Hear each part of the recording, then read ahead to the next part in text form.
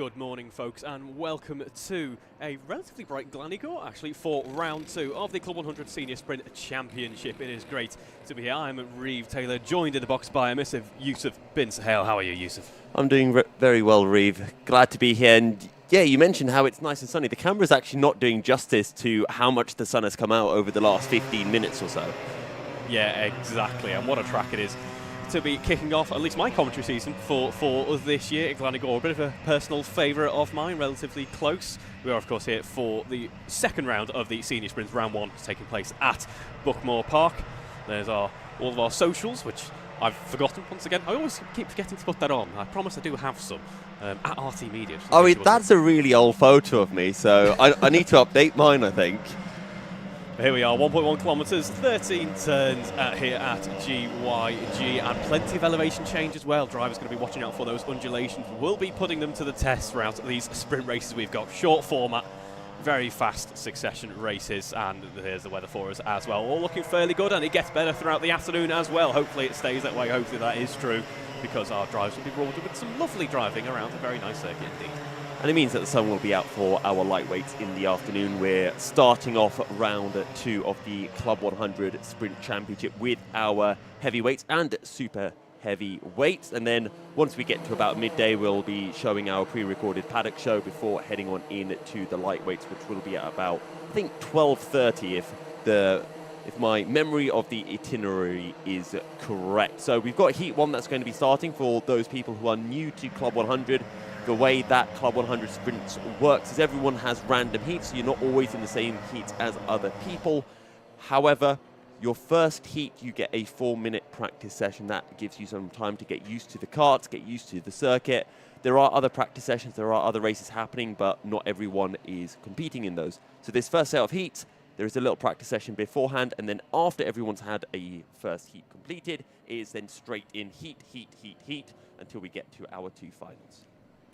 Yeah, so not long to go now until the super heavyweight Heat 1 commences now. We're just seeing the drivers getting the cars warmed up, ready to go. Yeah, so just having a look at some of our drivers who are competing in this race. We actually have a lot of the C1 drivers. We've got our championship leader of Joe Holmes just going across the screen. Miguel Hall is also racing. Mikey Nichols, 4th in the championship. He's one of the drivers that we were lucky enough to speak to during the Paddock Show. And there's other quick drivers as well. You've got the likes of Steve Bosley, Alex Pritchard, Marcel Klimel. I'll get it right at some point. Marcel Klimel. Plenty of practice went in. You know what? I'm just going to turn my mic off at this point. I was practicing this for like 10 minutes earlier as well. You were indeed. We've just watched Will Emerson go across the circuit there as we now get ready to get behind the pace cart. So the pace cart, our twin-engine cart there with plenty of pushing power, comes out onto the track now to bunch those drivers up and get them ready to come into racing conditions. Chmielewski. There we go. Got it in the end. But he is the current C2 championship leader, came 2nd in the C2 category last year, behind Adam Nather, who, of course, won the category. And I think, as we say that, now that our carts are being collected behind the pace cart, it might be time for us to have a look through the grids for our first heat of the day.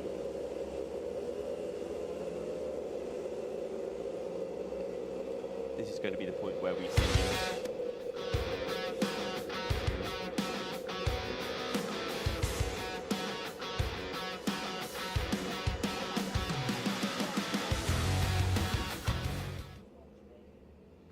oh, we've got a little bit of music in.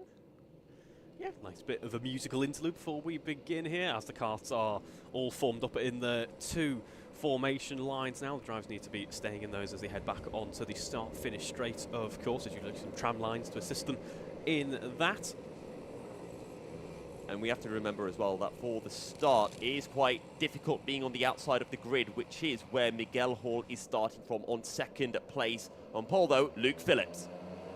And here we go, then heading into that first corner, the number 63 kart of Luke Phillips, defending well into that first corner, asserting his position out on the circuit for this 7-minute quick-fire race here. All getting away relatively cleanly as we head down the Dragon Straight now. The first big elevation change of the circuit that runs down into the second corner.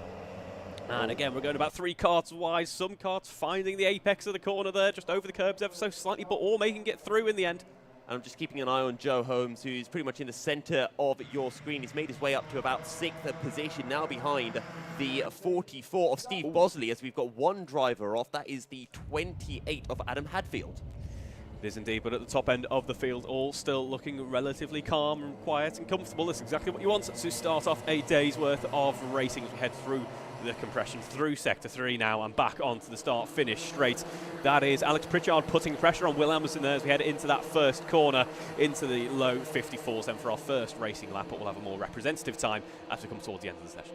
And there is your pole setter Luke Phillips having Joe Holmes looking to go up the inside as Pritchard makes a move for the lead up the inside into turn 2. Pulls off the move as well on Will Emerson, and now Emerson is coming under pressure from Miguel Hall, who will go up the inside into the carousel and will be able to pull off the move. Yeah, a costly corner there for Will Emerson. Once Alex Pritchard had parted the seas almost and made his way through, the door was still open for Miguel to side his way through and up into second position there. Also keeping an eye on Marcel Chmielewski up into 6th position. He started this race from down in 13th, and he is on the back of Joe Holmes. So this is a really good opening couple of laps from Marcel. Absolutely. One great thing about these sprint races is drivers know that they don't have much opportunity to make moves, so they really have to go for it from the get-go. So on a small circuit like this, makes some fantastic racing. Joe Holmes, the fastest lap of the race so far, 51.649. Nice lap there from Joe. Number 1 placed kart, of course. He's got a point to prove. Now, something really interesting is Alex Pritchard defending from Miguel Hall. Miguel Hall's going to go for the move up the inside into the carousel. Pritchard tries to hang around the outside, but this is bad news because Joe Holmes has just made a move for 3rd and is hunting these two down. Alex Pritchard then looking, if he could, in the rear-view mirrors. There's none of those available to him, so he's just going to have to look over his shoulder and see what Miguel Hall has planned for him next. And as we see, there is also Joe Holmes in quick succession following on in P3 as we head back onto the start-finish straight in just a moment. That final corner, the only real track limits pain point here at GYG, where drivers are carrying a lot of speed into that tight right-hander. As we see a little bit of an off there from Joe Holmes by the looks of things, but he is able to keep it out on track. Miguel Hall trying to poke his nose up the inside. Is he going to go for the move? No. He's just going to have to sit behind as Joe Holmes tries to take the wide line into turn to open up the corner, carry as much speed as he can. Hall now looking to the outside. That's going to open up the door for Joe Holmes up into 2nd place, but Miguel Hall tries to hang around the outside, and that's going to give him the inside heading into the spoon corner. First penalty of the day coming in, and unfortunately for Henry Lopez Gracie, ABC takeout penalty there, and insult to injury and mechanical flag as well. So he needs to come into the pits, get his car checked over before he can continue on. Yeah, and Chmielewski is now up into, well, 4th place. We knew he was in 4th, but he's closing in onto Miguel Hall, and you just saw that rear end of Miguel Hall's car just starting to step out as you come through the final corner. It's nearly flat, and it's so hard to get that corner right, but if you do just make that small mistake, that loss of speed carries all the way up the hill here into turn 2. He's running very nicely, though, is Marcel. 51.0 on that last lap. We're going to be into the 50s shortly. We've had one session out on track today already, as we see Joe Holmes going for a move there. Still side by side, has to back out for it. Back out for it, though, in the end. Nice attempt, though, from Joe Holmes. That's Pritchard maintains the lead now. As I was saying, yeah, Marcel into the 51s. The track, there was a bit of rain last night, a bit of a smattering of rain, so that would have washed away a bit of rubber potentially, but other than that, we've had a session already, and it's decent conditions out there, so the speed should have come to the track pretty sharply. Yeah, the pace looks very good. We're already seeing some low 51s in. I mean, Marcel putting in a 51.0. That's a very good run for Joe Holmes, who's already side by side with Pritchard, heading into the kink as they go towards the hairpin of turn 2. Fastest lap actually coming from kart 53 there. Alexandros Guerrero with a 51.025. Oh, Marcel's gone for a little switchback. He's got the run on Miguel Hall. He's going to have the inside heading into the carousel. Joe Holmes is long gone. And now Alex Pritchard is going to be having to defend from Marcel Chmielewski for 2nd position. Nice and competitive throughout the field, though. It must be said the deltas between some of the drivers even further down are very close indeed. On board, though, with Alex Pritchard here. As we see, he's lost just a couple of positions on this lap, heading back onto the start-finish straight, though. And it is Joe Holmes taking the lead and building up a relatively nice gap now. 6/10 of a second. There's only a couple of minutes left in this session, but now he really needs to kind of get his head down and try and build up to maybe about a second gap, something like that, so he can breathe easy and take control of this race. And the fastest lap of the race as well for Joe Holmes, our first driver of the day to get into the 50s, a 50.948, about a tenth quicker than Marcel. As that looked to be a good run for Mikey Nichols on Steve Bosley, as Pritchard's going defensive from Chmielewski in third position. And might need to keep an eye on this battle for second and for sixth. Yeah, watch out for Marcel. He is looking very racy indeed. You can see him just pointing his car towards gaps where they might be starting to open up for him, putting that pressure on. It's exactly what he needs to do at this point. Just needs to pick his moment very carefully indeed. You know, GY-G isn't the widest circuit, as we have a big off there. That is for the number 63 car. No, sorry, that was 53 of Alexander. Sorry, 53. Guerrero. My bad. I was thinking that it was the 63 for a second of Luke Phillips. Luke Phillips, who started on pole, he's actually down into 16th, so he's had a torrid race. As Miguel Hall, you can see that really wide line he's trying to take into the hairpin, trying to get the run heading down the hill so he can go for a ascent into this corner, the carousel, but there is a yellow flag out, so that's going to protect both Pritchard and Chmielewski. It will, but that green flag action will come back in very quick succession because it is a relatively short lap here at GY-G. 16 seconds left to go on the clock as well. These races do absolutely fly by, these sprint races. I'll try and remember how to speak today. We're only in the first race of the action, so it'd be good if I can continue that on for the rest of the day. Oh, a little bit wide from Chmielewski, I think. There's a couple of tenths down on Pritchard on the final lap of the race, and Miguel Hall does look very close to the second place driver, looking to the outside. Will he go for a send into the hairpin? Well, Chmielewski is going to cover off the inside and will hold on to third place for now. Meanwhile, out in front, Joe Holmes building up quite a nice gap at the start of this lap, as we're going to have 3 wide here for second position for a brief moment on the entry into the corner, but well defended there by Alex Pritchard, it must be said, making it very difficult indeed for the likes of Miguel to head around. Well, Miguel was able to use that to his advantage to get past Marcel Chmielewski, and there's going to be no way through now because he's pretty much single file from here to the end. But there is your race leader, Joe Holmes, round the final corner, your championship leader, and he wins heat number 1. Closely followed by Alex Pritchard, Miguel Hall and Marcel Chmielewski. They're completing our top 5 along with Mikey Nichols there. A very close bit of action actually until the end of the race there. Very close little pack there for the top 5.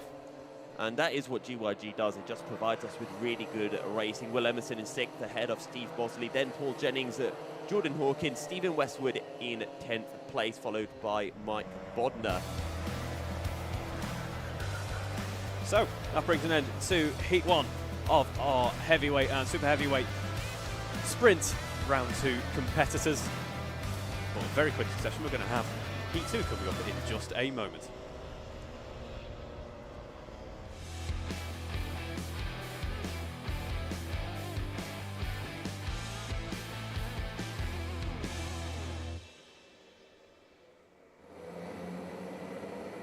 And here we are then, as if by magic, as we look on at the Welsh Dragon there, it is heat 2.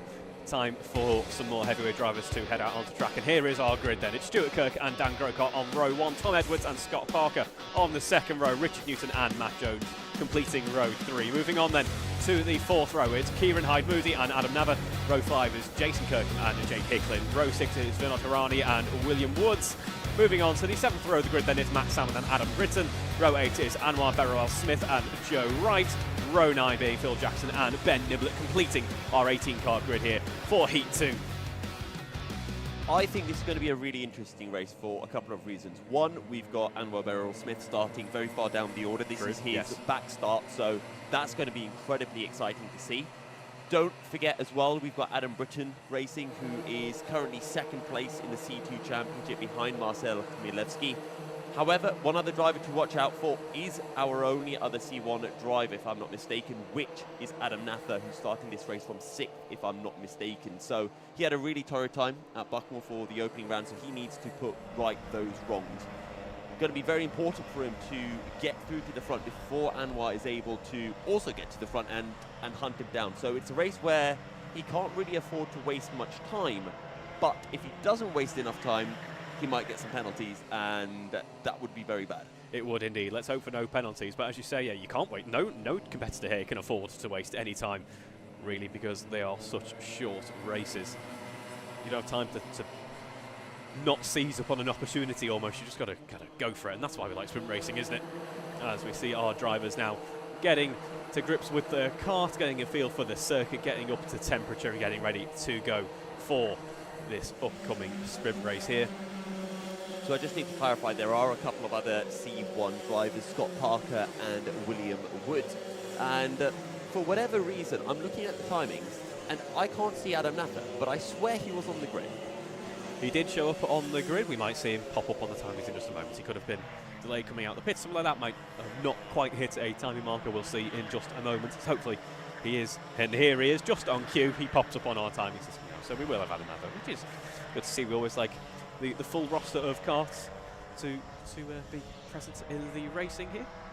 I did just see him fly past on the start-finish straight. I've got a narrow window to the circuit outside of the commentary hut, can we call it? Yeah, let's call it the commentary hut. So 4 minutes of practice, I believe it is. So that equates to about 4 or 5 laps, and then they will all get into 2x2 formation. And there is Adam Natha on your screen in the number 7 kart. I wonder if he's finally got around to getting his nice shiny new helmet on. I know I need to replace mine, that's for sure. Nothing to do much. What helmet do you have? Well, that's very embarrassing. It's a very embarrassing question. I have an Omp Circuit Evo, so it's... That's not embarrassing. Yeah, You've got a helmet. It does the job. It does the job of the brief occasion when someone trusts me with a go-kart, which is an awful idea. No one should ever do that. I like to think that people don't trust us with go-karts. They just trust the money that we've given them. Yeah, fair enough. As we see now, the pace kart heading out once again. The drivers begin to form up in those 2 trains behind the twin-engine pace cars and get ready to head down the tram lines once again. So also we'll mention William Woods, that's the driver with the kind of purple and black suit. He was teammate to Andrew McWilliam in the Endurance Championship last season. For those of you who don't know, Andrew McWilliam, lightweight sprinter champion. And their team was the Endurance C3 champions, and they were very fast last season. So was it? I don't think it was C3 championship, C2 or whatever C2 is for Endurance. I forget the name of it. But our drivers are heading through the cut-through, which means that we might be ready to go racing this time around. Yeah, it's usually a good indicator, or there might be an extra lap here or there, but I'm glad they've got those cut-throughs because it would be quite a long formation lap if not. Okay, we're getting signals of 1 extra lap, so what you'll sometimes see from the drivers, for those people who aren't used to sprint races, is that one of the drivers in front of the pace car will give the little finger circling motion, which means another lap. Otherwise, you'll see a thumbs up being shown, which means we're going to go racing this time round. And there's Adam Natha, who's got to feed his way through as he navigates past his actual teammate, Adam Britton. They race with, I think it's Zesty Drink Racing. Yes. There we go. I was going to say Zesty Lemon Drink Racing, but... No, I remember that very well from the 24-hour race last year. Zesty Drink was a bit of an infamous one. Yes. It's a good name, and if you get the meme, you get the meme as well. So it's I don't think I know the meme. I'll have to talk to Mr. Layton about that and the origins of the name. I just remember there being lemons at a Buckmore 24-hour one time. we wait to see. I don't believe we've had the signal again. We might see if we catch it towards the end, but if not, we're going to get ready to go racing for some more sprint action in just a second. Now, something else to mention, Stuart Kirk, who's starting on pole, super heavyweight. That's what the green number plate means. So green number plate, super heavyweights, blue heavyweights, and then red are our elite or C1 heavies. But we are ready to go racing. Stuart Kirk on pole, Dan Grocott alongside. It's down the tram lines once more. The revs begin to rise and the noise increases for 7 more minutes of sprint racing action. Here we go then through the first corner as we go pretty much 4 or 5 wide at one point there, all making it through though with a slight bit of a visit to the grass. Nothing wrong with that though. It's always good to check your cars on various terrains as we head through now down the Dragon Straight and into the twisty stuff in just a moment. Really big send from Kieran Hyde-Moody as we got one driver going off the grass, and that's not going to be good as Adam Nather making a bit out of contact with Adam Britton going 2 wheels at one point, but he's really dropped down the order. Not the start he wanted, and he's got Anwar Beryl-Smith right behind him, and just in front of the pair of them, I believe that's Jake Hicklin. As you alluded to before, Yousuf, let's watch out for Anwar in this race. C1 driver, very quick indeed, starting fairly far down the order, so we'll see how he progresses just in the 6 minutes we've got left to go racing. Back on to the start-finish straight then, as Stuart Kirk still leads, but is very much under pressure now from Dan Grocott. He's using as much of the track as possible, making that cart as wide as possible, but is it enough? We're not quite sure, as Dan goes side by side and gets the move done. A nice move there from Dan Grocott. So this is really good news for Stuart Kirk, because he was going to lose first place anyway, but he's lost it in a way that doesn't cost him too much time. Now he can try to sit behind Dan Grocott and let him pull him along. Anwar has been able to get through on Adam Nather for 8th place, so he's now hunting down Kieran Hyde-Moody for 7th. It looks to be very close. There's Jason Kirkham, who's going up the inside of Hyde-Moody, and Beryl-Smith is going to follow through. He's going to go up the inside of Kirkham as well. 2 in 1 corner from Anwar Beryl-Smith. There's a reason he's one of our heavy hitters. Very nice move indeed. As we see getting very close there. A bit of dismay on display in the cockpit there. Not a traditional place you see that overtake being performed though. As we're going full elbows out. On to start, finish straight. Well, that all started from the incident with Adam Nather going into the compression. So Adam Nather went up the inside, came out wide and said, well, it's my racing line, I can let my kart out. Hyde-Moody tried to hang it round the outside, and, well, we've got to use the famous quote of, we'll let the steward sort that one out. Absolutely, but you could just sense the despair in the kart then as he came to a stop. All okay, which is great to see as he tries to get his kart to go back out on track, and he is back underway. Then as Ben Niblett there running just a bit off of the pack here, as we are still looking at our front runners here, heading down towards the start-finish straight in just a moment for one more go around this circuit. Dan Grocott in the meanwhile out in front is building up a nice gap as we're looking on board now with Stuart Kirk, starting at the front end of course at the start of this race, now under pressure from the likes of Tom Edwards and Anwar Beryl-Smith, who's making great progress so far. As you mentioned, he's on the back of Tom Edwards, who's on the back of Stuart Kirk. Edwards going to look for the move, doesn't go for it. And I think Anwar Beryl-Smith thought that he was going to make a move, so decided to sit behind. And as a result, that's a crucial opportunity that's disappeared, as there goes the number 12 of Matt Jones up the inside of Richard Newton. We spoke to Matt Jones actually before the race, and he's been squeezed off circuit. He's grass karting, rejoins the circuit, doesn't take anyone out. And Anwar, all of a sudden, he couldn't gain anyone on the straight. He's gained 3 positions out of nowhere. Almost a race of attrition, just got to keep the nose clean and you'll be rewarded for it, as we saw a bit of, as you say, grass cutting there. These do sound fairly similar to lawnmowers, so perhaps it's apt. How dare you? It's 2-stroke. Anyway, we head back. Lawnmowers aren't 2-stroke. Some of them can be, if you've got a particularly racy one. Please show me a 2-stroke lawnmower. Well, Reeve. an electric one. You should have an electric one anyway. It's 2025. Do you ever see someone jump-starting a lawnmower, like running along with it and jumping onto it? Yeah, you could have a particularly interesting lawnmower. Anyway, there's an interesting race. There goes Beryl-Smith up the inside into the carousel. Good move, and following him through is Matt Jones in the number 12 with that beautiful Lotus racing suit. As for a second, I thought that was going to be William Woods going up the inside into the spoon, but decides to sit behind for now on, I believe that is Tom Edwards in the Richard Newton in the 42 has started to lose a few places.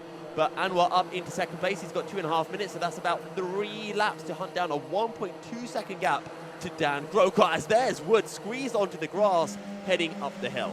Well, good news for Anwar in that case then, because currently his gap in terms of pace delta is about 4 tenths. He's about 4 tenths faster than Dan Grocott at the moment. So with 3 laps to go, as your calculations put it, it might be doable. Although, as we know, it's one thing to catch, another thing to overtake. Yeah, consistency is so important, and it's very difficult here at Glan-Y-Gors to overtake. Just having a look at William Woods, just a little bit behind the 42 of Richard Newton. As we can see Adam Britton behind Jason Kirkham. Will he go for a send into the compressions? Speaking of sends, Adam Nather tried to go for an overtake on, that's not Stuart Kirk, that's Tom Edwards. But there was a bit of contact and he's had to back out of it. Needs to be careful that he doesn't pick up a penalty, because it's not the first time we've seen a bit of contact involving Adam Nather. There's William Woods, who's got the run this time, going to go up the inside, and this time he won't get squeezed onto the grass. No, made it look a little bit easier that time, although I'm sure it was still scary being right at the edge of the circuit there. As we see, that's Amaral Beryl Swift now very much occupying the rear mirror, if there was one again. He gained a whole second on that blistering lap. And he's got 2 more laps after this as well, so Dan Grocott is going to have to pull off something absolutely majestic if he wants to hold on to this heat win. Yeah, he's parked right on the rear axle of Dan Grocott's go-kart now as we head down to the final couple of corners of the lap in just a moment, heading through Sector 3. And it's going to be an out-and-out battle for the lead, which is what we like to see, isn't it? It's all about the exit out of this final corner. Anwar's got the run. He's on the back of Dan Grocott, and you're going to get so much slipstream heading up the hill.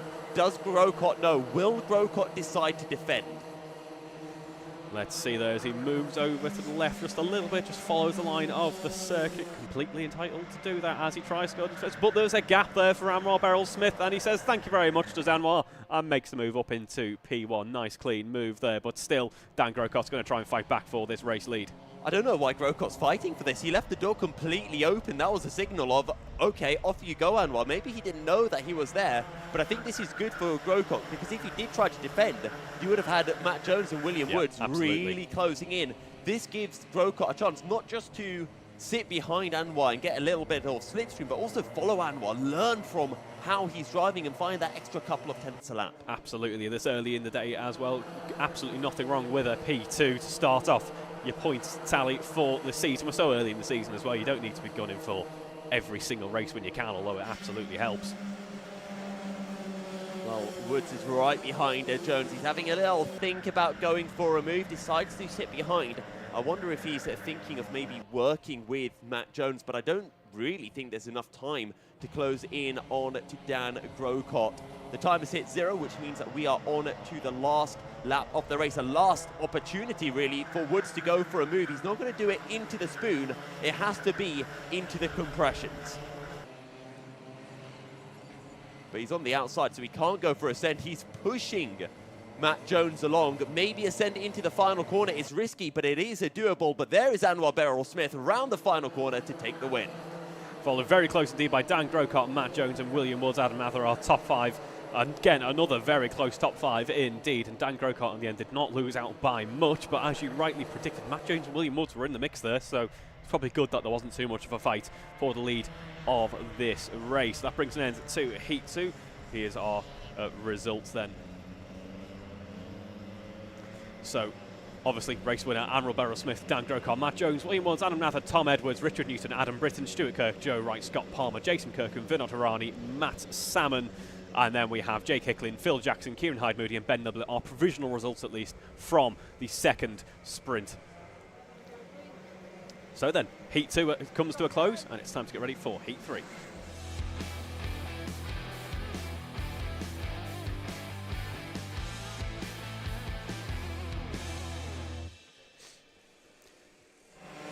So then the carts head out for Heat 3 here at Glan-Y-Gors. Quick hello to the likes of George Verardi, Joe Craddock, Greg Smith in the chat. And here's our grid. It's Charlie Newman, Martin Robinson, Kurt Holmes, Sam Pike. Then we have Paul Williams, Edgar Armandiros Bocanegra on row 3. Moving on to row 4, it's Jared Moore and Giles Coe. Then we have Tim Penny and Lucas Clever. Moving on to row 6, it's Jacob Sharman and Lenny Wood. Row 7 then, it's Vijay Patel, Rupert Rickson, and then we have Andy Hicklin, Ross Sandwell, and our 9th row of the grid is Oliver Hall and Mike Devlin. Well, an interesting grid, and your big heavy hitter for this one is going to be Kurt Holmes and Tim Penny, or as we can call him now, Jaffa Cake Man. Ah, yes, of course. Favourite of the day so far, not that we are biased in the commentary box at all. Tim Penny brought us some boxes of Jaffa Cakes, which are very much appreciated. No commentary curse for you. Well, it was your breakfast, wasn't it? Yes, as is often the case. Reeve it's still not quite accustomed to the idea that you go places to go and commentate and therefore doesn't bring any food often. So I'm fed on donations usually every morning. Reeve, no breakfast Taylor. That's, if of all the nicknames someone could give me, I'll go with that one. I'm quite happy with that one. I need to hear about some of the other nicknames that you've been given. Not on the broadcast. Not broadcast appropriate. No. Yeah. I figured that might have been the case. However, as mentioned, Kurt Holmes is racing in this, as is Tim Penny. Kurt Holmes has won every single heat he's done this season. So Buckham apart 3 out of 3, was only able to come third in the finals, but considering he's starting towards the front in this race, he will definitely be eyeing up another win to add to his tally. We've also got Charlie Newman, who I got to speak to during the Paddock Show. So good to see another familiar name, and it's always fun when you talk to a few people in the Paddock Show who you've not met before, and then you get to see their name pop up in the race. And you're like, I remember that guy. Yeah, absolutely, and we'll hear from that later on. So, using good spirits in the Paddock Show. We'll see whether or not they are maintained. At the end of Heat 3, I'm sure they will be. It's a good day's race. I'm going to be honest, I've got the memory of a goldfish. I can't really remember what we talked about. It's all the usual stuff, isn't it? But everyone seemed very cheery in the paddock this morning. It seems to be quite a nice mood indeed, as the sun really is shining out now, and that is actually showing up on the camera. It is a welcome change to the usual weather. Every time I've been at GYG, it's usually absolutely hammered it down. Yeah, I've just seen Adam Britton walking into the pit lane. He was out in Heat 2. There was a little shake of the head, so he's clearly not too happy about how Heat 2 panned out for him. As there's Nicky Richardson, the kart tester. You can identify the kart testers by their lack of any number plates on the front of the kart. And it's always good practice if you spot a kart tester out in practice to just sit behind them and try to learn a thing or two. Nicky Richardson always very famously has that moment where Lewis Hamilton talks about him from their karting days. Back when they were probably, what, like 8-10 years old. And there we see the pace car once again getting ready to collect our drivers, or most of them. That one's going to go around again and get into formation. That's our kart tester. Yes. Yeah. He's not getting into any just formation. Occurred to me right as... It's almost as if we were just chatting about the kart tester. Honestly, I promise I am here. My brain might not be, but I am here. You're just keeping me on my toes. Yes, exactly. That's all. Kurt Holmes getting a little bit of weaving in. And if anyone does ask, does weaving help? Yes. But none of that boring, very light weaving as if you're changing lanes on the motorway. It's aggressive weaving, goes sideways, really generate that heat in the tyres. It's not that important for the first heat of the day because you've had that 4-minute practice session. But for later heats when the karts have been sat without doing anything for 10-15 minutes, then it really does help, and it just means you just get that bite in the tyres straight away on the opening lap. And there we see examples of that aggressive weaving. As we head down towards the bottom of the circuit, one of many elevation changes here at GYG. It's why we've got corners named the compressions, because it is actually quite a physical circuit here at GYG, isn't it? It's a good thing these are sprints. Well, I'm going to be here for an endurance next week, and that's going to be a killer. But it does look like we are ready to go racing. Kurt Holmes starts this race from third, but it's Charlie Newman who starts from the very front of the grid. And we are go for 7 more minutes of racing here at GYG, and already we've got some action here into the first corner. There is a spin, a bit of contact for the number 25 kart. There's Paul Williams, an unfortunate start to his race. Are we going to get a restart? I don't think we will. Kurt Holmes is up into second, trying to challenge Charlie Newman for the lead. And I believe, I'm trying to remember who started this race in second place. I can't quite remember now. As that's someone going up the inside of Kurt Holmes. That's not something you see every day. Great stuff from the 54 of Edgar Armendariz Bocanegra.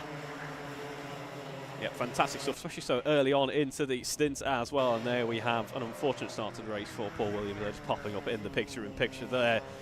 It's not the way you want to start, and I don't think he's going to be able to get that going within the next few minutes, I would say. So hands being raised for the yellow flag through turn 1. This is going to be interesting because it's a yellow flag, but you still want to get the run through the opening corners. That car is completely bent. JV, if you're watching the broadcast from wherever you are, I'd give you a handkerchief for your tears, but I don't have a handkerchief, and I don't know if you're crying. Either way, we've still got plenty of other cars that are in the action here, and what action we are watching as well. For the lead of the race, Edgar now takes that lead and does so fairly decisively early on at that as well. Now we just need to do what we've already seen today and just try and build up a gap without getting involved in too much action. All of a sudden, Edgar's best friend is going to be Kurt Holmes now as he tries to find a way past Charlie Newman, and he has, and all of a sudden, Kurt has gone from being his best friend to perhaps his worst enemy out on track. Now, I'm interested to see what Kurt Holmes is going to do. Can he catch Bocanegra, who has already in the 1-2 minutes of this race thrown the script out of the window? He is close to Bocanegra, who Bocanegra really slowed down for the yellow flag in turn 1. That's allowed Kurt Holmes to really close in. Will he be able to go for this? And I think Kurt Holmes will really be wanting vengeance for what happened on the opening lap of the race. Absolutely. Watch out for Tim Penny as well. The Jaffa Cake bonus helping him substantially there with the 52.7 as the fastest lap. Of course, we haven't had a full proper lap in yet with that yellow flag, so we'll wait until further into the race for that. But looking over his shoulder now, Edgar's now seeing Kurt Holmes, keeping him company. It's a send. He's going to go for it into the compressions. Bocanegra gives him a little squeeze. But Kurt Holmes on the switchback. That is not a place where you see an overtake. And he's somehow managed to pull that off. I think this is going to get really feisty between those two. I don't know what that gesture was from Kurt Holmes, but it might as well have been a middle finger at that point.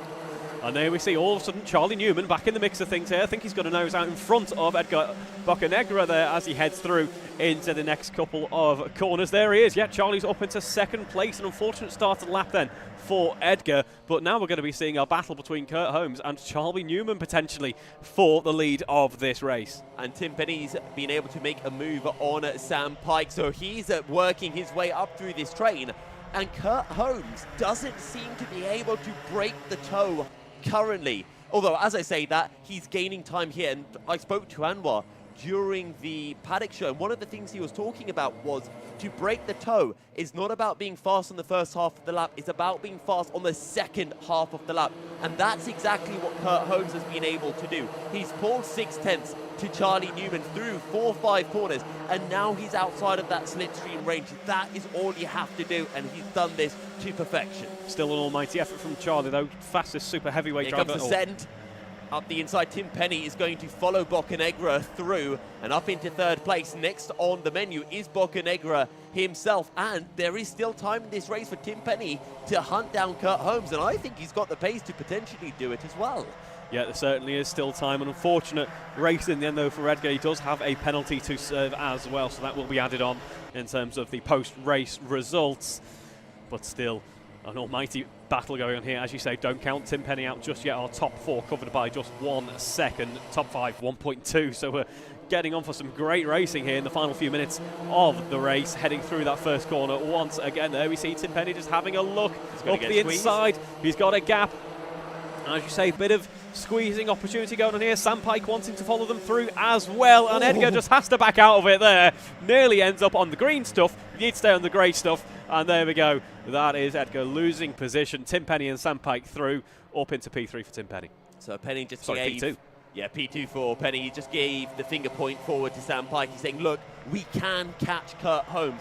It's going to be so important to see what the next couple of laps are looking like for Tim Penny. And it's really important for Sam Pike to stay glued to the back of Tim Penny and push him along. If they work together, they can catch him. But if Sam Pike doesn't have the pace to push Penny along, it might be really, really difficult to catch Kurt Holmes, who is looking very quick. 51.2 for Kurt Holmes. Tim Penny, 51.1, and that was overtaking someone. The pace advantage isn't really enough to catch Kurt Holmes, but if he can find another couple of tenths a lap, it might just be possible. 1 minute 30 on the clock. After this lap, they should have 2 more laps remaining. So essentially, 3 laps remaining in this race, 1.2 seconds. It's a big gap, but it's doable. It certainly is. We saw it in the previous race where a big gap just evaporated almost instantaneously. Could we see a repeat of that again? 2 C1 drivers now battling out and out. I don't think we've seen that at any point today. Maybe Heat 1 we saw a bit of it, but either way, we're going to now see Kurt Holmes versus Tim Penny. Tim Penny with that pace advantage at the moment. Let's see what the lap times are. They're about to cross the start-finish line. 51.1 for Holmes, 51.0 for Tim Penny. Again, he's gaining, but it's only a tenth a lap, and the gap is 1.1 seconds. Add another 3 minutes to this race. maybe he'd be able to do this, but he's just not in the slipstream range. You need to get to maybe within 0.6 of a second to really start to feel the effect of the toe.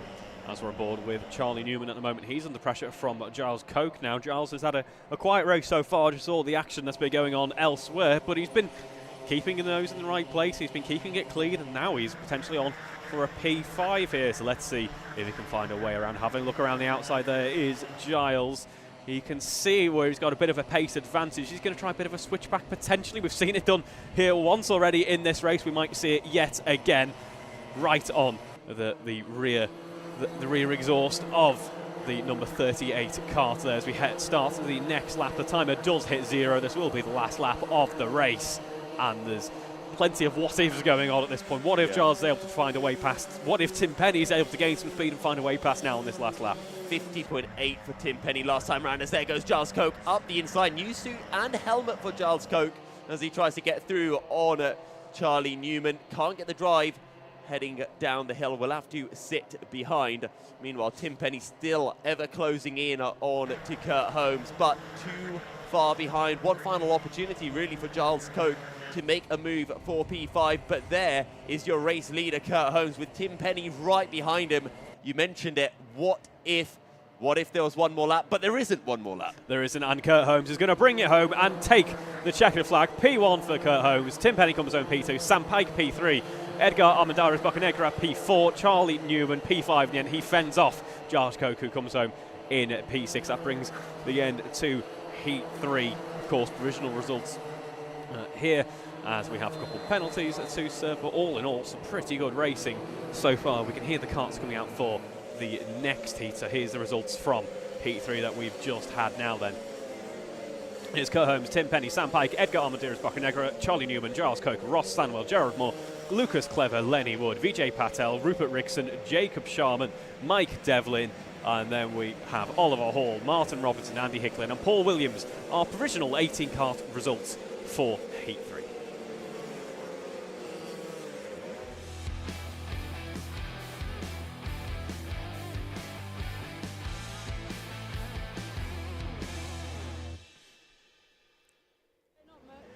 Moving on then to our heavyweights Heat 4 of the day. Here's our starting grid. It's Mikey Nichols, George English. Row 2, it's Mike Bodner and Marcel Chmielski. And then we have row 3, it's Vinod Harani and Paul Jennings. Moving on to row 4, it's Dan Grocott, Stuart Kirk, Alex Pritchard, Tom Edwards. Then we have Jason Kirkham and Jake Hicklin completing row 5 and row 6. Moving on to row 7, it's Matt Jones, Adam Hadfield. Row 8, Adam Nava and Mike Devlin. Row 9, Phil Jackson and Tom Spence. And that is our 9-row grid for Heat 4 for the heavyweights. And we also need to remember that we're at a point where we're going to get the very fast turnarounds now, because this is our first heat where we've seen all of these drivers racing before. So quick turnarounds from here on out. Quite a few drivers to watch out for. Don't forget, first of all, Mikey Nichols starting towards the very front of the grid. He's 4th in the championship, but you cannot discount Marcel Chmielewski, who we saw just how quick Marcel was in the previous race. We've also got the likes of Alex Pritchard here. We've got Adam Nather as well. So 2 more drivers to keep an eye out for. I'm going to have to get quicker at saying these driver names then, aren't I, as the turnarounds get quicker? I think we might just have to be a bit quicker at the end of the races. So just do, very quick speed run of names. See how quickly we can get through it. Do you want to do predictions for this race? Oh, you put me on the spot there. Right as we come towards the end of the formation lap, I think there's going to be some brilliant racing action. I'm going to go for the safe answer. That's not going to... I'm going to be boring then. I think Mikey Nichols is going to storm away, break the slipstream gap. He's starting from first. There's going to be carnage behind him, and he'll drive off into the metaphorical sunset. Well, if the previous race we've had so far are anything to go by, I don't think that will be the case. I think it's all going to be very close indeed. So let's place our bets as we get ready to go racing potentially. We are ready. Yep. We are ready indeed as we head down the tram lines for one more race start. And here we go then. Mikey Nichols immediately on the defence there, wants to make sure he boxes off and secures first position for the time being. Everyone getting away relatively cleanly this time around. 7 minutes of racing to go then as we head on to the Dragon, not so straight realistically, as we discussed in the Paddock Show. You'll see coming up, it's got a bit of a kink in it, which is, you know, then leads on to a discussion about what is a Dragon. Anyway, we head down into Grocot's gone grass karting. There's a lot of carts going off, and it got very physical. I mean, you said it, Reeve, you expected there to be a bit of drama. Mike Bodnar got a really bad launch, and that actually allowed George English and Chmielewski to get a fantastic run. And Chmielewski's up in second much earlier than I was initially anticipating. Yeah, so started off quite clearly this lap, unfortunately, for a couple of competitors, not the way they would have wanted to have ended it. We head down towards... Oh, nice move from Pritchard up the inside into the final corner on the 32 of Mike Bodnar. Great overtake. Yeah, that was fantastic there. Up into P5 then for Alex Pritchard as we start the next lap of the race. One of our C1 drivers, of course, is Alex Pritchard, so watch out for him later on into this race. Only a few laps per race, of course, but still, as we've seen so far, plenty of action to be had. Contact warning coming in for Matt Jones there, just a warning so far. Nothing needs to be done just yet, just needs to make sure that everyone is keeping the elbows in a suitable position. I'm pretty sure Matt Jones is the chap that we had the chat with, who had his family here, and I tried to interview his baby daughter, and that didn't go very well. She wasn't a big talker, although we expected her to. But we'll see that in the Paddock Show later. Adam Nather has a track limit warning. Contact warning for Jason Kirkham, as there is Chmielewski, who has Paul Jennings right behind him. Jennings is absolutely rapid, 51.46 tenths quicker than Mikey Nichols. These two are hunting down Mikey Nichols quickly, and if they start battling, Alex Pritchard might be able to close in as well, who's currently down in P5. Yep, so been quietly chipping away at the places, has Paul Jennings, making his way up to P3 now with some decent pace underneath him, as you say. Oh, Chmielewski is defending, and, well, George English looking to try to get the switch back. I don't know if that's the right choice. Chmielewski is pointing forward, he's saying, let's catch them, and I don't think he knows whether he trusts Paul Jennings to sit behind him. And to be honest, if I was Paul Jennings, he seems to have a ridiculous amount of pace, so I probably wouldn't want to work with Marcel, but you've got to take the lesser of two evils. If Marcel's going to defend like crazy, maybe you do have to decide, right, I'll take the short straw and I'll just try to push him along. Yeah, absolutely. Although it does make the question, would Marcel benefit more potentially from letting Paul through, working together in that way, and then trying to learn a bit or a thing or two from Paul at this point, at least, in terms of the pace that he's got, and maybe they can push on towards Mikey that way. Well, he's defending as there goes Pritchard up the inside of George English. Great overtake. I think the issue for Chmielewski is he knows he can't work with Paul Jennings. Jennings is too quick. If Paul Jennings gets through, he's going to gap Marcel. So that's why Marcel is defending. He's given up on fighting for the win. He's given up on trying to hunt down Mikey Nichols. He's just going to defend tooth and nail for second place, but he can't defend it any longer because it's a great send from Paul Jennings into the compressions. It is indeed. As we've seen, entry into compression seems to be a bit of particular favourite so far today in terms of overtaking moves, and there's Paul up into P2. Alex Pritchard moves up into P4 on that lap as well, and Alex, we might be starting to see now, begin to put some pressure on Marcel up in front, because Alex was in the 51s on that lap as well, so he's flying along. 51.2 for Mikey, 51.6 for Alex Pritchard.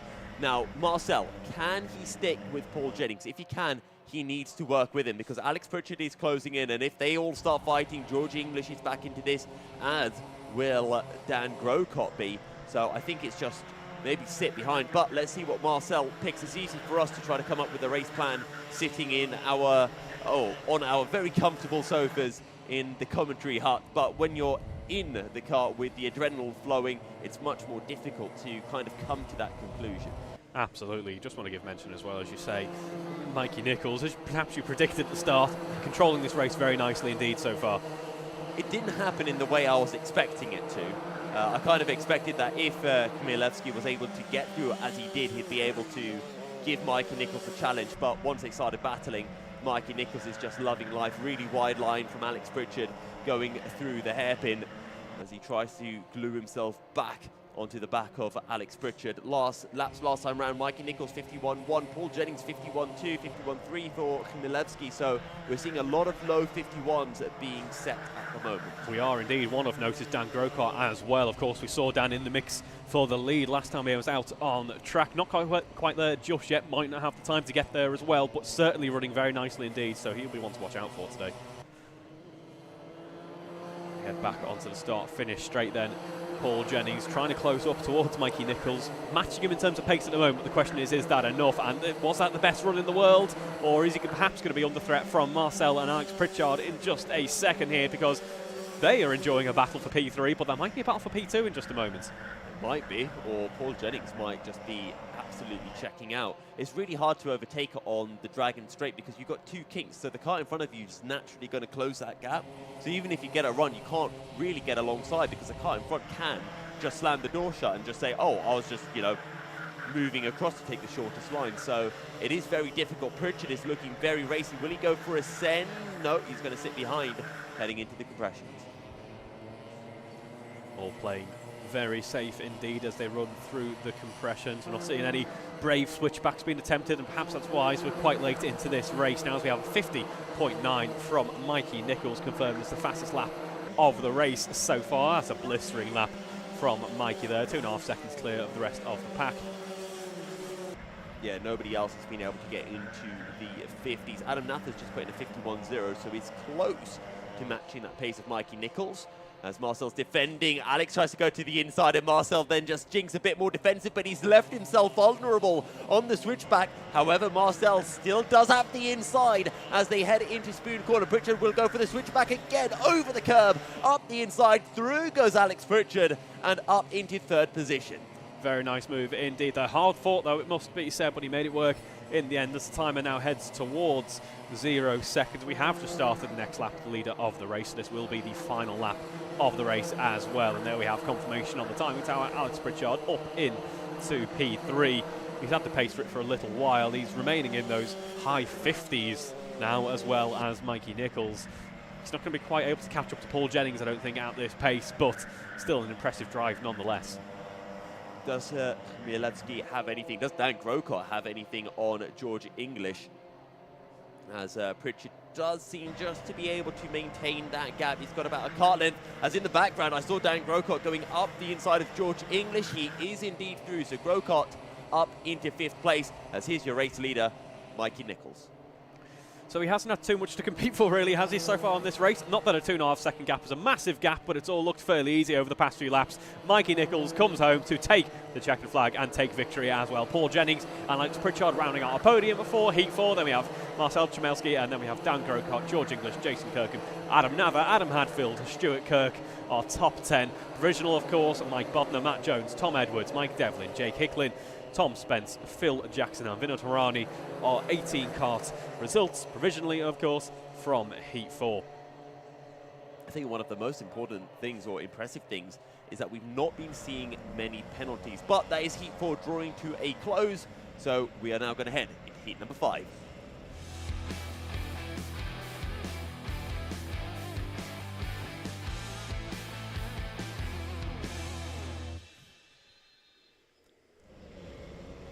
So, would you believe it? Time flies when you're having fun, but it's already time for our heavyweight Heat 5 action now. And here's our starting grid. It's Joe Wright and Anwar Beryl-Smith, and then on row 2 it's Lenny Wood and Adam Britton. Row 3, Stephen Westwood and Scott Parker, before moving on to row 4 with Miguel Hall and Luke Phillips. It's Charlie Newman and Will Emerson alongside Kurt Holmes and Tim Penny on row 5 and row 6. Then we have Lucas Clever, Edgar Armendariz Bocanegra, row 7, Kieran Hyde-Moody, Giles Cope, row 8, Oliver Hall, Alexandros Guerrero on row 9. That's our 9-row grid for Heat 5.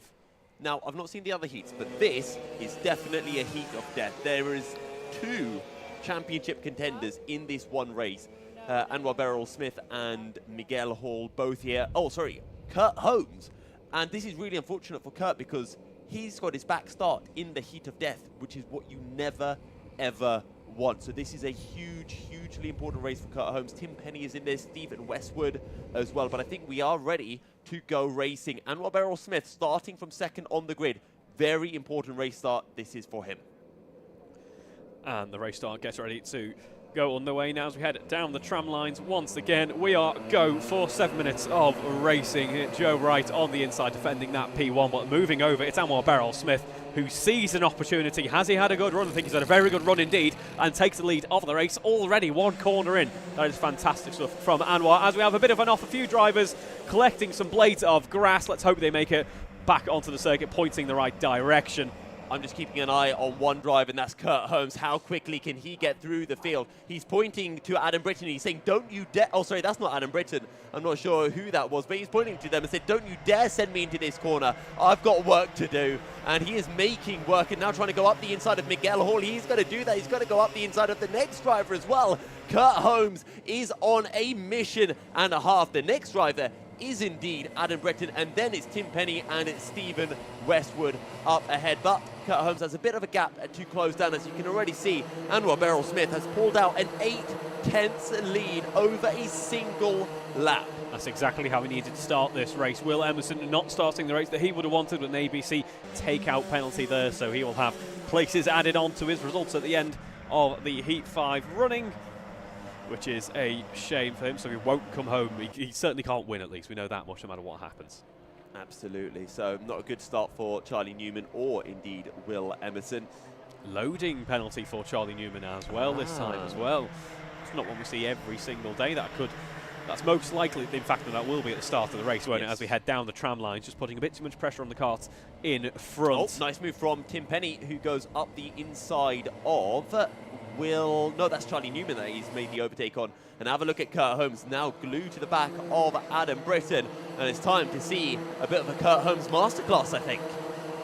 We saw it with Anwar a couple of races ago. He worked his way from the back all the way up towards the front end of the running. Let's see if Kurt can replicate that feat. Anwar doesn't need to this time. He's building a nice lead out in front. Now 1.6 there's seconds. Stephen Westwood going up the inside of Will Emerson. Emerson hangs it around the outside. That's going to compromise the both of them and allow Kurt Holmes to close in. I don't know if Holmes was able to make the overtake. Wait, is that Kurt Holmes at the front? How has he done it? I said it'd be a masterclass. How he has done that, I have got no clue whatsoever. That is ridiculous from Kurt Holmes.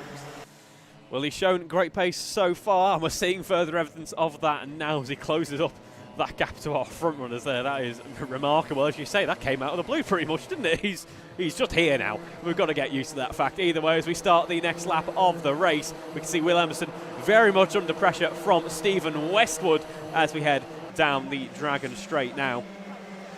I don't think there's any working together for them to try to close into Joe Wright. Kurt Holmes right now, he'll know that Anwar is long gone. He's not going to be worrying about trying to catch up to Anwar. He's just going to be thinking, can I get second? That's the main goal. He'll know that third is very doable, as Stephen Westwood is now through on Will Emerson.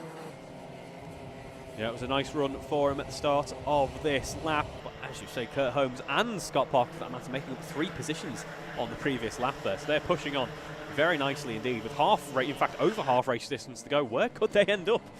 It's weird saying that there's over half race distance, and but it's only 3 minutes. Yeah. But it is a lot of time. It's about 4, nearly 5 laps really left to go, as Kurt Holmes last time round 51.1. He's faster than everyone in front of him, with the exception of Anwar Beryl Smith, who has just dipped into the 50s, a 50.8 last time round for Anwar, so very, very good pace. I believe that's the fastest lap we've seen in racing conditions so far today. There goes Kurt Holmes up the inside of Scott Parker. I was watching Kurt Holmes racing in the SP40 yesterday. He was doing some ludicrous sends going into that hairpin. It was absolutely majestic to watch. He'd be 2-3 kart lengths back, and he'd somehow pull off these ridiculously outrageous sends. So do not be surprised to see Kurt Holmes doing that again today.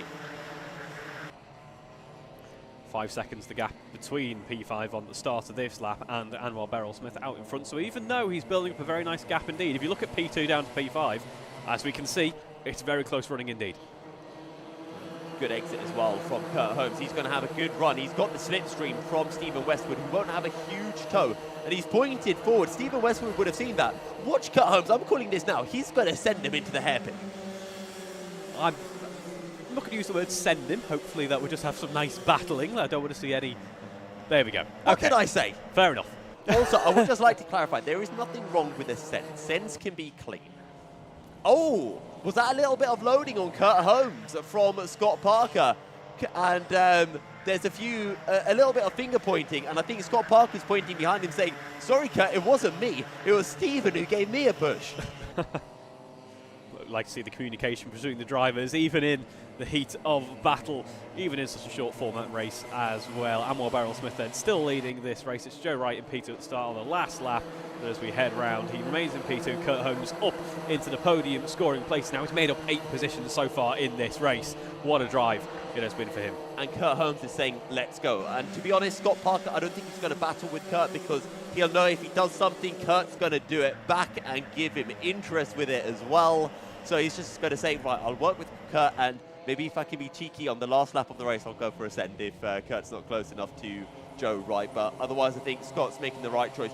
Just try to work with Kurt, and maybe Kurt goes for a crazy move on Joe, and you can take advantage of the pair of them.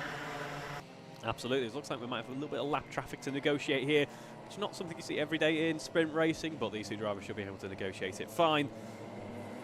Just Here a minute to comes go. Kurt Holmes. He's closed in. It was, what was it? It was 1.1 seconds the gap last time round. Now there's not even a finger's width between them. Do you think he's going to send him into the hairpin?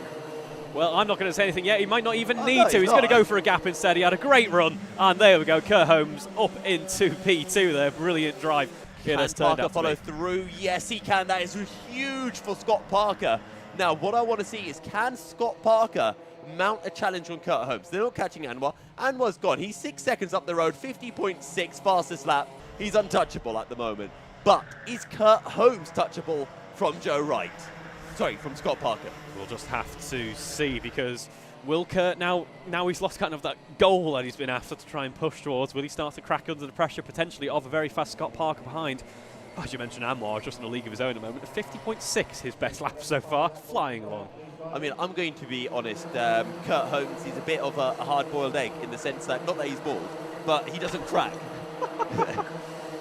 He's still got plenty of hair on his head, I'm pretty sure. Joe, on the other hand, I think Joe's starting to bald a bit. I need to be careful what I say here. You do. Yeah. Either way, yeah, Anwar Beryl Smith, meanwhile, is out in front. He's just about to head through the, I think she's headed through the compression, about to head through the carousel, and is... What is Scott Parker doing, pointing forward? Come on, you've got to push on. You? On towards the end of the race, you never know, anything could happen. Send him, Scott, send him. I'm liking the enthusiasm there, Yousuf. I love sends.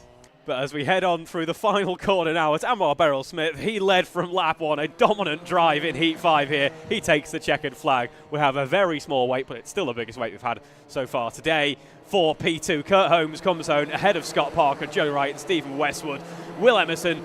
And then we have Alexandros Guerrero, Tim Penny, Miguel Hall, Luke Phillips, Charlie Newman, Lucas Clever, Giles Koch, Adam Britton, Lenny Wood, Edgar Armandiras Bocanegra, and Oliver Hall will be classified as our finishers for this race, provisionally at least. But what a race that was for the top end there, if you were battling for P2, that is. Yes, if you're a Kurt Holmes fan, that was fantastic. But we're going to head on in to heat number 6.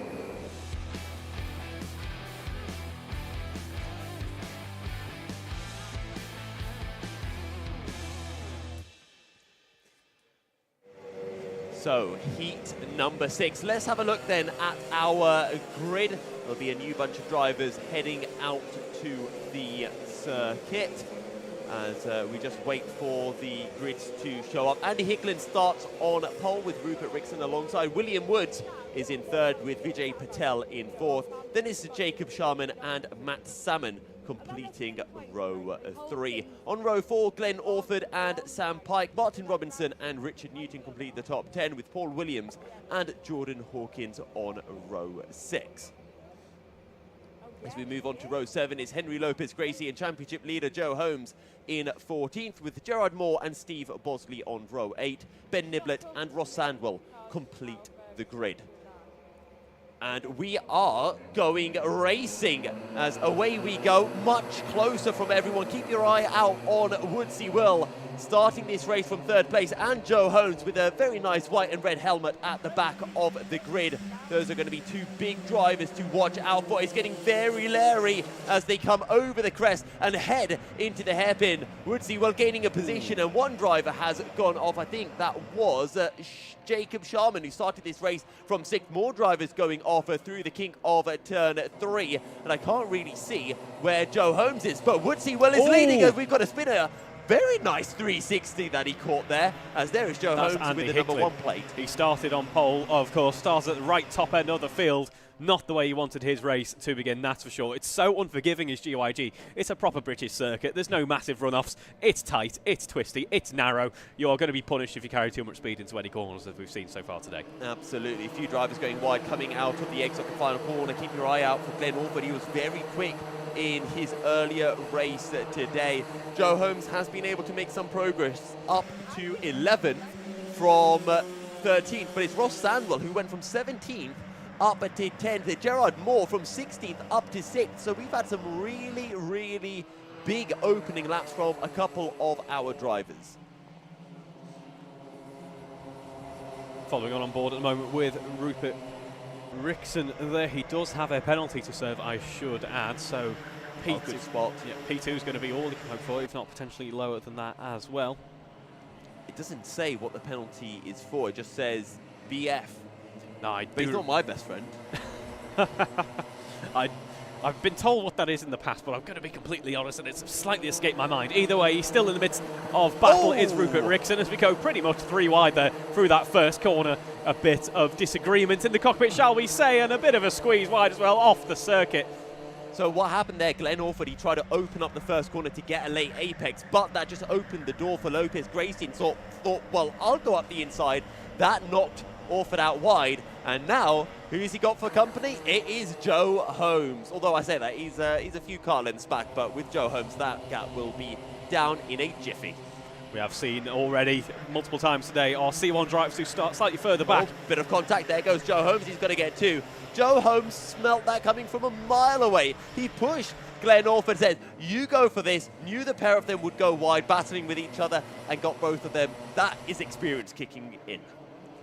As you're ready to start the next lap, they just tumble by so quickly here at GYG. 4 minutes ago in this race already, as we see that is going to be Sam Pike side by side there with Joe Holmes. I think there's a send coming from Joe. He's going to be following his brother's footsteps here. Let's see it. Oh, that was a nice little catch there of, I think Rupert Rixon turned opposite lock to try and correct it. It was still going to go around anyway, but luckily there was a cart there to help him out. Yeah.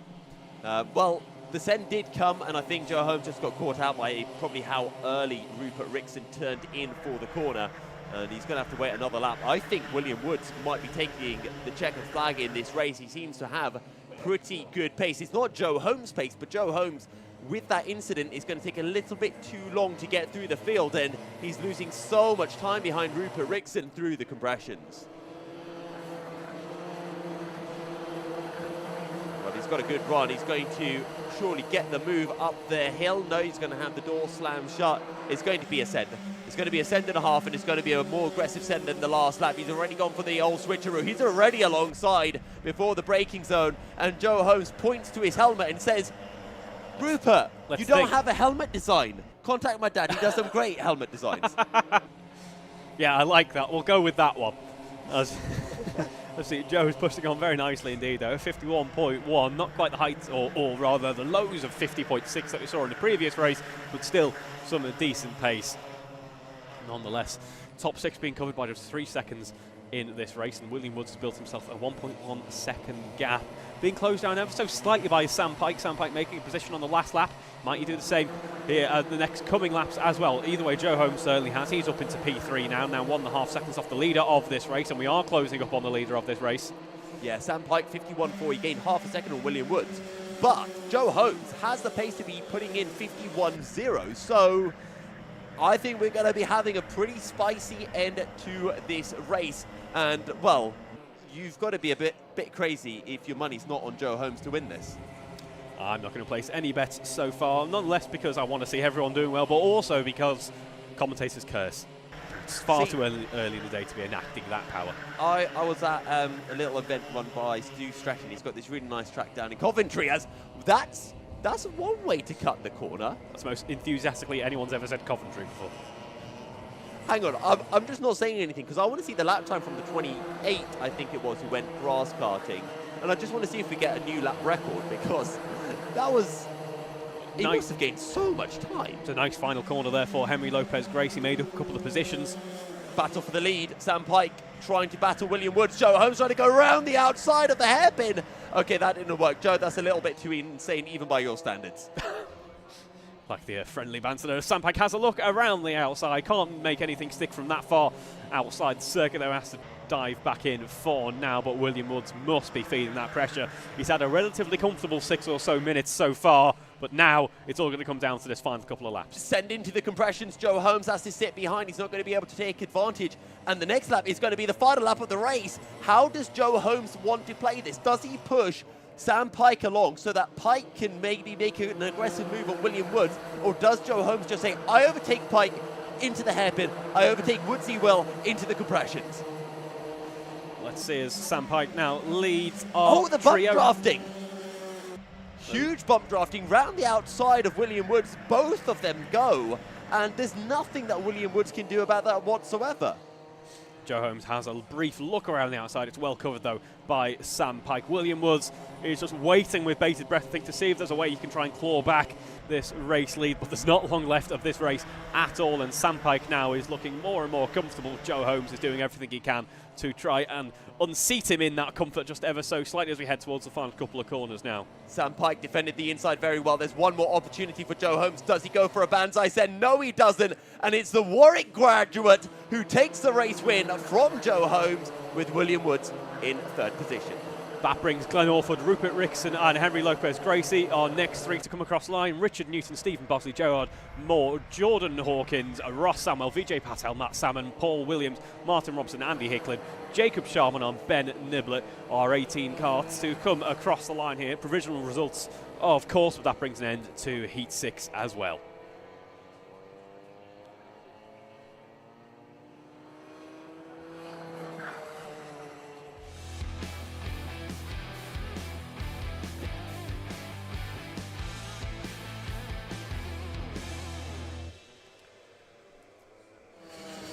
So one heat cools down and another fires up as the carts leave their pit lane and get ready for some more racing action. It's Adam Nather and Adam Hadfield on the first row of the grid, Lucas Clever and Edgar Armanderas Bocanegra on row 2.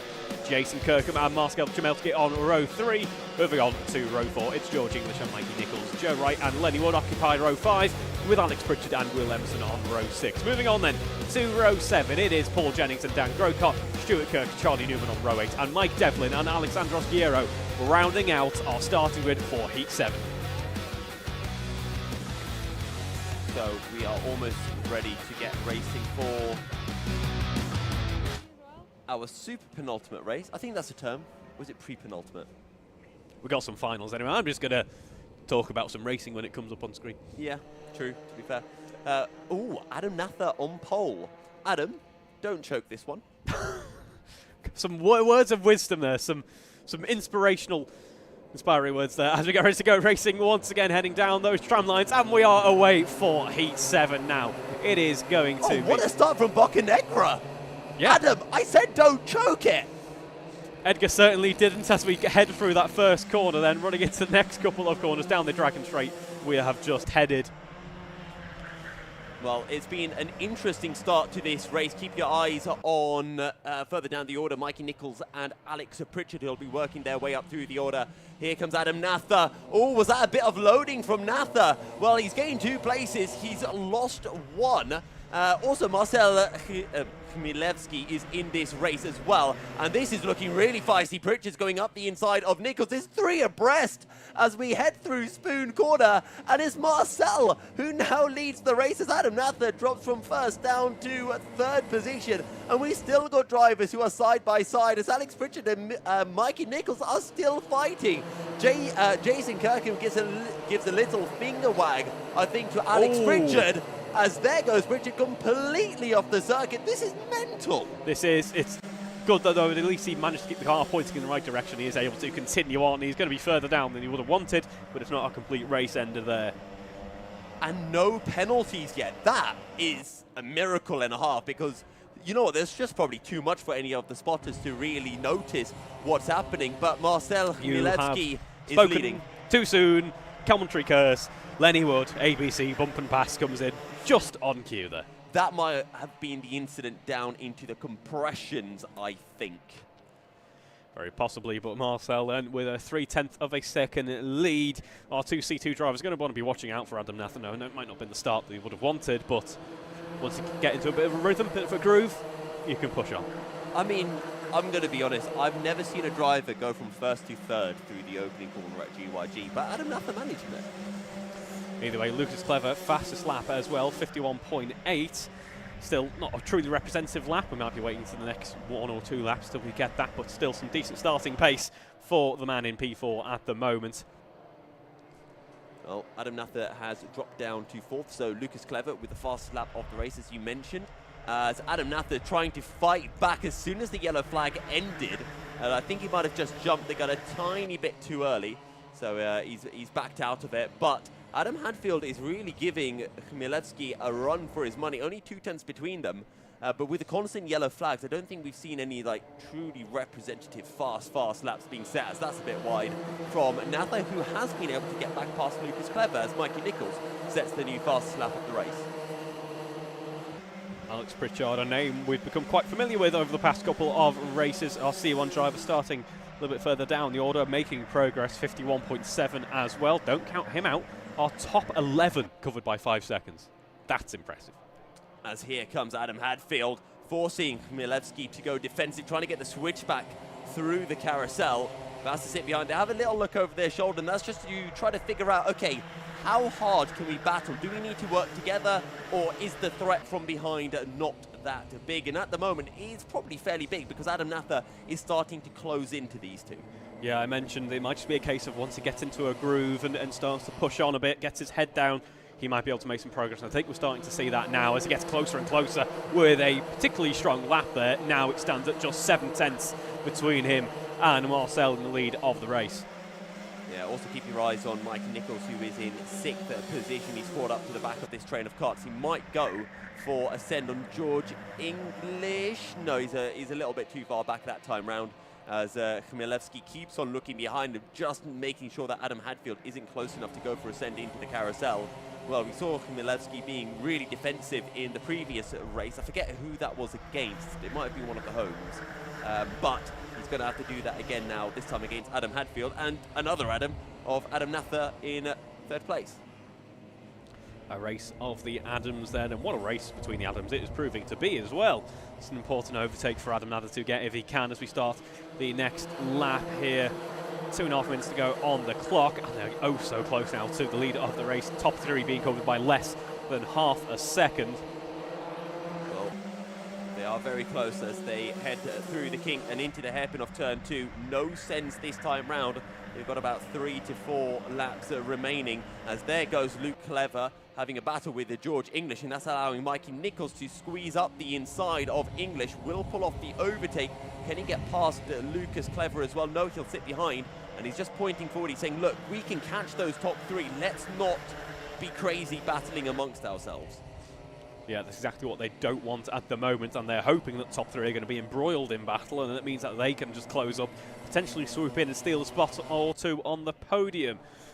Just under 2 minutes in this race now. They do absolutely fly by. You're not seeing much progress from Adam Pritchard, but then again, he is surrounded by the likes. Oh, on cue, there we go. He gets ahead of Paul Jennings. He's no longer quite surrounded by Paul Jennings. Up into 10th for Alex Pritchard there. Marcel just seems to have enough of a gap heading into this hairpin every single time, and it's the same for Adam Hadfield. I think Adam Nathan just doesn't want to risk getting a penalty. Mikey Nichols, though, still trying to push Lucas Clever along. They weren't able to gain on these 3 last time round, as Adam Nathan goes a little bit wide heading into the carousel. Is Adam Hadfield close enough to go for an overtake? Chmielewski still just looking behind and making sure that he's got enough of a gap, but he goes really wide that time, coming out of a Spoon Corner. And I have a feeling that we're going to be seeing Mikey Nichols closing up to these guys very soon. Will we get 2 more laps, or will we get 1 more lap? It's going to be really tight over the line. And we get 2 more laps. Do we? Oh, very close indeed.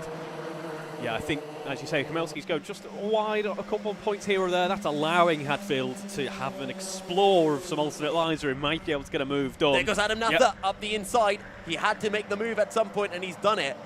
Probably the last opportunity that he had before we head on to the last lap of the race. Now Adam Nathan needs to make sure he absolutely perfects this next sequence of corners so that he can be right on Chmielewski's tail heading on to the last lap of the race.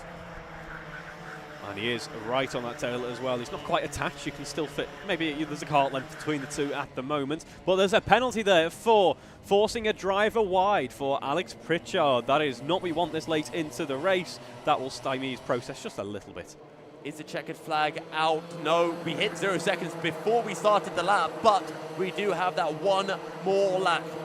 Chmielewski is going to go ultra defensive. You know it's coming, but will he leave just enough of a gap? Oh, Natha does it through the kink, and he's on the inside now into the hairpin. He's being squeezed, but he's going to make sure that he keeps his cart on the inside. Chmielewski cuts over the grass, and here comes Adam Hadfield taking advantage up the inside into the carousel. Natha is now going to go from second to first and back down to third, and maybe back up to second place.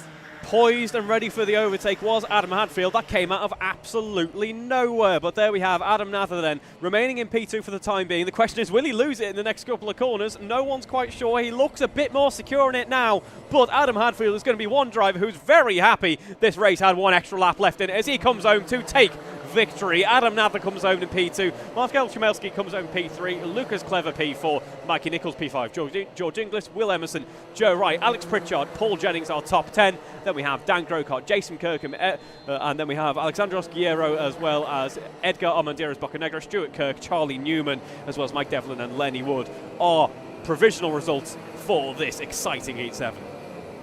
And with that, it's time for Heat 8.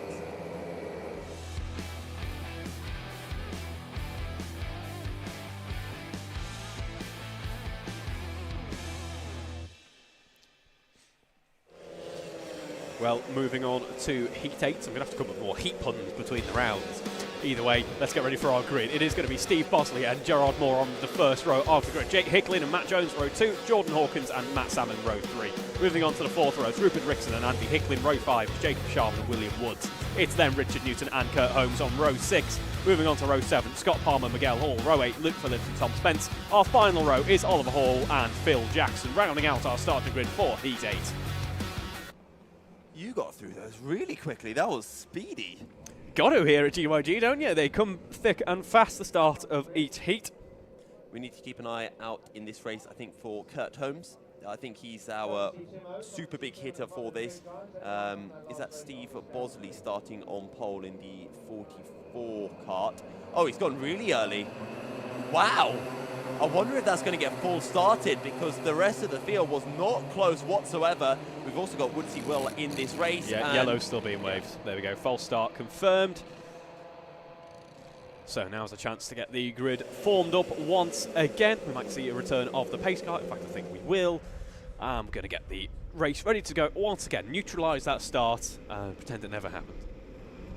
I wonder if Bosley went early or if the others were just completely napping. I'm sure that's what he'd argue. Yeah. I think you should be able to get on the power really early. But we don't, and the reason for it is so that the whole field is very bunched up and close together, because imagine if you start accelerating, going through the final corner, you've got people still in like the compression who can't get on the power. Means it's not as exciting. No, it means it's more equitable this way as well, as everyone's on that starting grid ready to go again. Yellow still being waved. There's a lot of loading going on, and Bosley's really trying to slow it down. Yeah, as we head back onto the tram lines once again. And we are go for the racing this time. By the looks of things here, we have got green flags showing on the timing system. The race has been shortened, I should add, now down to a 5-minute race. So just in case the 7-minute sprint race wasn't quite quick enough for you, it's 5 minutes. That's really bad news for Kurt Holmes, as we've got one driver who's going sideways on the grass, is able to rejoin the circuit. But have a look at Kurt Holmes. There's a few drivers grass karting through the kink, but Kurt Holmes is able to gain a few places. Meanwhile, Steve Bosley has pulled out a nice little gap, as up the inside of Woodsy Will goes Kurt Holmes to gain another position. But he's going to have to be extra aggressive in this race if he wants to gain some good points and keep himself level with the likes of Anwar Beryl-Smith, Mikey Nichols, and, of course, the reigning champion Joe Holmes. Indeed, we saw Steve Bosley getting a decent getaway at the start of this shortened race, but now he's very much under pressure from Gerard Moore here, who's potentially going to be having a look to see if there's a gap down the Dragon Straight here. Nothing he's gone for just yet. He's staying in the tow for now. So he's keeping quite reserved, quite calm. He's going to wait for his opportunity to come to him by the looks of things. As he goes a little bit wider onto the entry of the corner there. So he's just sizing up his opponents, I think. Kurt Holmes got a good run as there is Jake Hickling, There's who's going to have to go defensive. As we just saw Gerard Moore then actually getting the nose up the inside and ahead of Steve Bosley. Oh, this could be a dangerous rejoin if he doesn't control it. He does get it stopped. But he's stuck on the grass, so that is his race over. I'm not sure who that is, as we've got this huge train of karts as Miguel Hall goes for a really nice send up the inside of Scott Parker, and Luke Phillips follows him round the outside. Great move from Luke Phillips. Very opportunistic driving from our pole sitter of, I think, Heat 1. Steve Bosley and Gerard Moore in a bit of a race of their own at the moment. We see Jordan Hawkins looking over his shoulder to see Jake Hickling and Matt Jones keeping him company. So that is going to be our battle for P3 by the looks of things. And there is Jake Hickling making sure that that battle goes his way as we come towards the end of the Dragon Straight there. Yeah, so it looks like it's a fight for fourth for the likes of Miguel Hall, Scott Parker and Kurt Holmes, your top three, having pulled away. Gerard Moore half a second clear of Steve Bosley. Hickling's doing a good job, but now he's got Miguel Hall for company. He'll probably have that little bit of extra pace over Jake. Will he go for the send into the compressions? Decides the better of it, as Matt Jones has a penalty for an ABC takeout. Matt Jones is currently in 5th position. Actually, he's dropped down to 7th on this lap, I should say. Still Gerard Moore leading this race, and fastest lap to boot as well, and he's built up a nice gap to Steve Bosley as well. This is exactly how we would have wanted this race to go. So we have a penalty coming in for Rupert Rickson there. Yeah, he restarted on grass. I thought he was going to get that. He was stopped on the grass and he got going under his own power, as there goes Kurt Holmes up the inside of Luke Phillips. Another position gained and a good exit from Kurt Holmes. It's going to be pretty much a 3 abreast. Kurt Holmes gets Jake Hickling and he is going to get Scott Parker as well. So he's seizing whatever opportunities he can in this shortened race. Kurt Holmes, of course, starting further down the order, needed to use every single second of the 7 minutes available to him. It was only 5 in the end, but let's see what positions he can gain.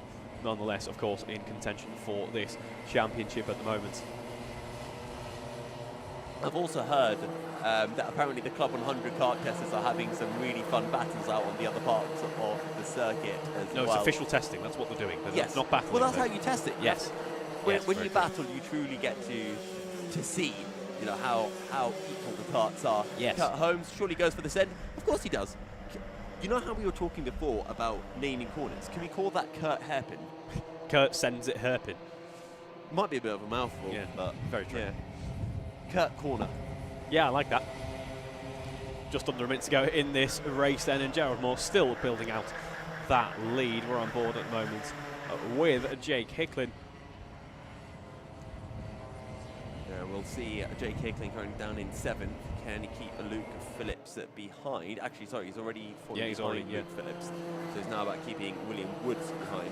And Kurt Holmes, new fastest lap of the race, 8/10 behind Miguel Hall, and well, he only gained 0.03 of a second, but the pair of them gained about 0.6 to Steve Bosley. But this is the last lap of the race, so I don't think there is going to be time for any changes in the top 5. And there certainly is very unlikely indeed to be any changes for the top 3, at least, because it has been rather settled for a little while now in this shortened race. Gerard Moore, after that early move on Stephen Bosley, built himself up a very nice race lead and will be rewarded with a rather gentle cruise home in comparison to what we might be seeing usually in some sprint racing formats. He just needs to bring the kart home. Next couple of corners, a good day out for Gerard Moore so far then, as he rounds that final corner, heads back down the tram lines and takes the race victory, followed very closely by Stephen Bosley, Miguel Hall, Kurt Holmes with a great drive nonetheless. It must have set up into P4 in just 5 minutes. Then we have Scott Parker, Luke Phillips, William Woods, Matt Jones, Jordan Hawkins, Jake Hickling, Richard Newton, Jacob Sharman, Matt Salmon, Oliver Hall, Andy Hickling, Phil Jackson, and then we have Tom Spence, and in on cue, Rupert Rickson coming home to complete our results. Provisional, of course. So that brings an end to Heat 8. We're going to move on now to our final, non-final heavyweight heat of the day.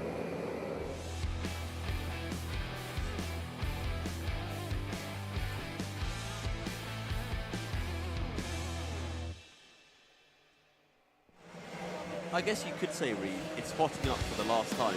It's coming to the boil. is coming to the boil.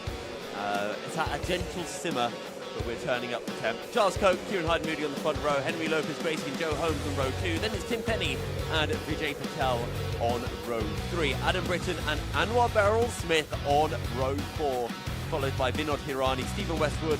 Then it's Mike Bodner and Paul Williams. Tom Edwards, Glenn Orford on row 7. Then it's Sam Pike, Martin Robinson, Ben Niblett and Ross Sandwell, as I think we are pretty much ready to go racing. We are indeed. We can hear the carts heading around the final corner now. They've got into formation behind that pace car, and we're actually going to go around once again by the looks of things to get the racing action prepared and ready to get underway in a safe and organised manner. As you see, are weaving once again to make sure the drivers are happy with the temperature in the cart and the tyres, to make sure that they are ready to go for a final bit of non-final racing action, as I say, for the heavyweights. And we have some heavyweight hitters, with Joe Holmes being in this race, Anwar Beryl-Smith just a couple of rows behind. Don't forget Adam Britton starting this race from 5th place as well, so it should be good. Stephen Westwood, one of the C1, starting this down in 9th position. Glenn Orford, we've been mentioning him a few times. He's had one very good race, one kind of, I think, average race by his standards. We'll see if he can end the day with another good race. But for Joe Holmes, he's got one plan, which is go round again. Another. I start to fear that I may have brought this race to a boil too quickly, especially if Yes. we've got finals as well coming up. We might need to turn the racing pot down a bit. It's like that point where you're boiling past and it starts overflowing and coming out the sides. Yeah, we just need to let it sit for a little while. Make sure it's al dente rather than being overdone, this Yes. racing. Go to stop talking about pasta now, probably, because there's actual racing to be talking about. Or at least there will be in about a lap. Oh, the number 40 is enjoying it. That's Henry Lopez-Gracie. He's just chilling. Giles Koch as well, starting in 2nd. Actually, I think that front row, starting on pole, I think that's going to make for a very exciting race, because Giles Koch can be a very defensive driver if he wants to be. And we saw Kieran Hyde-Moody having that incident in the previous race. So I think Kieran Hyde-Moody's going to have maybe a little case of the red mist. So that could make it a very spicy start to this race, especially with, Adam Britton, Joe Holmes, and Anwar Beryl-Smith trying to fight their way through.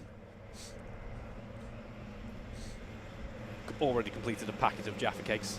Have you? Yeah, which is... Make sure you leave a packet for me. Oh, there's a whole box there. Oh, do I get to keep the box? We will share them out amongst the crew as well. I'm going to stop eating Jaffa cakes now, because one packet's definitely enough, given that we are a couple of hours in. You can never have too many Jaffa cakes. You can never have too many races. And we're about to have another one. Yes, the final heat. Sad times. But Giles Koch, Kieran Hyde-Moody on the front row of the grid. We are good to go racing now. It is, as you say, Giles versus Kieran as we head down the tram lines and get ready for 7 minutes more racing there. We'll see if that is a jump start. Either way, we are away, and we are plenty wide actually at the back end of the field. Everyone makes it through cleanly though, which is the most important thing. Coming towards the end of the Dragon Straight there. Joe Holmes a bit too far back to go for a And send. we do, as confirmed there. Very good eye there, Yousuf. Kieran Hyde-Moody with a jump start. That's not what he wanted, as you say, he tries to make amends for a previous race that he won't be too pleased with. This is not the way you need to start this one. Joe Holmes goes through. I actually wonder if there was a little bit of loading from Joe Holmes that pushed Kieran Hyde-Moody ahead of Giles Koch. Bit of contact heading into the spoon. As I'm not sure who gains a position as contact further behind. Someone tried to send it up the inside of Giles Koch, and that has compromised and massively allowed Anwar Beryl-Smith through. And Stephen Westwood has followed. Contact warning for Tim Penny. I didn't realise Tim Penny is in this race. He's going to be one driver to watch out for. As there goes Beryl-Smith, who's getting a little bit of a push from Stephen Westwood to help him make the overtake. And Tim Penny is going to try to follow through on Giles Koch, as Adam Britton is on the outside of this and will lose the position. Hello to Josh watching on from Australia. He's asking what type of engines we're running. We're running Rotax engines in these carts. Fantastic little engines. Propel these carts along rather nicely, I think, especially with changes to the restrictor plates this year. I think just to confirm what he asked, I think he asked if it's the junior Rotax engines. It is the junior Rotax rather than the senior Rotax, if I'm not mistaken. we head round towards the bottom of the circuit once again. I don't think the camera quite does the elevation changes at the circuit justice. Would you agree, Yousuf? I think actually when you're in the kart, it feels a lot more, I'm going to say full roller coaster, not a full Portimao, but it feels quite, you know, yeah, it's chop and changing. You definitely feel it here a lot with the G-forces and the height changes, or sorry, not height, elevation changes that you get around the circuit. It is one of the more physical circuits on the calendar, alongside Lid and then probably Ella Park as your most physical ones. No Ella Park there this year, so I think GYG probably takes the crown of physicality or brutality, whatever you prefer to term it.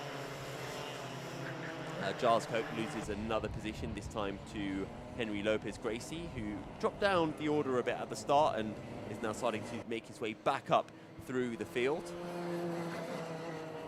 Couple of curb morning coming in. That's a blistering lap from Joe Holmes, though, out in the front end of the running at 50.6. We've only seen that once more today so far, as we're about to actually just about hit midday. So peak of sun, couple of clouds scattered as we enter meteorologist mode, but the track conditions are rather pleasant out there. Should be getting better later today as well. So that's a decent lap there from Joe Holmes at 50.6 as we head into the final 4 minutes of this race.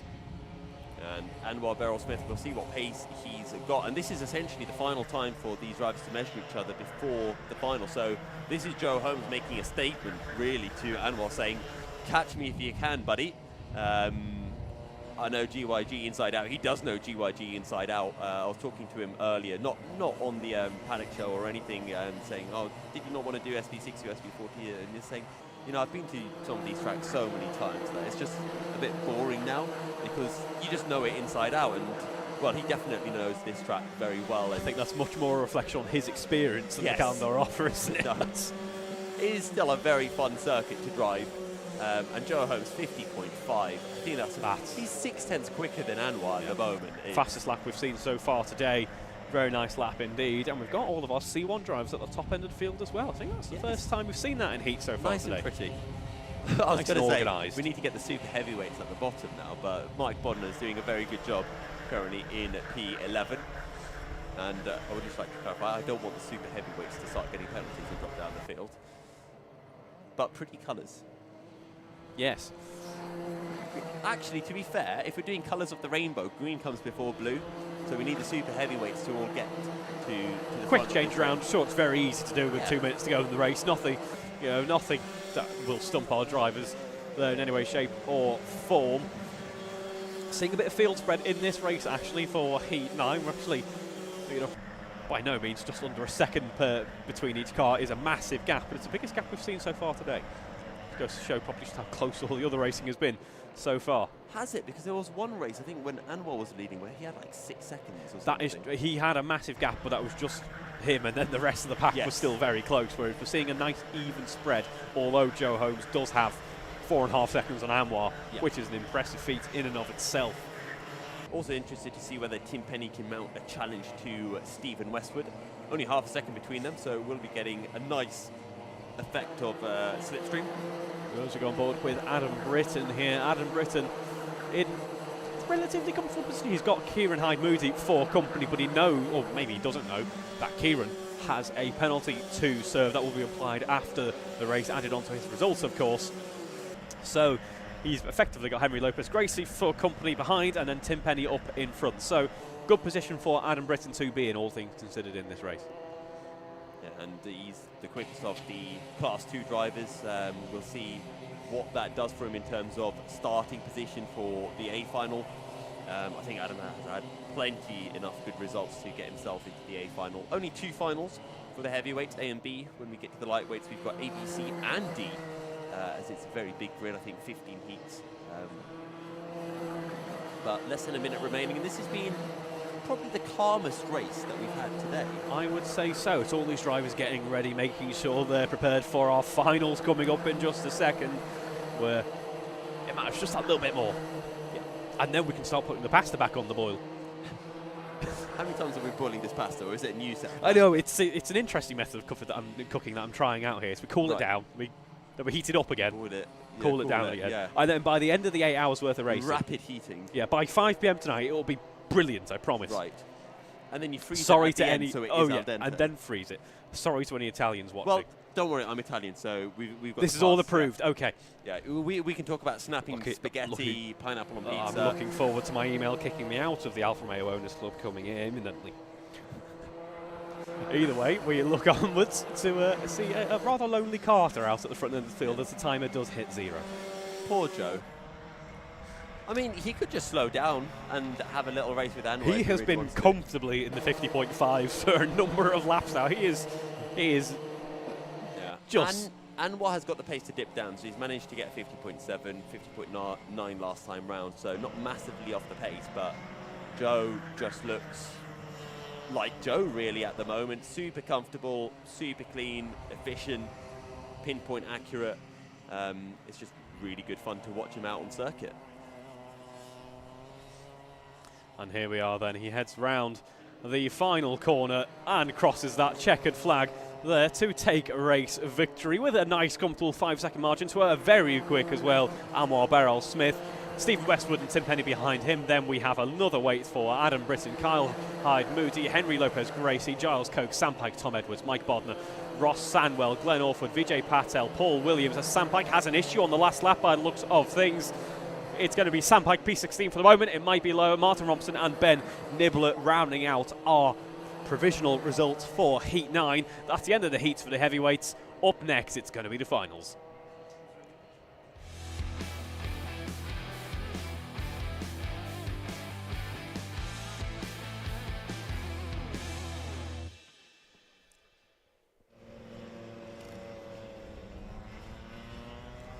I don't think we have a C final.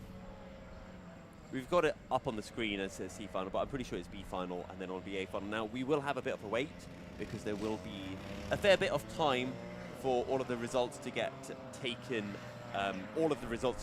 in, work out what the grids will be for the finals, and then those drivers to get into their karts and then go out onto circuit. So we'll probably have about 5 to 10 minutes before we do head out for... Oh, do we already have the grid? And apparently there is a C final.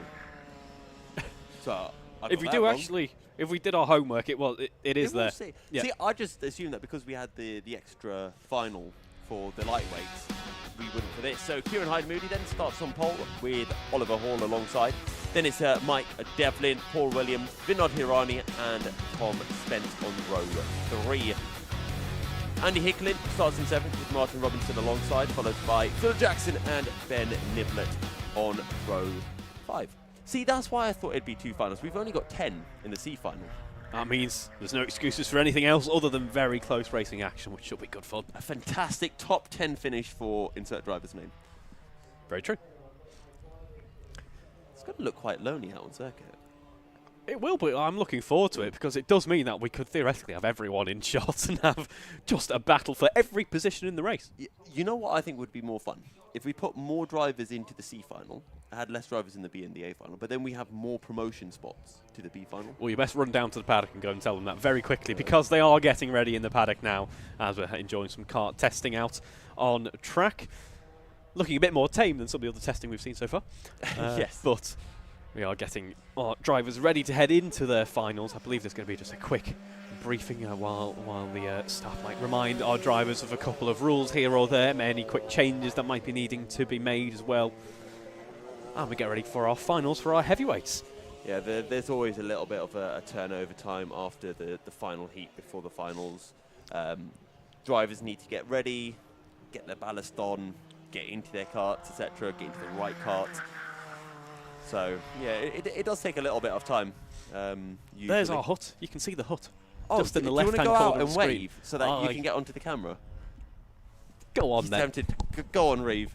Let's see if this shows up on the camera. If the camera now pans away as Reeve comes out, there we go. We can see Reeve waving.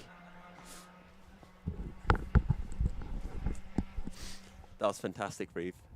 Well, it was worth getting off the very, very comfortable sofa for that, wasn't it? Yeah. It is. My bum is not leaving this until the end of the day. You're trapped in by me anyway, so yeah, true. So good luck. But is there anyone's driving or any races in particular that stood out to you from the morning so far? Honestly, Kurt Corner was fantastic. Yes, Kurt Corner was enjoyable. Some great brave overtakes being performed there. So I did really enjoy watching that. We had some good battles around the field, I think. Yeah, absolutely. I think a few drivers. So I think Kieran Hyde-Moody is probably going to be thinking that. Well, I think he's had a bit of a moody day, to be to be blunt. I'm sure he's never heard that joke before. But it was just a bit of a tricky day for him. He had that one race where he ended up finishing pretty much dead last. Had another race where he had a penalty, so he's going to think that he's had it he's been pretty hard done by. As we saw one of the camera operators giving us a nice wave, but yeah, I think in his head, he's going to be winning this race. Absolutely. For me, I know it was just in the race gone by, but Joe Holmes really impressed us. We see our camera operators waving on, and they deserve some screen time. They put a lot of hard effort in. And fellow commentator as well. Yes, very true, actually. But a big thank you to all of the Alpha Live crew. Put in a lot of hard work behind the scenes to put a stream and a broadcast towards all of your faces. And yes, it's Joe. Oh, dog cam. Yes, that's a very cute dog. Is that a puppy or? I think that's a puppy. Yes. Is that that's a Japanese? Is that an Akita? No, it might be. I'm not very good with my dogs, but yeah.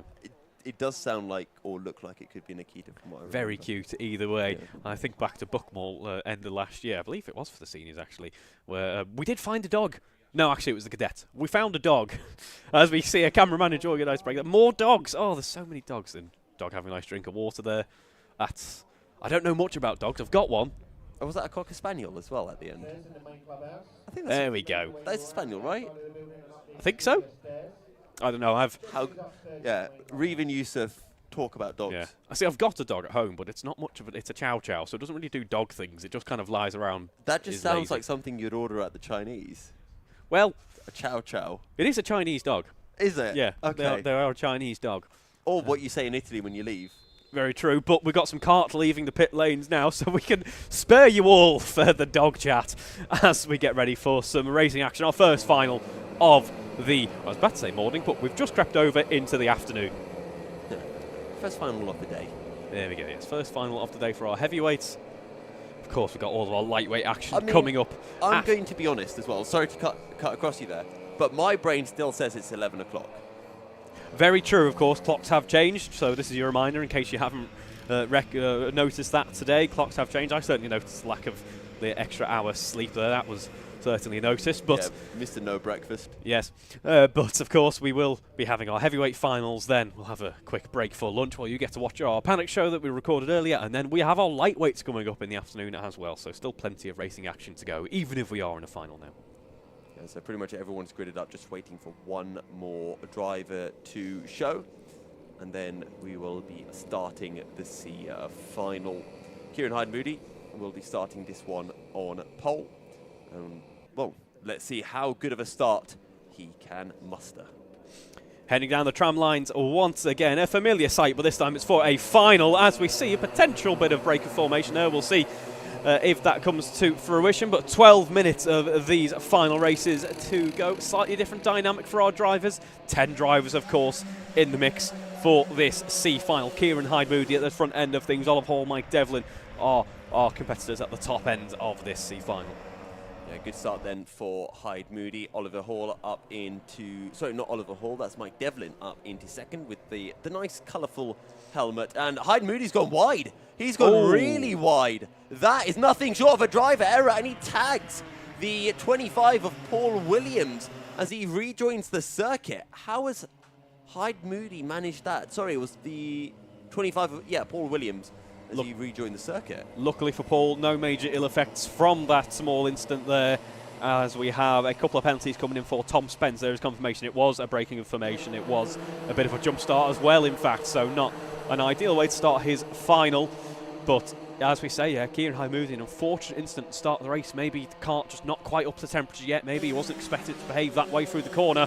And he is able to carry on, at least it's just not in the position he'd want to be. But he's going to go up the inside, regain one position on Oliver Hall, and I think he's overtaken Vinod Hirani in the process. So good stuff from Kieran Hyde-Moody as he works his way back up through the field. He clearly has pace. It's just such a bizarre place to do it, where he just understeered and didn't slow down. it can be one of those things. You feel the understeer coming on, and all you want to do is jab on the brakes. But then you probably think, actually, if I stamp on the brakes here, is it going to upset the kart? And well, he didn't even need to stamp on the brakes. He just needed to lift. But he didn't. So I wonder if maybe there was a patch of water or something on the circuit, because it was just very, very strange as we have a bit of a battle for third, as Mike Devlin is pulling away at the front of the field. Although, as I say, that Kieran Hyde-Moody has taken a single tenth out of Devlin on that lap.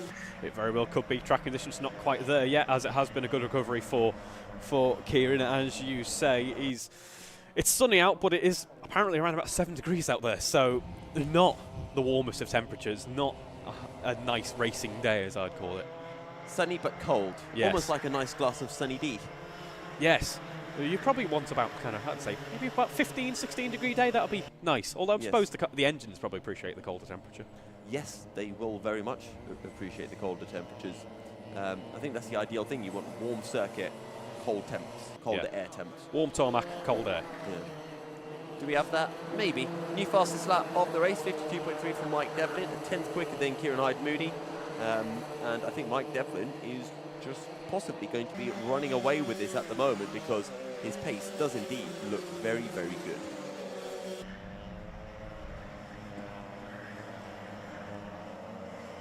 This being the C final, no red-plated C1 drivers competing at the moment. We've just got a mix of our blue and our green plates as well. It makes our rainbow a little bit easier at least, but Mike Devlin controlling this race nicely at the moment. About 2 seconds the gap to Kieran Hyde-Moody on the start of the current lap. We'll see how Kieran closes down that gap, but at the moment Mike has the pace to at least match Kieran. Yeah, it's very close between the top two, and it's a big gap, 2.1 seconds, so you need to be gaining a good 3-4 tenths a lap if you're Kieran Hyde-Moody here. And as I say that, he's gained 4.5 tenths nearly, so that's not too shabby. As there is Martin Robinson trying to go up the inside of Andy Hicklin, I believe. Or is that Hicklin trying to go up the inside of Phil Jackson? One of the two. That's Paul Williams ahead of Vinod Hirani, with Tom Spence just behind a pair of them. Hello to Steph, who says, I think there's been less penalties in 9 heats than Yousuf got in one race yesterday. So you're keeping up your trophy of the penalty king there very nicely indeed. And on cue, we have a penalty coming in for Tom Spence, forcing a driver wide there. So you might be spurred, Yousuf. Either way, Kieran Hyde-Moody running very nicely indeed. A 51.8 on that last lap.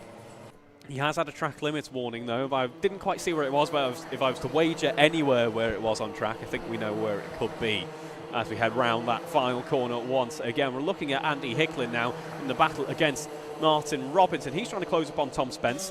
He might not know that Tom actually has a penalty, has a couple of penalties under his name in this race, so he doesn't need to get this position, but he might want to get this position to use Tom Spence as a bit of a buffer zone between him and Martin, if at all possible. Meanwhile, Kieran Hyde-Moody at the front end of the field has just gone a little bit quicker still. That gap now stands at 1 second. Of course, we've still got 7 minutes left of this race as well, not even at half race distance yet.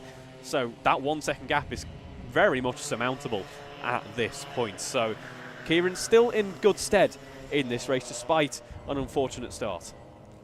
Yeah, well, the gap is now 1 second, so I'm sure we're going to be having some exciting battles momentarily. Last time round, 51.7 for Hyde-Moody, fast lap of the race. Mike Devlin, 51.9. So the gap is continuing to come down, and there isn't going to be any working together between these two. It's just going to be a full-on battle. Question is, does Mike Devlin want to defend straight away, or will he just be a little bit more patient? Or I should say, does Kieran Hyde-Moody want to go for the move straight away, or will he be a bit patient? Andy Hicklin with a penalty for contact, so that's probably repeat contact, his third contact warning of the race. Yeah, a bit of a battle going on for those two green-plated drivers at the moment, so it could well have stemmed from that. We're on board, though, with Kieran Hyde-Moody as he is closing up, and rather substantially now on Mike Devlin out in front. As we come across the line in just a moment, we'll see a truer representation of the current delta between the two drivers. 8 tenths of a second is what it currently stands at as we head on to the Dragon Straight once again. And it's another fastest lap for Kieran Hyde-Moody there of a 51.6, or as he's now known, Kieran Hyde-Moody, as he is now, should now be named for the remainder of this final. No, I joke, of course. But 8/10 of a second, the gap between Kieran Hyde-Moody and Mike Devlin. No, let him cook, Kieran Hyde. Not doing any more cooking. The pasta's currently off the board. The pasta might be warming up. Well, anyway. Hyde-Moody has put in a 51.6 and has taken a 10th and a half out of Mike Devlin.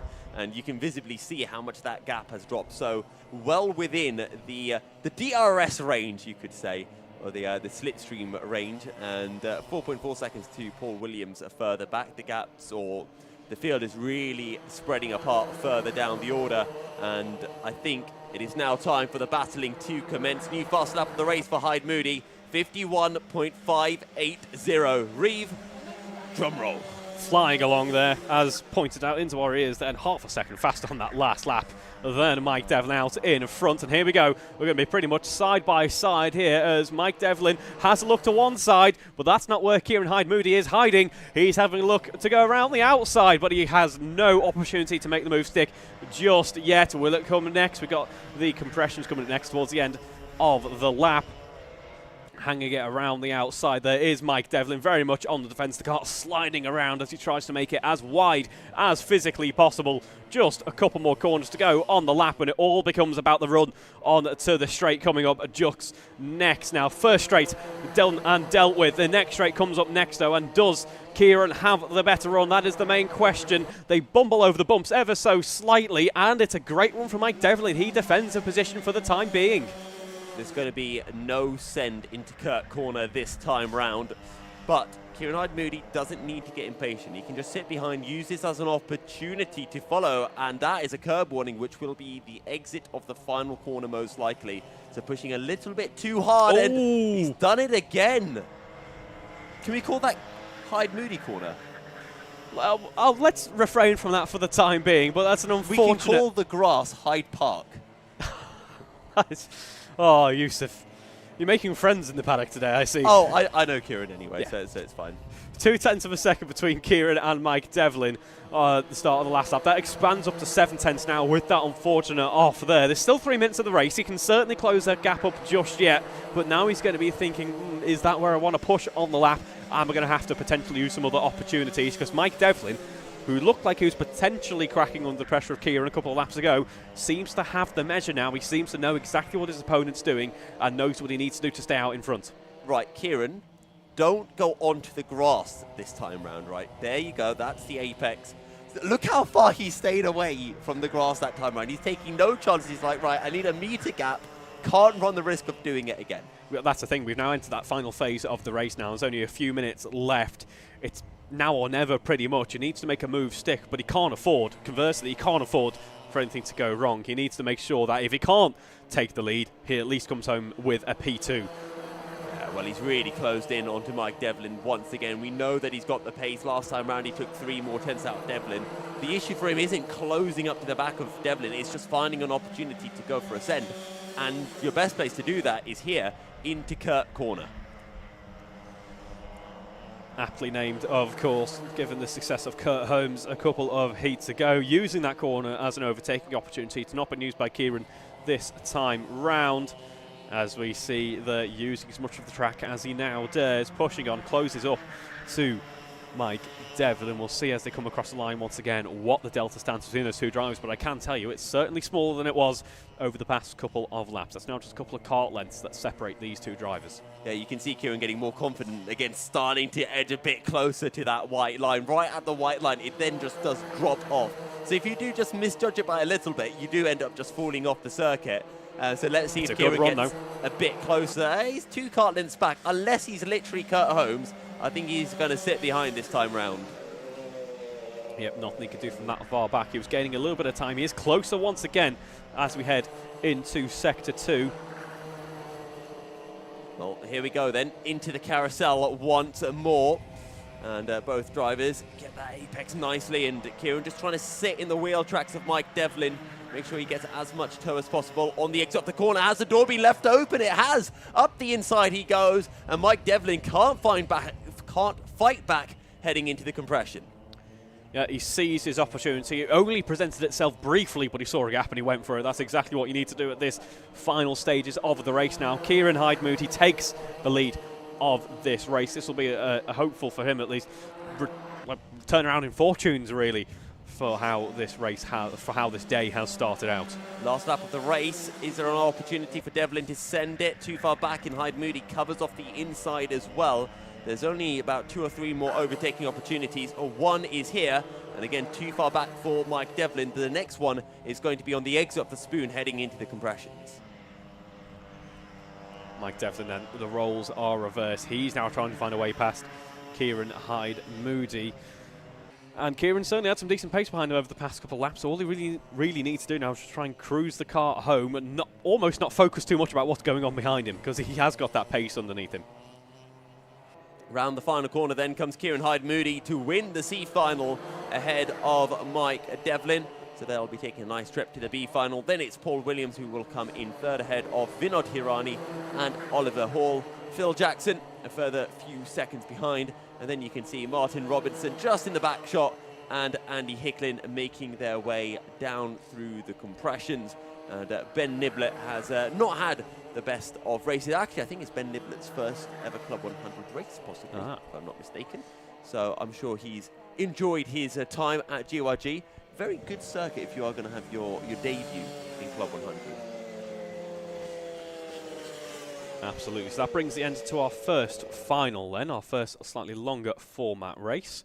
And even with just 10 karts on the grid, it was thoroughly enjoyable, I thought. Yeah. I think we can look forward to some even more exciting finals coming up next as the karts return to the pits now.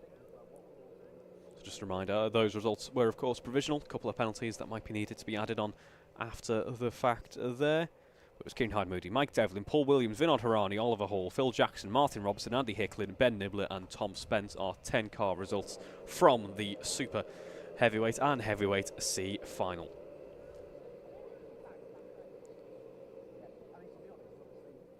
So in just a few moments, we will be heading on into the B final.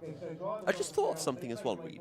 You know how we've got finals, right? And yes. Then you do well in the C final, you go up to the B final. You do well in the B final, go up to the A final. I think it should be the other way around. If you do really badly in the A final, you drop down to the B final.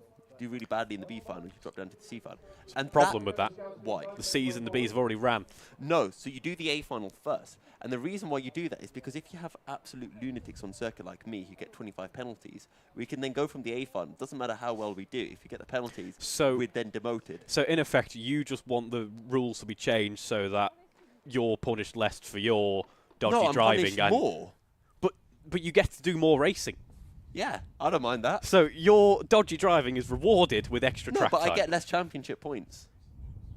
But you're clearly not in it for the championship points, are you? If you're out there to go and get penalties. You're in for championship penalties. But I think it would just be quite entertaining to see, because yeah, you can just drop down a bit. And that way, imagine if you finish last in the A final and you get a penalty, that penalty doesn't have any implication towards you because you're already last in the A final. Now it does. What I would recommend, if you want to see some frontrunners having some fun in a slightly lower division, Tuesday and Wednesday, BUKC, we're streaming the Inters for the first time in a little while, so you might see some drivers from the Tuesday who are also having some fun on the Wednesday.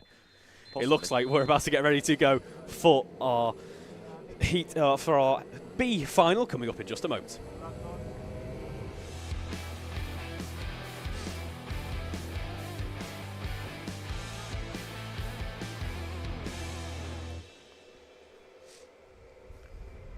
And here we go then, our heavyweight B finalists heading out onto track now. Also a 10-car grid. Oh no, I believe we've got a slightly more extended grid, of course, for the B final. And here is that grid. It's George English and Adam Britton on row 1, Jordan Hawkins and Tom Edwards row 2, Henry Lopez Gracie, Matt Jones on the third row of the grid. Moving on to row 4, it's Luke Phillips, Jason Kirkham, Ross Samwell and Glenn Orford on row 5, Mike Bodnar and Alexandros Guerrero on row 6, Vijay Patel and Stuart Kirk row 7, Charlie Newman, Rupert Rickson row 8, and then row 9, it's Matt Salmon and Edgar Armendariz Bocanegra. Rounding out, oh no, sorry, not quite rounding out just yet, it's row 10, it's Jake Hicklin and Jacob Sharman, row 11, it's Lenny Wood and Sam Pike, row 12, Kieran Hyde Moody and Mike Devlin, definitely rounding out our B finalist starting grid. Yeah. So our 2 C finalists, top 2 being promoted, but we are ready to go racing for the heavyweight B final. Heading down the tram lines once again, it's going to be Adam Britton versus George Inglis. There are a couple of drivers using as much of the track as they need to there, but we are underway for 12 minutes of racing. So just a reminder, slightly longer formats than the heats we enjoyed this morning. So it's not going to be about out and out going for every corner and trying to get every overtake, as we see a couple of drivers going just a little bit wide and onto the grass there. Yeah, and this is where it just really bottlenecks, especially if you're already 3 abreast or something similar. Adam Britton, though, he started from first. He's dropped down the order. He's now been sent into the carousel. Adam Britton doing a bit of an Adam Nather at the moment. And their teammates as well. Not always what you want to see, teammates next to each other parked on circuit, but these guys are all just about going out there and having some fun, so I'm sure they don't mind that too much. Oh, tell that to racing drivers in the middle of a race. Have fun? Nah, never. But the top 2 have really started to break away. George English and Jordan Hawkins, nose to tail. And we'll see whether Henry Lopez, Gracie and Tom Edwards and Adam Britton can work together as a trio to close in to your duo up at the front of the field. Yeah, it is a nice start, as you say, for George and Jordan out in front there. We've still got a very close pack. Biggest grid we've seen so far today, of course, so might change the dynamics of the race somehow. I'd still be surprised if we were to see any lapped traffic, although anything can happen, you never know. Slightly longer race than the sprints as well, or at least the heats that we have in the sprints. Send there from Adam Britton. Oh, just too late to go for the move. And, well, he just ends up tagging the back of Tom Edwards.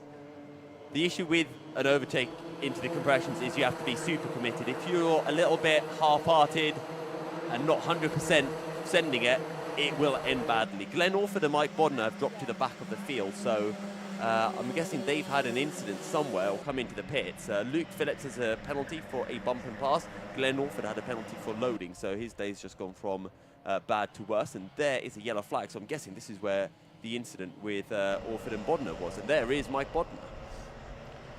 Gets back underway safely, does it on track as well, which is what we like to see, but just as I say, we might be, well, it would be a shame to see any lap traffic, we might be seeing some of that.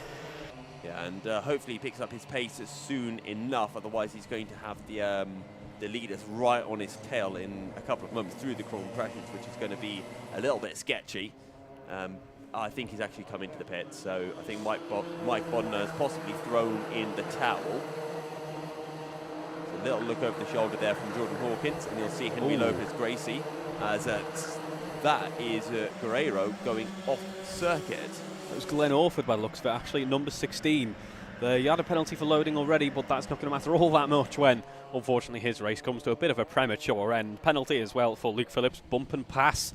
ABC there, so our driver in P7 at the moment won't be finishing any higher if he is able to get higher up. Jordan Hawkins complaining and pointing at, George English complaining and pointing at Jordan Hawkins. I don't know what he's pointing at, maybe a good overtake, because that's all I saw from Jordan Hawkins, who was alongside, went up the inside into the carousel, and pulled off a very nice overtake for the lead. Yeah, as you say, in the lead of this race now, George English runs in P2, and it's Henry Lopez Gracie in P3. Briefly held the fastest lap of the race, did Henry Lopez Gracie, but Jordan Hawkins, as you say, gets the fastest lap while he's doing that overtake as well, which is pretty impressive stuff. Leads by 0.4 of a second. And your top 3 are now very close. Tom Edwards, Adam Britton are close behind, as is Guerrero as well. So it looks like we could be having a very fun battle. In fact, this goes all the way down to Luke Phillips in 7th position. He's in the blue suit at the back end of this train. I want to give mention actually to Sam Pike, who's had a great start to this race. He's made up 12 positions so far, running in P10. So that is exactly what you need to be doing in the B final, trying to progress as best as possible. Luke Phillips has sent Guerrero through the spoon, so very nice overtake from Phillips, who moves up into 6th place and can continue to charge through the field. But Jordan Hawkins is looking very good at the moment, 51.7. He's broken out of the slipstream train as well. Henry Lopez Gracie is going to have to get a move on if he doesn't want to allow Jordan Hawkins to drive off into the sunset, I don't know. Into the Welsh sun that we're currently enjoying. It's a lovely day out there at the moment. And it started smelling less as well, which is always good as well. It started to smell quite a bit. It stopped. I promise it wasn't me. Anyway, we are watching on board with George English, who's, as you say, has been rather dispatched of by Jordan Hawkins, who's found a bit of a rhythm here and is pushing on quite nicely. But Henry Lopez Gracie is trying to make sure that George English isn't able to repeat the same feat as we head towards the halfway point of this race. We're about 5 laps in. We're going to be starting the 6th in just a moment, so we're going to get about 12, 13, maybe 14 laps in, based on how the timing looks towards the end of the session. A very good run from Adam Britton, who's right onto the back of Tom Edwards. Is he going to go for a move? He's getting a nice push as well from Luke Phillips, who might be eyeing up Adam Britton for a move himself. Britton decides against it, just having to sit behind for now, and we're really starting to get a train forming behind George English, although I say that Henry Lopez-Gracie has a couple of kart lengths between himself and Tom Edwards in 4th.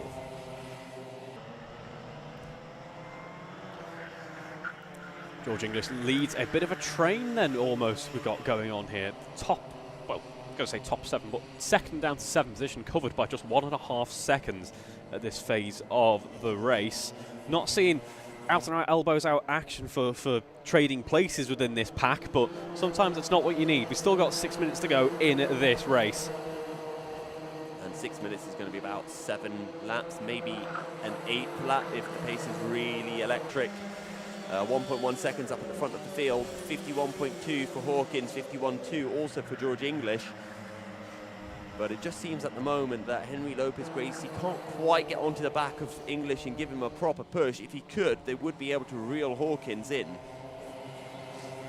Hello to some of you watching at home. Hello to Andrew William. Hello to Andrew Mather, who's watching on. We're on our best behaviour, we promise, as we have 5 minutes to go in this race now. I think he's on a lunch break, currently racing, racing, commentating at Wilton Mill. So he poked his head in to see if we were being good naughty. behaviour. Yes. Yeah. I don't know, we've been a bit mixed today, haven't we? Or I've been a bit mixed. You've been quite good. Well, good by my standards. Maybe not good in terms of eating habits with the Jaffa cakes, but... No, but that's just standard, really. Yeah, true. No breakfast is on the case once again. I was wondering, was that did he give the finger, or was that a hand up from the 50 of Tom Edwards? That'll be a hand up there from Tom Edwards' As cart there there. goes Adam Britton up the inside, and that's going to leave the door open for Luke Phillips as well, and Guerrero might follow through as well. Forcing driver wide, penalty for Jason Kirkham there. Kirkham's going to be running in 9th. Could not really afford to lose positions due to penalties, but just when this battle that was surrounding kind of P2 down to P7, as I was saying, it seems to be quite calm. It seems to be heating up a bit now. Yeah, and Lopez-Gracie now up into 3rd position. Well, still behind George English. Sorry, it's Tom Edwards who has dropped down, pardon me. Gap at the front, 1.4 seconds. Last time round, Jordan Hawkins pulled another couple of tenths to George English, who in turn pulled 4 tenths to Henry Lopez-Gracie.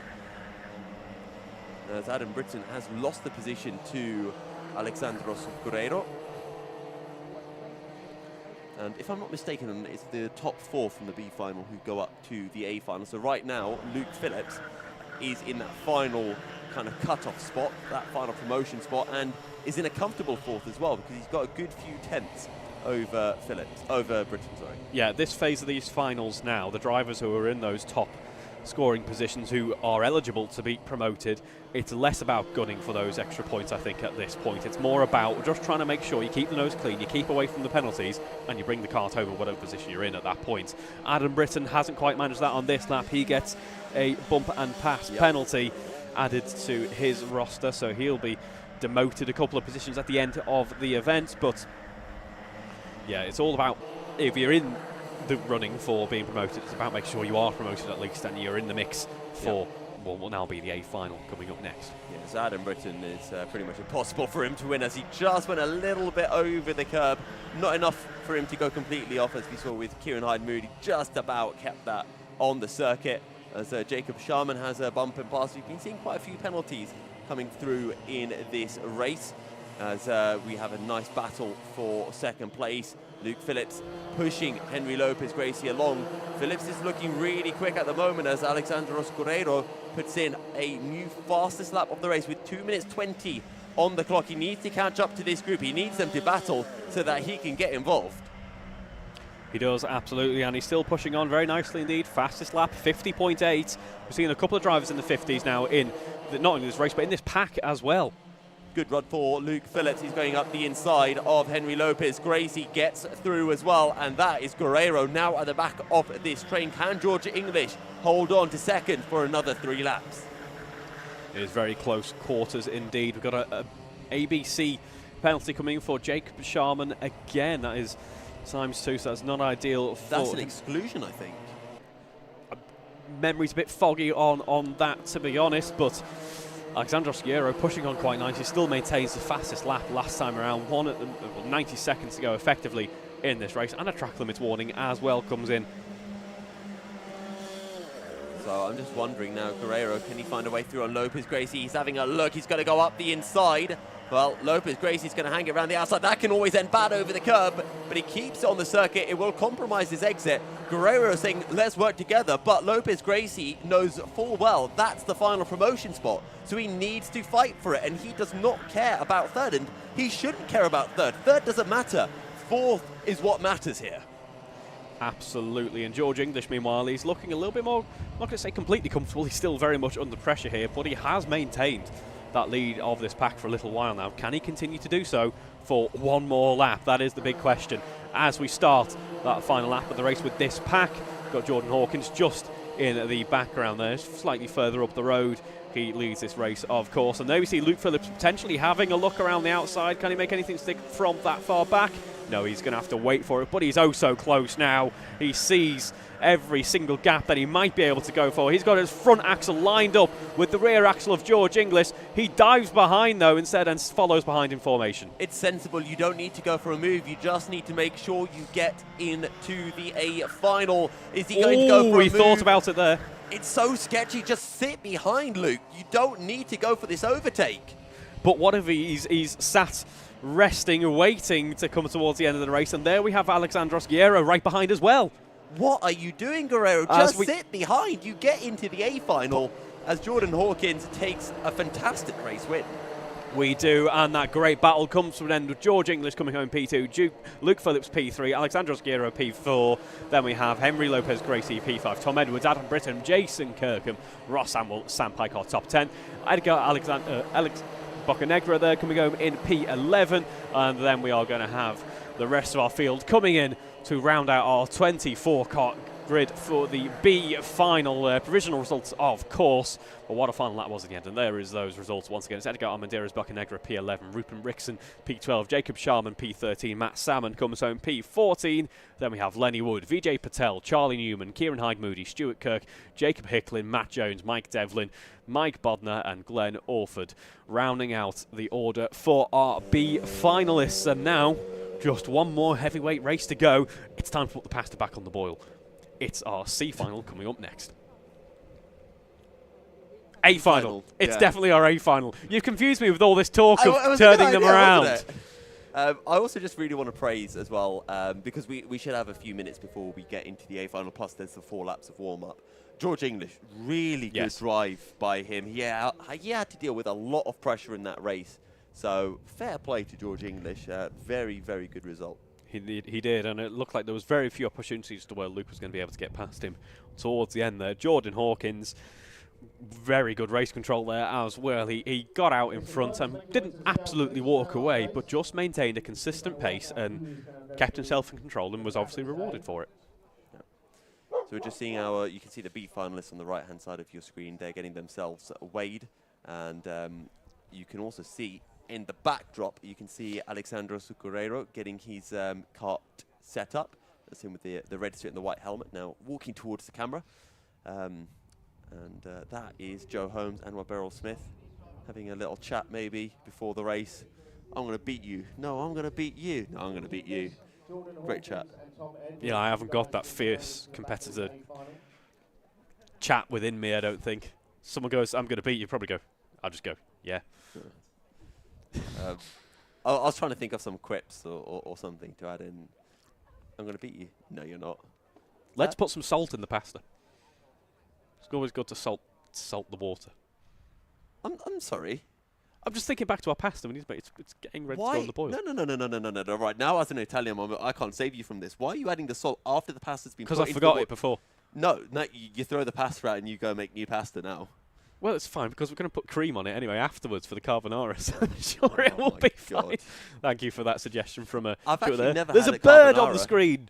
That is the that's a bird of prey, isn't it? lesser spotted something or other. Well, you seem to know your birds better than your dogs. Unfortunately, that is apparently true. Soaring high. It's a kite or a buzzard I'm hearing in my ear from producer Stuart. So it's not a lesser spotted, whatever you were saying. Maybe it's well, I've only spotted one. You were lying to me then. I've only spotted one, so. Okay. Yeah, either way, it would make that it less was a good example, though. He was struggling to fly. Look at the winds we have here at GYG. Let's bring this back to racing. I think that's a kite. I think it's got like. No, it's a bird. Yes, a kite's a bird, you numpty. I'm aware. Okay, right. I'm just going to say terrible joke. Yes. It was actually very good. What else would you expect? Yeah, I'm just annoyed that I didn't think of that myself. That's my issue. We do. I'm pleased to report have the grids coming in now, so you're all spared once again. So. We're going to fly into our grids graphic. There we go. That's what I was waiting for.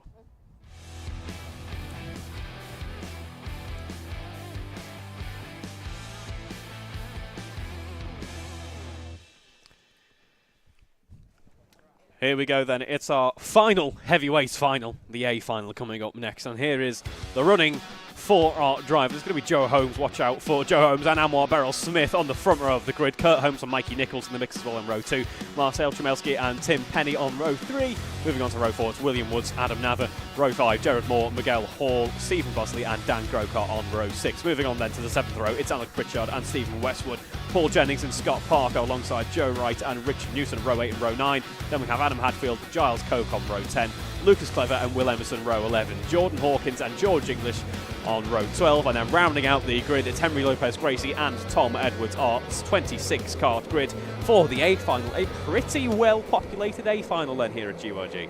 Yeah, it's going to be some interesting racing. So they get 4 laps of practice to test their kart, make sure that they're happy with it, change their kart if they deem necessary.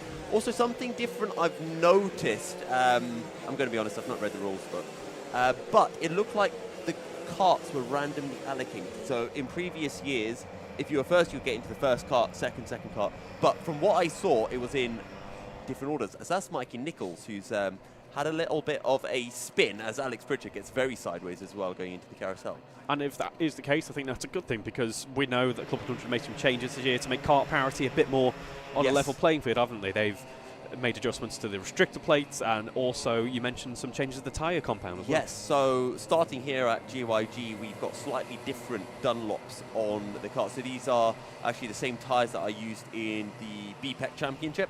So it's essentially the exact same tyre, I've been told, but the sidewalls are a bit stiffer, which means that the tyre doesn't wear out as quickly, or when it does wear out, the performance doesn't drop off the cliff. So it's really hard in CLUB100 for the organisers to make sure that all of the karts get the exact same amount of running time. So you're naturally going to have some karts that have done 10 minutes more, maybe an hour more. And as a result, you could have some tyres that have significantly fresher tyres than others. With this change, it means that those karts that do have those slightly fresher tyres won't have as much of an advantage. And so far from what I've seen this year, from GYG and heard from others, it's worked out pretty well, as I'm watching Adam Nather all over the back of Anwar Beryl-Smith. We're in the race already. I'm just wondering, is this the precursor to... Oh, Adam! Can we get a replay of Adam Nather going airborne over that final curve? Because that was... all of the drivers have been told you're not allowed to touch that curve, but that was some serious... He was trying to become that kite. Certainly one way to get the kart warmed up. The drivers pushing on to find the limit of grips in this practice session. We've treated to a bit of racing already before the green flag is waved. So I'm excited. I'm very excited for this A final. It's going to be a good one. Really good racing so far today, and at GYG you have got that big slipstream train. I need to stop saying DRS train. You've got that big slipstream train. It's hard to break out of it. It all just comes down to how do the leaders essentially determine how good this race is going to be. Are they just going to be nose to tail working together for a large portion of the race, or are they going to be lunatics? I want them to be lunatics, because that's exciting for us, it's exciting for the viewers, and it gives us really good racing. Otherwise, it's just, that kind of tension building. You're boiling the pasta, You're waiting for it just to get that to that Salt's right in point. it now. The salt's in it. You're just testing it past to like every minute, just trying to feel, does it have that right kind of chewiness to it? It probably will at this point. It's been on and off the boil so much. It's going to get turned off again over lunch as well. You might try some of it over lunch and let you know how it is. I mean, it depends how quickly your water boils. Otherwise, your pasta's just been in. Well, oh, here we go. Here's a replay. Whoa, 4 wheels off the ground. Adam Nather. It's not Wilton Mill where you fly over that curb. We're just testing the limits of all of the track. It's good that the drivers are doing this in practice. That's what practice is for at the end of the day, isn't it? It's to make sure that you know what the limits are. Hero production for actually getting a replay of that. Yes, thank you very much for the work behind the scenes there as we have the yellow flags waved, as it's time to get behind that pace car, get formed up and ready to go racing for one last time for the heavyweights. Predictions? I think it's going to be a great battle between Anwar and also Sam at the front end of the field as well. Sorry, not Sam, Joe. My bad. I'm just trying to think, where is Kurt Holmes starting in all of this? He's in second row of the grid, so he's... I'm going to predict Kurt Holmes. I think he's been looking feisty today. I think in terms of raw pace, Joe Holmes has looked the quickest, I think. But I don't know, it could just be Kurt Holmes' day. Well, place your bets as well, viewers at home watching along the broadcast here. We want to see you making comments, giving us your thoughts on what the races have been like so far, who you are rooting for, who you think is going to do well in our coming races. Our A final is about ready to get underway. And I think we've got another formation. We do, some drivers have swapped their carts, and there you can see Kurt Holmes in the background. But I have been told by Sean Perry, I've got no idea if he's an aviation expert, but he has confirmed it was a red kite. There we go, we got confirmation then. So, as predicted, I was quite wrong, because I know literally nothing about... I mean, you said it was a bird. Yes. Yes. And it was a lesser spotted red kite, because we don't often see them. Yes. Yeah. Anyway. Karting. Yes. What was your prediction then? Because I predicted Kurt Holmes. Who did you predict? I said we're going to have a great battle involving Anwar. Boring, I don't want to be person. that guy. Yeah, commentator's curse has not been my strong suit in terms of... Commentator's curse is just fun. Do it all the time. Is this why you do it, so it can supplement your racing as well? No, I just do it because I find it... Well, my job is to talk about races. Making predictions makes it more entertaining. So, I think... Are we ready? There are some big gaps. I don't know if we're ready. Milevsky has a big gap in front of him. So we're going to get another lap. Who are we waiting? Who's meant to be starting in third place? I'm just going to turn the pasta down ever so slightly. We don't want it to overboil. I should have done that a lap ago. Is that one of the testers up at the front of the field? We can hear them buzzing past our commentary hut now. Ah, it's Joe. And Joe's going to take a while to get through because people are weaving and he doesn't want to get absolutely thwacked as he goes through the middle of everyone. Okay, so Kurt Holmes, Joe Holmes on the inside of the grid. Probably going to see Kurt Holmes ahead of Anwar out of turn 1 because inside of the grid. And after that, it's anyone's guess. Yeah, we've got plenty of races to decide as well. We've got 12 minutes, of course, of these finals. 26 carts on the grid as well. The biggest grid we've seen so far today. So it's going to be action no matter where we look. See the final bit of weaving now as the carts being brought up to temperature. See no signs yet as to what they are going to do with this pack, although we do seem to be relatively well formed up now. And I can hear the revs of carts in the background.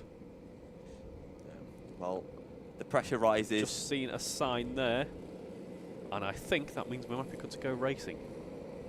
We are indeed. Joe Holmes and Beryl Smith on the front row of the grid. And for the final time, the heavyweights are going to go racing. The revs rise then as we start 12 minutes of our A final here at GYG for the heavyweights.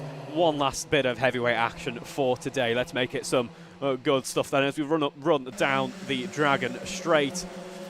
everyone making it through relatively cleanly, actually. Yeah, Kurt Holmes got an awful getaway, so he had a few people up his inside. He's dropped right down the order. In fact, Mikey Nichols was almost able to get up into second place, but he's now in third. And, well, it looks like the top two are going to work together, and everyone else is going to fight absolutely chaotically for the final podium spot. Currently, Mikey Nichols at the front of these trainers. Chmielewski is on the outside, heading through Spoon, and might lose a few more places. Now, my prediction might have been boring, but look what we've got here. It's Anwar Beryl-Smith versus Joe Holmes as we run towards the end of the first lap. This is what we wanted to see. Two very fast drivers indeed. They've had battle a few races ago, and now we're going to see them battle once again. Absolutely, two drivers side by side, as I think that is Jennings who was on the inside, as someone else is trying to go up the inside through the little kink up the hill. And I don't know if they got squeezed on it to the grass, as there goes Beryl-Smith up the inside of Joe Holmes. He is not waiting around. He's found an opportunity. He's gone for it. Joe Holmes, he's got a good run on the outside. Beryl-Smith is trying to say, let's work together. I don't think Joe Holmes cares one bit about that. He'll say, let's fight. You wanted to fight? Let's play, buddy. This could be an important turn in the tide of the battle between these two drivers. Last time Joe Holmes and Anwar were out on track, we saw Joe Holmes just walking away with substantial advantage. Now it's Anwar's chance to say, I can get out in front, I can do the exact same thing, and let's make good progress in this race. He's going to have his work out for him, though, keeping Joe behind. And look at Kurt Holmes up to third. He's got past Mikey Nichols, and he is hunting down his brother and Anwar. He goes to point ahead to Mikey, and then he looks behind. He's like, oh, Mikey, you're not there. Never mind. Don't worry. You can try to overtake me if you want. Yeah, as you say, let's not count out Kurt Holmes in this. He's made some fantastic races so far today, working his way up through the order, showing great pace. Currently fastest driver out on track. We haven't had a proper representative lap in just yet. We might have that coming up next, but Kurt has very much planted himself in this battle now. And the whole field does look like it's starting to bunch up once again. Joe Holmes, this is where it's important. Again, I spoke to Anwar during the Paddock Show, which you guys will be hearing in a few minutes time. But he was talking about it's so important to get the exit through that sequence of corners. If you get that right, you can break the slipstream. He might have got it right, but so did Joe Holmes. And Kurt Holmes is closing in. Fastest lap of the race of 50.8. How does Kurt take this? Is this work together, or is this pull away?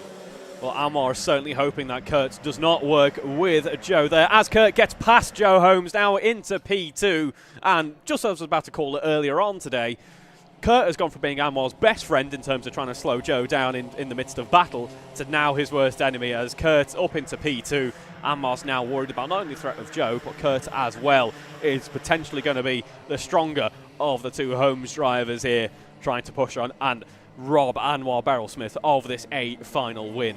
Look, there's a reason why we call it Kurt Corner, because he just sends it there. He is so quick, and he seems to be on the pace. Anwar Beryl-Smith is next on Kurt Holmes' menu. He's got his head down. He's pulling away from Joe as well. He is rocketing along. Is that Stephen Westwood, who is looking very dismayed and off the circuit? Penalty coming in there for Tom Edwards, forcing a driver wide. He's currently running in. Where is Tom Edwards? He is. Oh, here goes Natha up the inside of Mikey Nichols. Nichols had just pointed, let's work together. And Adam Natha was probably thinking, oh, so you're not expecting an overtake. He.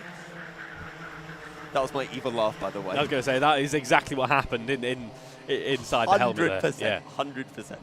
100%. And now Natha on the back of Joe Holmes. Remember we said in practice he looked really fast, really racy, and he is converting that currently. Kurt Holmes closing in onto Beryl-Smith, and you know what? Adam Natha's probably thinking, I can get past Joe. I can fight for the win here. Strong lap from Kurt Holmes last time out of 50.5. So as you say, closing that gap rather nicely. No slow lap at all from Anwar there at 50.8, but just that little bit quicker. Natha went up the inside of Joe Holmes, I think, and well, they're fighting a little bit on the exit.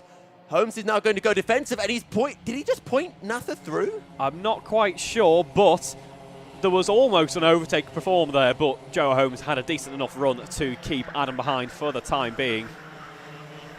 So I tell you what, if Joe Holmes gave a little point, I don't know if that was a work together or I'll let you through kind of thing, but if Joe Holmes pointed him through, that's one of the biggest kind of respect, or it's one of the biggest prides you can have as a driver. When someone of Joe Holmes' caliber essentially says, no, you're faster than me, you lead the charge. And Joe Holmes... Kurt is very much pushing on Anwar Notice what Kurt is doing. He's keeping his finger out the entire time. The reason he's doing that is he doesn't know when Anwar's going to look behind him. So he's making sure that whenever Anwar looks behind, he sees that finger pointing forward, and he knows that Kurt wants to work with him. Anwar, though, doesn't seem to care about that, and he's defending nonetheless. Yeah, that's a good call from Kurt Holmes. He knows that there's still 6 minutes of this race. Adam Nather, Joe Holmes behind are certainly no slouches. They just need to push on and make sure that they secure that what they're actually fighting for is a battle for the lead. The worst case that they want is that they defend, and all of a sudden what they're actually fighting for is a battle for P3. Adam Nather in third place. He is going to be beside himself with joy and excitement. He's going to be feeling the pressure of having Joe Holmes behind him. He's got past Joe Holmes. He's got past Mikey Nichols. Joe Holmes has dropped to fifth. Now Adam Nather needs to make sure he doesn't make mistakes. You're fighting with the big boys. Anwar Beryl-Smith, Kurt Holmes. You don't beat these guys unless you are pinpoint perfect every single lap. And Kurt saying to Anwar, stop defending. Work together. Look at these guys behind. They're trying to catch us. Well, if you're not able to work together, Kurt, it just means one thing. You've got to get past, and you've got to get past quick. Adam Nather, bump and pass penalty must be for the overtake on Joe Holmes. And, well, he can't win the race, but he can still win it on circuit, which will be a huge amount of pride in of itself. And he's going to see that penalty when he comes over the line. We're not going to see his reaction to it because these two are nose to tail pushing each other along. And Kurt Holmes is not going to go for a move until there's only about 2 minutes left in this race. I'd say they're actually pushing each other along quite nicely now. They've built up that gap to Adam Nather now, 1.4 seconds. So maybe it was best that they didn't end up just working together. Let them enjoy their battle. And it looks like P3 is going to settle itself anyway. Oh, they are working together. And, well, Kurt Holmes still just sitting behind Beryl-Smith, who's going almost a bit tentatively defensive into the carousel. He's not going defensive at the top of the hill, and he's not going defensive down here into the bottleneck. So, well, we'll see what the next 4.5 minutes do bring. But last time round, Beryl-Smith, Kurt Holmes 50.9, 50.8. Adam Nather 50.8, Mikey Nichols 50.8, same for Joe Holmes. And 50.7 for Beryl-Smith and Nather last time round. The pace is pretty much identical. The issue is there's a big gap between them. Yeah, absolutely. Fastest lap there, 50.5, still that fastest lap for Kurt Holmes as he has a brief look around the outside. Has that cost him a bit of time? No, did he go a little bit wide? He's not looking for the overtake. It's because Beryl-Smith keeps on defending. He's trying to make sure that he gets a good exit so he's well poised going into the carousel. And I think Kurt Holmes has now realized Beryl-Smith is going to defend. Beryl-Smith does not trust Kurt Holmes not to go for an overtake if he doesn't defend. So it's full defensive driving now from Anwar Beryl-Smith, which is really good news for the likes of Adam Nather and Mikey Nichols. It does, because they've closed down ever so slightly that 1.4 second gap. Not by much at all, but with only 3 minutes of this race to survive, P1 and P2 are certainly not secure in their position at the moment. Kurt Holmes is through! Where has he done that? Very final entry into the final corner by the looks of it. That is an absolutely ridiculous place to go for it. Well, Kurt Holmes has just been impressing us all day. He's been pulling off the insane sends into the hairpin yesterday and today, and now he thought, oh, I need to surprise everyone. I need to do something a little bit different, and it's the send into the final corner that happened off camera. I'm so gutted that we didn't get to see that overtake in person or on camera, because that must have been absolutely amazing. Either way, Kurt Holmes still leads this race, and now Anwar Beryl-Smith perhaps is not that focused on Kurt Holmes. Adam Nather's right behind now all of a sudden. Now, never mind losing the lead of the race. You could be losing a spot on the podium here. Well, possibly, but don't forget, Adam Nather has a penalty. Very true. Anwar Beryl-Smith is a very smart driver. Yes. He'll know that there was a penalty on the board. He'd know that it was number 7, and he probably knows that it's Adam Nather. So he's not going to fight Nather too hard. He's going to hope that Nather can actually give him a little push. Last time round, 50.6 for Adam Nather. Almost the new fastest lap of the race, which is currently held by Kurt Holmes at 50.561. Still, any position that Adam gains negates one from his penalties, so Absolutely. It certainly does help him in the standings, at least if he is able to get back past. It just might not be detrimental quite so much to Anwar's race. Well, Anwar is right on the back of Kurt Holmes, and Kurt Holmes might have thought that maybe he could break clear of Beryl-Smith. Not the case. And we'll see, though, how does Kurt want to play this? Does he defend from Beryl-Smith, or does he say, I've got the pace, I break late enough that it means that Beryl-Smith won't be able to go for a send? few more laps to go in this race now. Then timer at 1 minute 40. And Kurt Holmes certainly does have his work out for him because, as you say, Anwar is keeping up quite nicely indeed. They were neck and neck in terms of pace last time out. Only 0.04 of a second separate the previous lap times. And down the inside there, Anwar Beryl-Smith sees an opportunity, says thank you very much, and briefly takes the lead of the race. Only has a nose out in front. Can he defend from the inside here? I think he just about can, but he's still going to be under pressure. Holmes, Beryl-Smith and Natha, it's a three-way fight for the win. We're going to have possibly one more lap after this race. Maybe two more laps. It's going to be very tight between the two. Kurt Holmes, you know where he's got to go for this move. You know what he wants to do, but you also know Beryl-Smith is going to glue his kart to the inside. Beryl-Smith goes defensive into the final corner to stop the Kurt Holmes send. We have 2 laps remaining, and this race could go absolutely any way, Reeve. That defensive move there was wise, but the question is, did it cost him in terms of momentum through that first corner? I think he just about got away with it, but for a second there, it looked like he scrubbed off so much speed in trying to make sure that Kurt stayed behind. And Mikey Nichols is starting to close in as well, and just watch how Anwar Beryl-Smith positions his car. He will make sure there is never any space for Kurt Holmes to get on the inside. Heading into Spoon Corner, Beryl-Smith needs to make sure he doesn't go too wide, because otherwise that could invite Kurt Holmes to send it up the inside. It's the same thing here. Look at how defensive Beryl-Smith is. He is. He's built up a kart length of a gap, but not that as much at all. In fact, it's been closed up now as he head through that final corner. He's going for the move again. Will it stick this time around? Front axle meets rear axle. It doesn't quite stick this time, but there's still one more lap to go to make the move stick. Let's see. This is going to be nail-biting stuff, folks. Hope you've enjoyed watching this as much as we've enjoyed commentating it so far. It's the perfect way to end the A final. Kurt Holmes is looking for the send. Beryl-Smith covers him off. Natha still pushing Kurt Holmes along. Keep an eye on Mikey Nichols, who's trying to get the run coming out of the corner. But Beryl-Smith has enough of a gap heading through the carousel. As things stand, he'd take the lead in the championship as well. There's only, well, I say, one more place. Kurt Holmes is probably about 5 places for him to retake the lead, but Beryl-Smith surely should have this. It's looking better and better as each corner tumbles on by, but don't count out a late move from Kurt Holmes yet. We've seen them happen when we least expect it. There's just one more corner to go. It's going to be oh so close! And just by the skin of his teeth there, Anwar Beryl-Smith takes the checkered flag. But that was a photo finish if ever I've seen one. That was amazing. Anwar Beryl-Smith takes the win. Kurt Holmes is not happy with how Anwar squeezed him at the end. He thinks he got squeezed off circuit and lost his momentum as a result. That was fantastic. I had a sense that was coming in there through that final corner, but to see it actually come to fruition there, a proper photo finish. Let's not forget as well, P3 and P4 were right there as well as we crossed the line.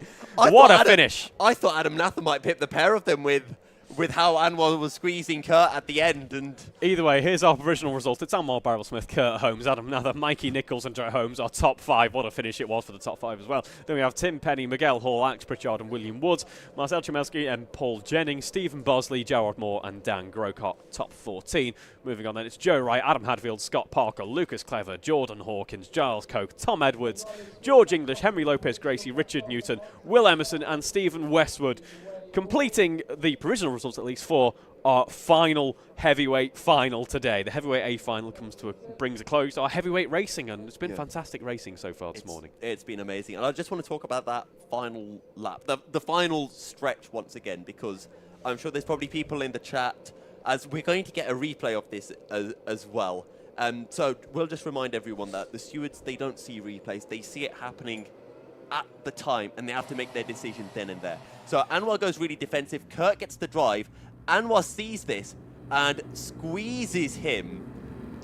And, well, all I'm going to say on this is I think if you put any top driver in Anwar's position, they would have done the same.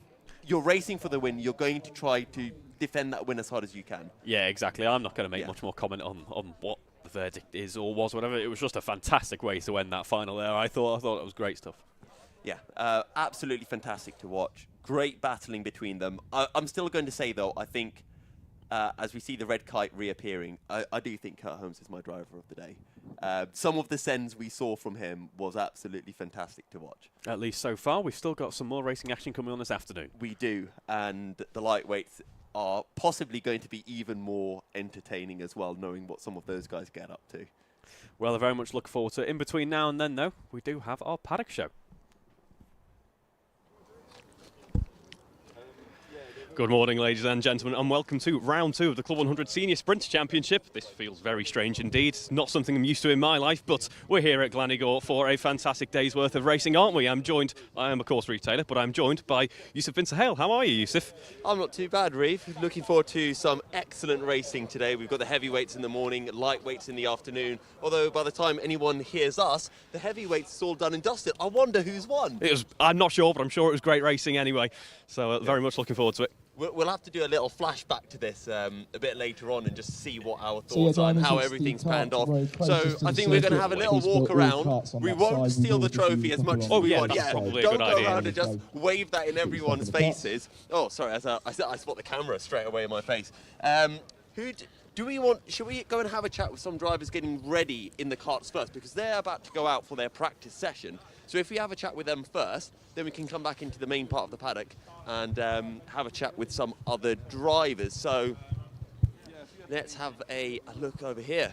Hello, who are we talking to? Charlie Newman. How has your first race of the season gone, Charlie? It didn't go as expected. It didn't go as I wanted it to, but I feel like I can bring it back at GY-G. It's a nice circuit. So. Have you ever been here before? I've been here once last year with the juniors. It was very dry, so I'm excited to see what it's like with the seniors. So you're a junior up-and-comer then? Yeah, I joined seniors about halfway through last year, so I did half of the juniors, half of the seniors, and it was great fun. Yeah, enjoyed it. And how have you found that change going from juniors to seniors? What do you think is the biggest difference?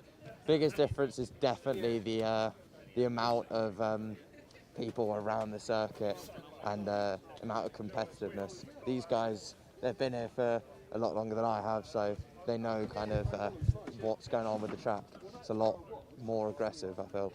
More aggressive in seniors than in juniors? Yeah, they know where to push it and they know where they can push it, where the marshals may or may not see it. So it's a lot more kind of bumpy feeling, but it's good. It's all good. Well, best of luck for today, Charlie, and we'll keep an eye out for you.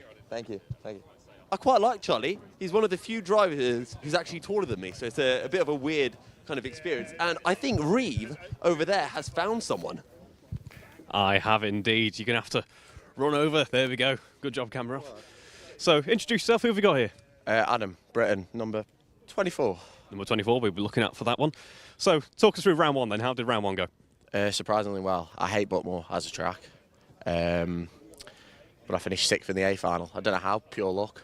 No skill involved, but I'm expecting a massive stinker here. I haven't been here for 3 years and I'm quite ill, so I'm expecting a big stinker. I think we've all got it, to be honest. I mean, I'm using the same excuse as well, full of cold at the moment. But I know it's been a while, but fond memories of the track at least, when you have been? I got a lap deduction penalty in the B final last time I was here because I decided to not do the final sector. I went straight across the grass. Was that just down to preference or just thought new track idea for? I got a nudge, but the marshals didn't agree. No. Right, okay, fair enough, no worries then. So, how are you feeling confidence-wise heading into this then? I know you're saying not the best. We're all right. I think if I get dialed in, it'll be all right, but it's getting that dialed in bit. It's going to be difficult, I think, today. Particular highlights that you're looking forward to for the rest of the season then, perhaps? Well, I'm starting behind him in Heat 2. I am taking you. Maybe off the track. Might take him cleanly, but I don't know yet. The penalty king himself. The penalty king himself. Well, no penalties this year.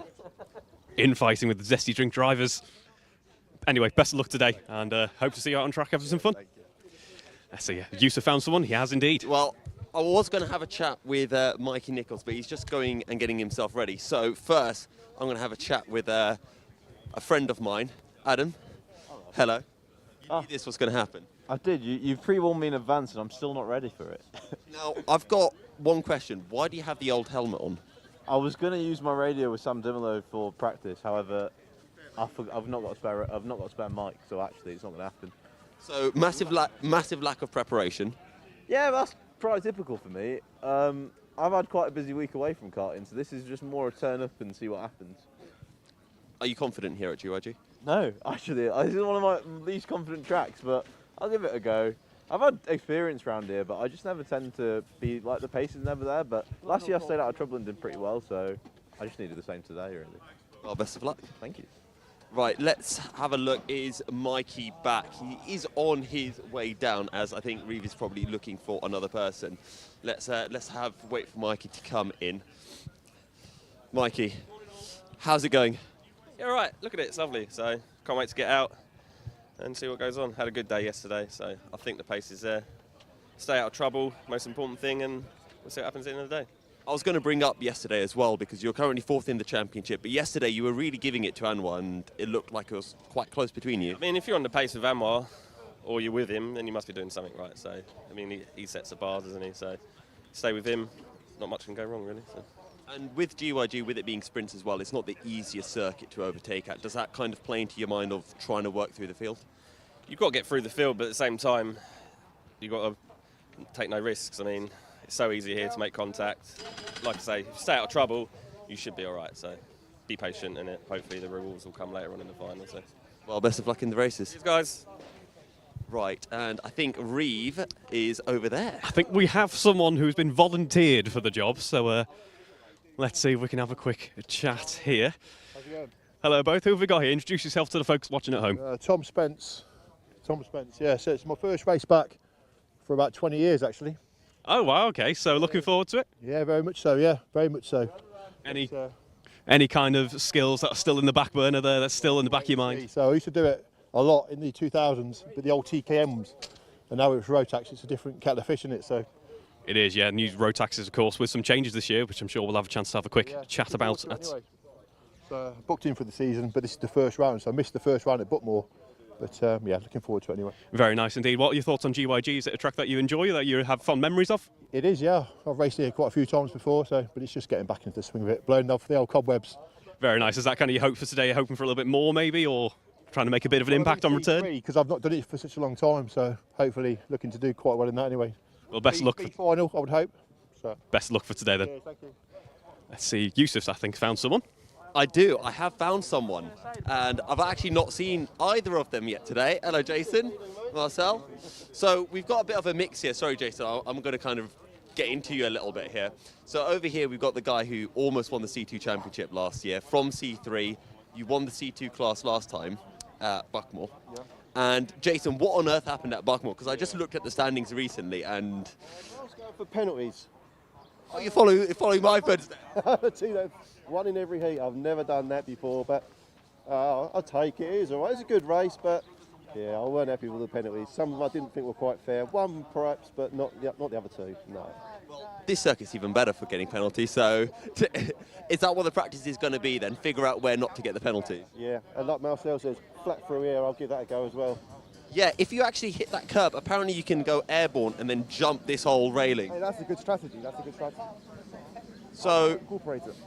So what is the plan for today? Is it, again, going for C2 class win, or is it trying to mix it up with the C1s? I'm going for the championship this year. Since last year, our C3 championship was taken away.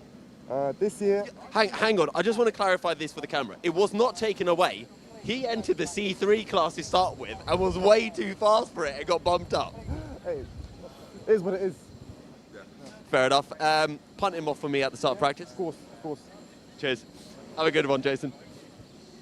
Always good to catch up with some old friends on the circuit. I think Harrison, who is Jason's son, will be racing later on today in the lightweight championship. Came third or fourth, I think, if I remember correctly, in lightweight sprints last year, and is fighting for the championship again this year, or at least that will be his plan.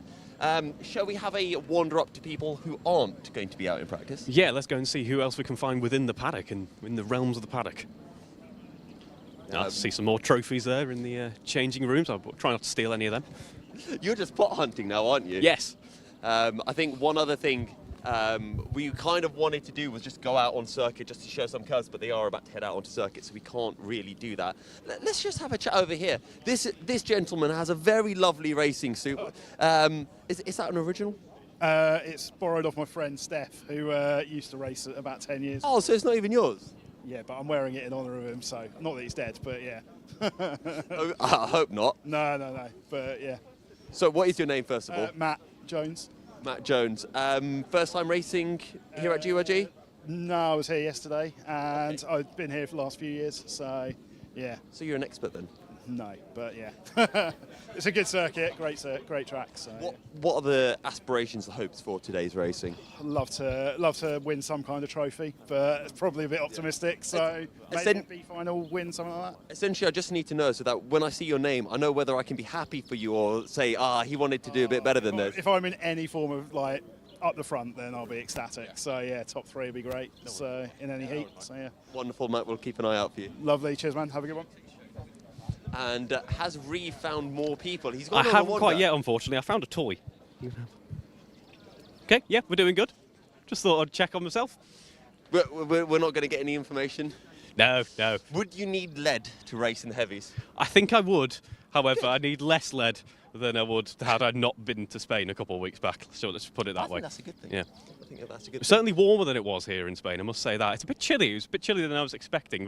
What, in Spain or here? Here. Okay. And we're starting to see some nice weather. Hang on. Okay, you're guys, surprised that that it's chilly in North Wales in April? A little bit, yes, because we should see around midday, we should see some sun starting to creep through, and the conditions, if they stay this way, should be nice for the drivers. But we got that typical British karting morning where everything is just a bit kind of covered in dew, it's all a bit cold, it's a bit brisk and a bit windy. Yeah. So especially in these early sessions, drivers are going to have to watch out for some and it's slippery always conditions. very windy at GYG. Yes. Unfortunately, not really windy enough that we can talk about tailwinds and stuff that they do in Formula One and all of that. So we've kind of made our way from the main karting area, and now behind us we've got the wonderful, I think they call it the Dragon Cafe, something like that.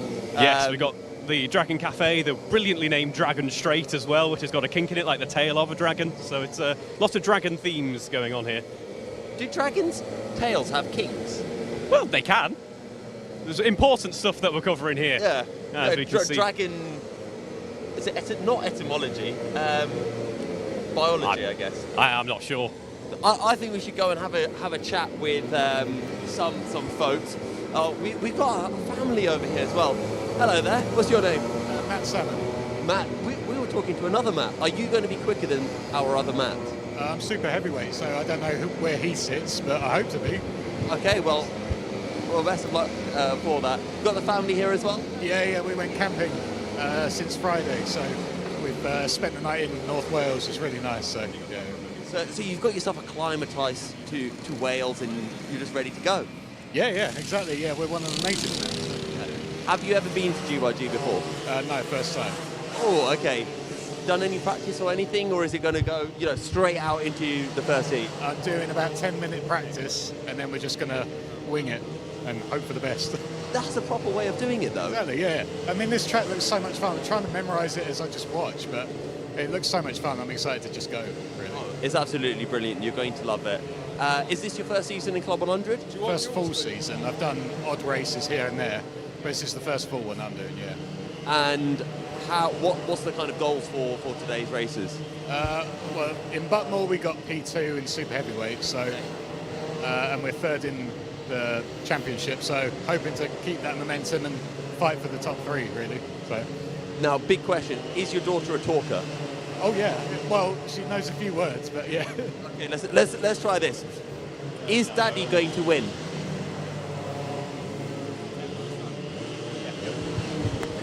No, she's a bit silent today. I think she's thing in front of me. She's not interviewed often, so yeah. We'll try again for next time, but Matt, thank you for talking to us and best of luck. Thank you very much. Cheers. Hello there, Yousuf. I have found someone else. I've found Brad here, who is a supporter. I've only picked him out because of his interesting jumper. I'm with an old BMW fanatic, and it looks like he is too. So, Brad, who are you in support of today? So, my brother, Sam Pike, is in racing heavyweights, C2. I'm racing later in the lightweights. Oh, fantastic stuff. Yeah. Munich, my good sponsors of mine, good friends of mine as well. So, they help me out so I can come here and do stuff like this. That's what we like to see. So, what are your brother's hopes heading into the morning then? So pretty high, I think. He's C2. He's been here before, so I think he had a pretty good run last time he was here. And yeah, maybe back end of the podium, we'll see. He's just going up the hill there now, but yeah, he's a quick driver. He just needs to keep it clean on the first lap, and maybe something will come of it, I reckon. I think that's a very good assessment indeed. How about your own driving then? What are you thinking of this afternoon? So still relatively new to Club 100. I'm in C3 lights. Good result at the first round, came P2. So, I mean, if we could build on that and go P1 here, that'd be very good. But podium in C3 lights this afternoon would be good, I think. That's certainly high hopes, but I wish you all the best. Are you a big fan of GYG? First time. Oh, fantastic. First time. So, I mean, we've done a few track walks this morning, and it looks like a great circuit. Just looking forward to getting out there, really. Yeah, absolutely. It is a brilliant circuit, so wishing you all the best for both you and your brother. Yeah, and let's see who else we can find. I think Yousuf has found someone. Well, I found a certain someone. Anwar, second in the championship as well. Can we take it to Joe today? I hope so. I think the thing with Joe is obviously he doesn't really make any mistakes, and I don't make too many either. So it's a bit hard to break that. It kind of just comes down to sort of luck of the draw and how the heats fall in terms of position. So we'll see. It's a long way to go though. We're only round 2, so who knows? But I hope so. Right, I'm going to stir the pot here a bit. So I was talking to Dave Cottrell yesterday, and we were talking about psychology and getting into the heads of other drivers. I feel like yesterday, with your performance, you got into Kurt's head. No, I don't think so. I mean, met Kurt. You can't get into. No, you can't get into Kurt's head. No, I think. Look, I think yesterday, Kurt knows this as well as anyone does. Look, at the end of the day, sometimes you just hit a good vein of form at the right time, and then it's also how things fall in terms of what car you get into, who you're racing against, when you get the break at the right time. Like yesterday, Kurt was kind of unlucky that I got into the tow train at the right time and then broke at the right time. So honestly, no, I don't think it did. But look, what it does do, I think, in today's point, is it might not necessarily break their psychology, but it does a lot for your own in terms of the confidence it builds and what you take into the next race and the next race. So, like any sport. So in that sense, it's good. But yeah, I don't know. There might be some drivers who fall for that, but not Kurt. And I'm guessing once we get to the A final, it's just going to be a big kind of slipstream fest for a large portion of that race. I think so, but I do think you can break the toe around here, and I managed to do it yesterday. And it's all about that last sector. If you can drive that last sector well, then you can get out of it and sort of nullify that slipstream effect up the hill. I'll tell you the one thing I did notice yesterday, and actually the wind is blowing this way today, so it's not so much of a problem, but yesterday it was coming the other direction, so it was more down the hill where it was really sort of affecting it. But look, I think the problem is we've got so many heats to get through. I think the bigger issue is making sure we're all together in the right place for the A final, and then just see what goes on from there. I think it'll be a good race, either way. So as long as it's enjoyable and we have fun. I know that sounds like a ridiculous line, but it genuinely is the most important thing. So yeah, we'll see how the day goes. Well, best of luck, Anwar, and I hope in your words you have some fun. Yeah, thanks, man. Appreciate it. Cheers. Right, so Reeve, I think we've had a pretty good paddock show. I'd say so. Yeah, it's always a good start when it's dry for a starter. It's GYG. Very good track indeed. Oh, so we don't have to worry about rain. We're inside. We've got a couch, which we would have already talked numerous times about in the morning already in the streaming that you've already seen, but we've got a couch. Looking forward to that. It's really comfy. I'm going to fall asleep, which I've probably already said because it's my favourite joke of the day. Yeah. And carts are out. The weather's actually pretty good for once in Wales. So everyone seems in good spirits. Yeah. So I think with that, we're going to bring this paddock show to a close, and I guess back to us in the studio. Yes.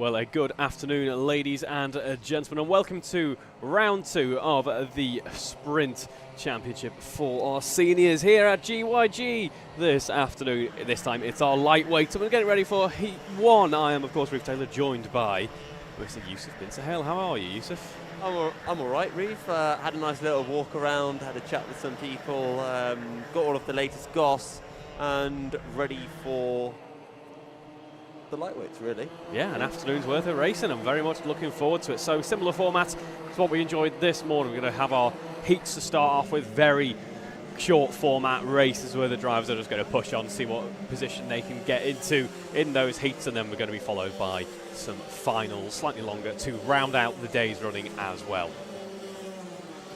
Yeah, so just practice for the moment for the lightweights, just getting a feel of the circuit, and then we'll be jumping on into our heats.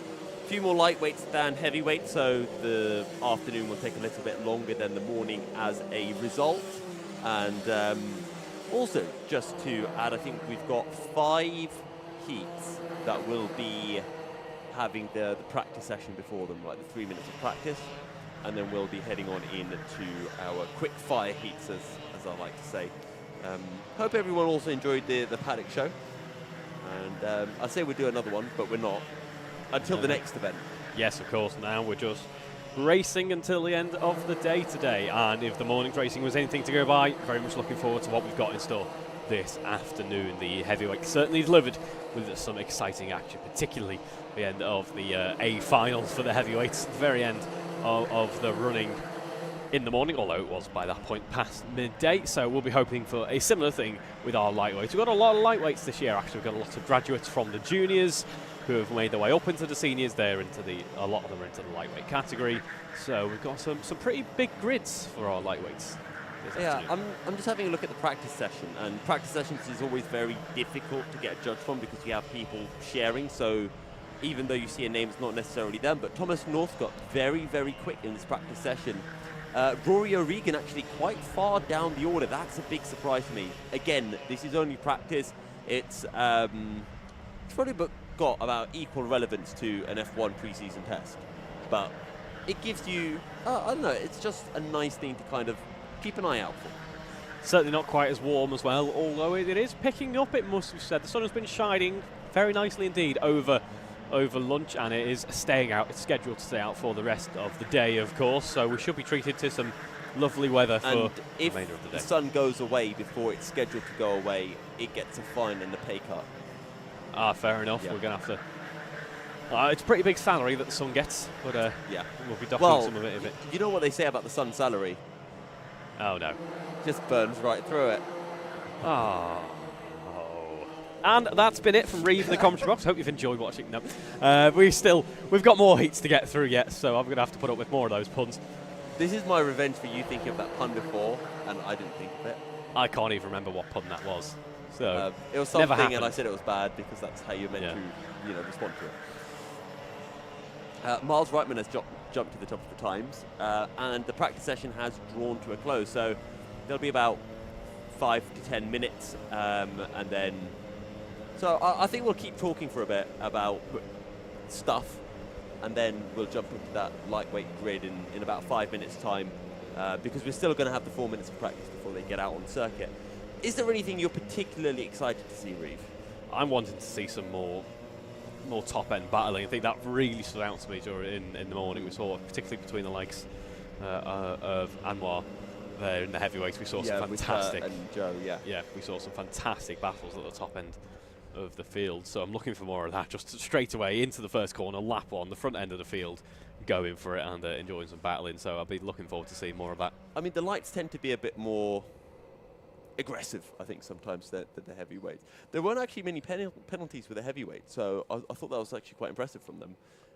A few did start to come in towards the end, but it was good racing all round, despite some of those incidents that we saw, and at least for us who are, I guess, less invested in it than some of the drivers, it's good to be able to see that kind of battling.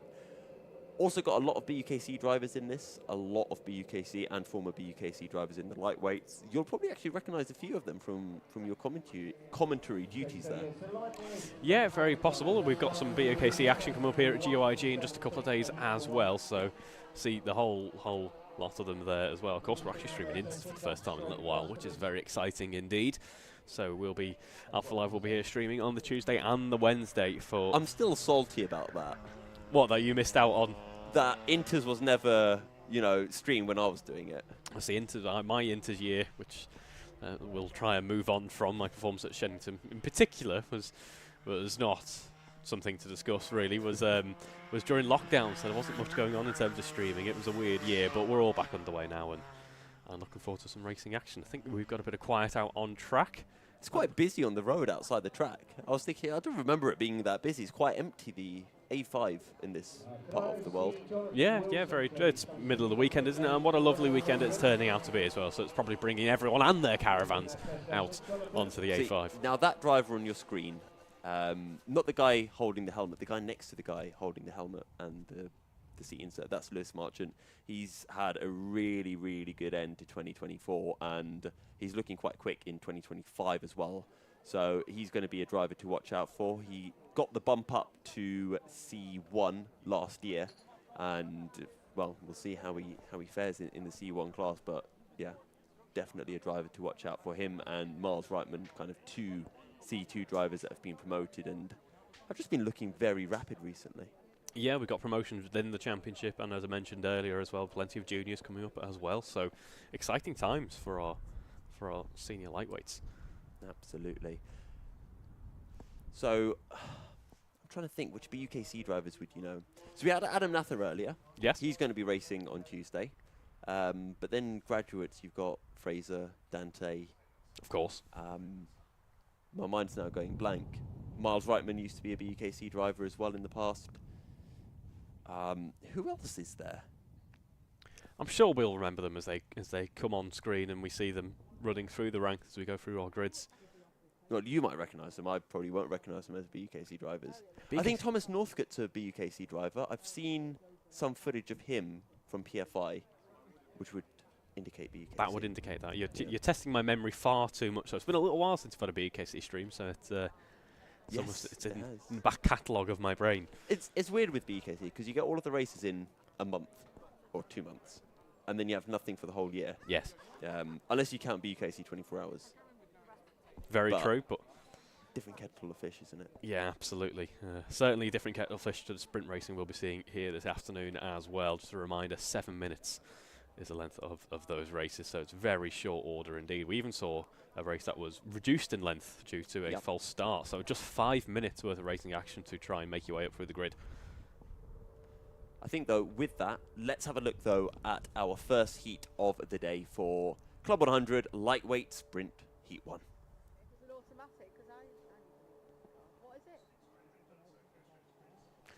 Okay, so we'll head through to our grids then for the first heat for our sprint lightweight running this afternoon. And here we go then. On the front row of the grid, it's Harvey McBride and Joseph Simcock. Row 2, it's Max Chapman and Charlie Foster. Row 3, it's Emma Yaxi Aguilar and Tommy Lee. Moving on to row 4, it's Phil Holmes and Dan Shaw. Row 5, Ben Picard and Thomas Northcott. Row 6, it's Thomas Stott and James Barker. Moving on to row 7, it's James Ward and Sky Lees. Row 8, it's James Bull and Zach Edelston. And then on the 9th row of the grid, it's Thomas Holland. That's our 9-row grid for our lightweight sprint heat 1. And there's a few drivers that I'm really watching out for in that, because we've got a few C3 drivers that have been promoted. I think Phil Holmes, Ben Picard were C3 last year, so they're making a step up to C2, so it will be exciting to see how they do in, well, I'd say first race, but they had Buckmore, so their second time racing in these mixed grids, whereas they would have been previously used to starting from the back as a C3. I'm trying to remember who else was there. Tommy Lee. So there aren't any C1s in this race, but Tommy Lee is a quick driver, and I think Tommy will be very happy that he's got this grid with no other C1s, because this is going to be a race that he's going to look at and think, right, I have to win this. Yeah. Because over the course of a Club 100 season, you're going to get loads of grids. Some you might think are a little bit easier than others. Some might be heats of death. Some might be somewhere in the middle. When you get these heats where you don't have those big boys in there, you know, your likes of your Frasers, your Rorys, your Dantes, Andrew McWilliam, the current champion as well, that's where you have to say, I need to make the most of this. And if you don't make the most of it and you don't win it, even if you go from like 13th to 2nd, that's still a missed opportunity. And Tommy's not starting that far down. He's still in the top 10. He's going to be looking at this and thinking, right, I need to make sure I win this. But it's very easy when you do that to then get too aggressive at the start, make stupid mistakes, and either you drop back a bit or you get a penalty. So it's about finding that balance, but knowing what your priorities are. Absolutely. Very correct there. And the drivers currently out on track finding the balance now. They're learning a bit more about the karts, learning where the limits of grip might be. They've just had a test session, of course, so they'll have a fairly good idea. But now is a chance to get the karts race prepped and ready to go. They're going to head round for a lap or so, and then the pace kart will pick them up, get them all formed up and ready to go racing for the first race of this afternoon. Or at least of the lightweights. We've already done a bit of afternoon running. Technically, yes. Depending on how you view the whole clocks going back, I like to pretend that the clock change doesn't exist. We're on broadcast time zone here, BST, yes. Not British summertime. We're on our own time zone. What was first? Was it BST or GMT? GMT is the traditional one. Yeah. It's +0. That's yeah. Fair enough. I always saw it. Anyway, I always learnt that the history of it, I thought, was apparently during the time of World War I, during David Lloyd George's era or whatever. That's when they introduced the winter time for that. But then it never makes sense because then GMT should be the introduced and then one. it's called British summertime. I just know it as BST happens. That means it's beer garden time. That means beer gardens start becoming a thing again. That's the most important thing to note. I'm sure you can get that. Well, maybe not today. Tomorrow, possibly. Well, I've got to drive back here for the BUKC oh, event. yes. So you've got a while to wait. Yeah. Yeah, I've British sport time. There we go. We'll go with that. So our formation laps or our practice laps are going to be coming to a close shortly. Another driver to watch out for as well that I didn't mention before is Max Chapman, who had a fairly good start to the championship. Currently running 12th in the championship, finished 11th in the A final at Buckmore, but did have a penalty. So would have been higher up the order, would have actually been, I think, the highest ranked C2 driver, would have won the C2 class if it wasn't for that penalty. So definitely has pace on him. And well, he's going to be starting this race, I think, or he's going to be looking at this race as Tommy Lee's my big competitor for this. He's my C2 rival. That's what I need to be. Yeah. And we've got plenty of grids to organise for those finals goals. We have 4 finals. There's a D final in the lightweights, and there's 15 heats. So plenty of racing action to be had for our lightweight drivers this afternoon. Although I would just mention that the lightweight drivers still only get 3 heats in the final. So it's more action for us, but the lightweight drivers actually get less action if you think about it, because they have the same amount of action concentrated into a longer period of time. Very true. I don't know why I'm just being a contrarian at the moment. Well, that's what we need. It's just because we're waiting for the racing. They're still preparing their practice laps. You get a very good indication when that pace car heads out on track, and I believe I've just heard the low thrum of a twin-engine car that's heading out onto track, and I have indeed. There it goes. Like a lawnmower? Yes, like a 4-stroke engine, which is, of course, what all lawnmowers have, and only an idiot would say 2 strokes. Actually, a lot of lawnmowers, pressure washers have the same engine that rental karting karts have. Oh. A GX200 or 180, 160, whatever they put on it. But they use it in both, so it's transferable. So once our karting engine stopped working, so we put the pressure washer engine on it instead. I've just got an electric pressure washer, so that rules me out, that one. Unlucky. But our grids are all formed, so we're just going to wait for our field to all bunch up, and hopefully by, well, actually there's still a few drivers exiting the pit lane, so we might have this lap and then one more lap, as that looks like Max Chapman to me. He's getting a little bit of weaving going in the number 16 car, the white suit and the white helmet, starting from 3rd place behind James Ward. One thing as well that we did see over the course of the heavyweights was just how difficult it is to start. One, if you're on the outside, you can get loaded, pushed out wide. But also if you're on the inside in first, you can still get pushed and end up going wide and losing a bunch of places, which we saw with Adam Britton and Adam Naffer. Yes. So some interesting kind of pinch points, some pain points for some drivers at this circuit. Some moves that we perhaps weren't expecting. But let's see what our lightweight drivers make of it now, as we get the confirmation that the pace cart is going to be telling the drivers to back off, get ready to head down those tram lines to start the first race of the afternoon. James Ward then on a pole with Max Chapman starting right behind him. How well will the inside get away? Very well. It's very bad from further back down the order, but Max Chapman is up into second position with Yousuf Simcock directly behind him as they make their way up the hill towards the kink and then into the hairpin. Will Max Chapman go for a send immediately? He had a little look, a think about it, and there is Tommy Lee with a white and a blue suit, currently up to 5th place. So Tommy Lee has gained 1 position, which, considering he started from the outside of the circuit, is very good, as Max Chapman goes into the back of Harvey McBrien. They both stay on the circuit, so no harm, no foul. Yep, trying to find a way around is Max Chapman. There's contact warning there as well. Zach Edelston picking up a braking formation penalty as well. Not an ideal way to start his afternoon, but everyone, as you say, making it through, pointing the right direction. Most important thing as we come towards the end of lap 1.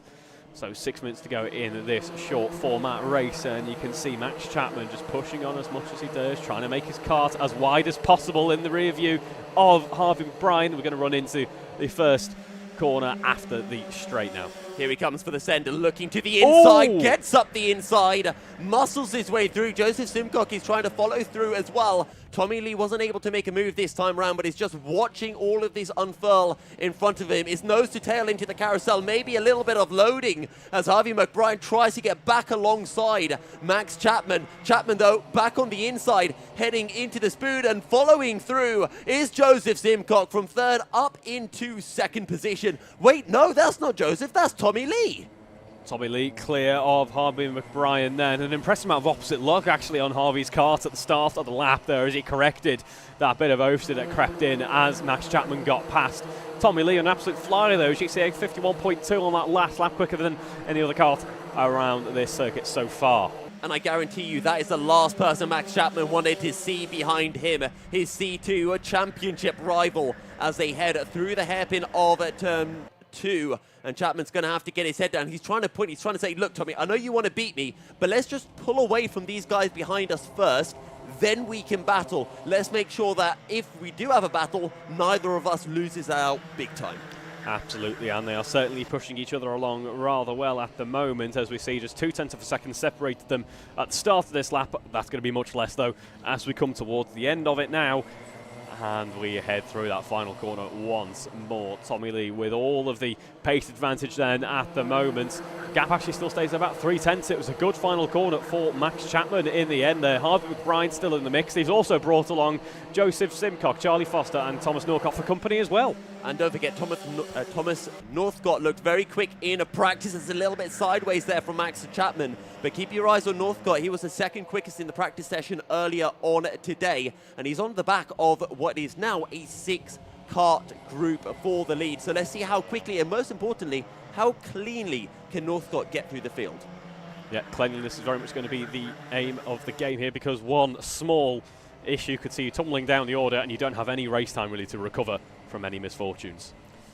Absolutely. Nose to tail, though, from Chapman and Tommy Lee. Tommy Lee going a little bit wide coming through the compressions. He seems to prefer taking that to line, heading down the hill. But what was a 6-car group is now becoming 2 plus 4. It's almost the reverse of how you define seats in a car. Very true there, as we see Tommy Lee having a look down the inside, side by side through the Dragon Straight at the end here. We're going to head into Sector 2 now. And there we go, there is Tommy Lee in the lead of this race. Chapman had his hand up for a long time. It's almost like he wasn't complaining, but acknowledging a yellow flag. So I hope that Tommy Lee hasn't overtaken under yellows. I doubt that he'd make a mistake such as that, but Lee has moved to the front of the field. Now, the question is, can he break the toe? And looking at things at the moment, he's already starting to pull the pin. He's got some decent pace. He has just picked up a cone warning, so he needs to be careful that he doesn't pick up any more in this session, ideally. But yeah, as you say, some great pace underneath him at the moment, matching Max Chapman in terms of pace as they start the next lap. Harvey McBrien then starts the next lap as well. He's under pressure here from Charlie Foster. Charlie Foster again, equal on time as well. It's all very close at the front end of the field. And I've just been reminded as well by Don Balasaitis in the YouTube chat that it is Max Chapman's birthday, but Tommy Lee doesn't feel like giving Chapman any birthday presents today.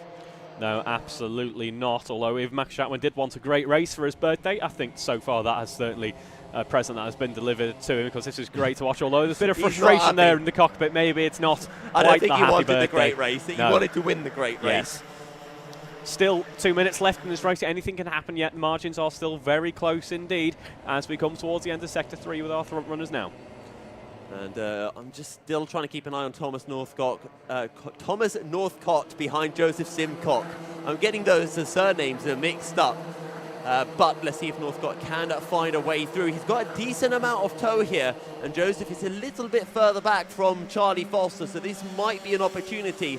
Chapman has enough pace to kind of stick with the driver in front, as Northcott, again, just too far back. But Chapman has pace to stick with Tommy Lee, but I don't think he's got pace to catch Tommy Lee. No, it's the old adage, isn't it? It's one thing to catch, it's another thing to overtake.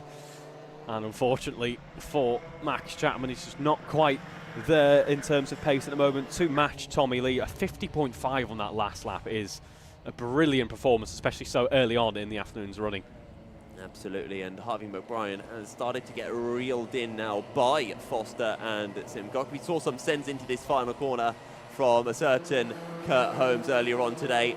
I'm waiting to see if any of our lightweights have the absolute balls of steel required to pull that off.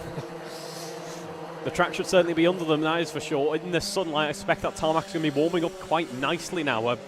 Over the lunch break, I popped back to my car, and it's that awful. Simcock going for the move on Harvey McBrien. There's contact between them. Northcott now going around the outside of the pair of them, as Harvey McBrien was forced to... Oh, sorry, not Harvey McBrien. Charlie Foster was forced to cut over the grass, and that has cost him. And Thomas Northcott says, thank you very much, you lads.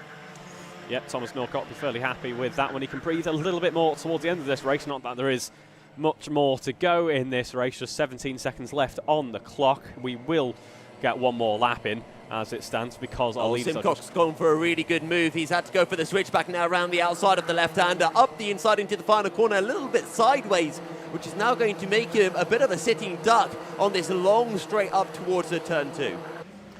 Yep, great bit of battling there towards the end of the lap. Hopefully we see more of it as we go towards the end of the race. Now we're watching on as Harvey McBrien leads this pack. The fighting duo here coming towards the end of Sector 1. All looking a bit calmer now as we head back on board with Tommy Lee. Tommy Lee's built up a relatively nice gap. It's not massive by any stretch. It's only 0.6 of a second at the start of the lap. But still, he'll be quite happy with how this race will have gone. That is for sure. As we go on board with Joseph Simcock here. He's got Charlie Foster for company, but no attempts being made just yet. No opportunities arising so far as Tommy Lee then heads round the final corner for one last time in Heat 1. He takes the checkered flag and takes victory as well. He robs Max Chapman of the birthday present of victory, but it's still P2. We must be happy with that to some extent. Then we've got Harvey McBrien, Thomas Northcott, Joseph Simcock, Charlie Foster, Dan Shaw, Thomas Stott, Phil Holmes, Edmund Yaxley-Agayar, and then we have Zach Edelston, our top 11. Then we have Ben Picard. Bit of a wait then to James Ward, James Barker, James Bull, the James section of the result, where James Ward pips James Bull to the post. Then we have Thomas Holland, Sky Lees, our results, provisionally at least, for Heat 1. Well, a very exciting first heat of the day, and we're going to have a look now for our grids for heat number 2.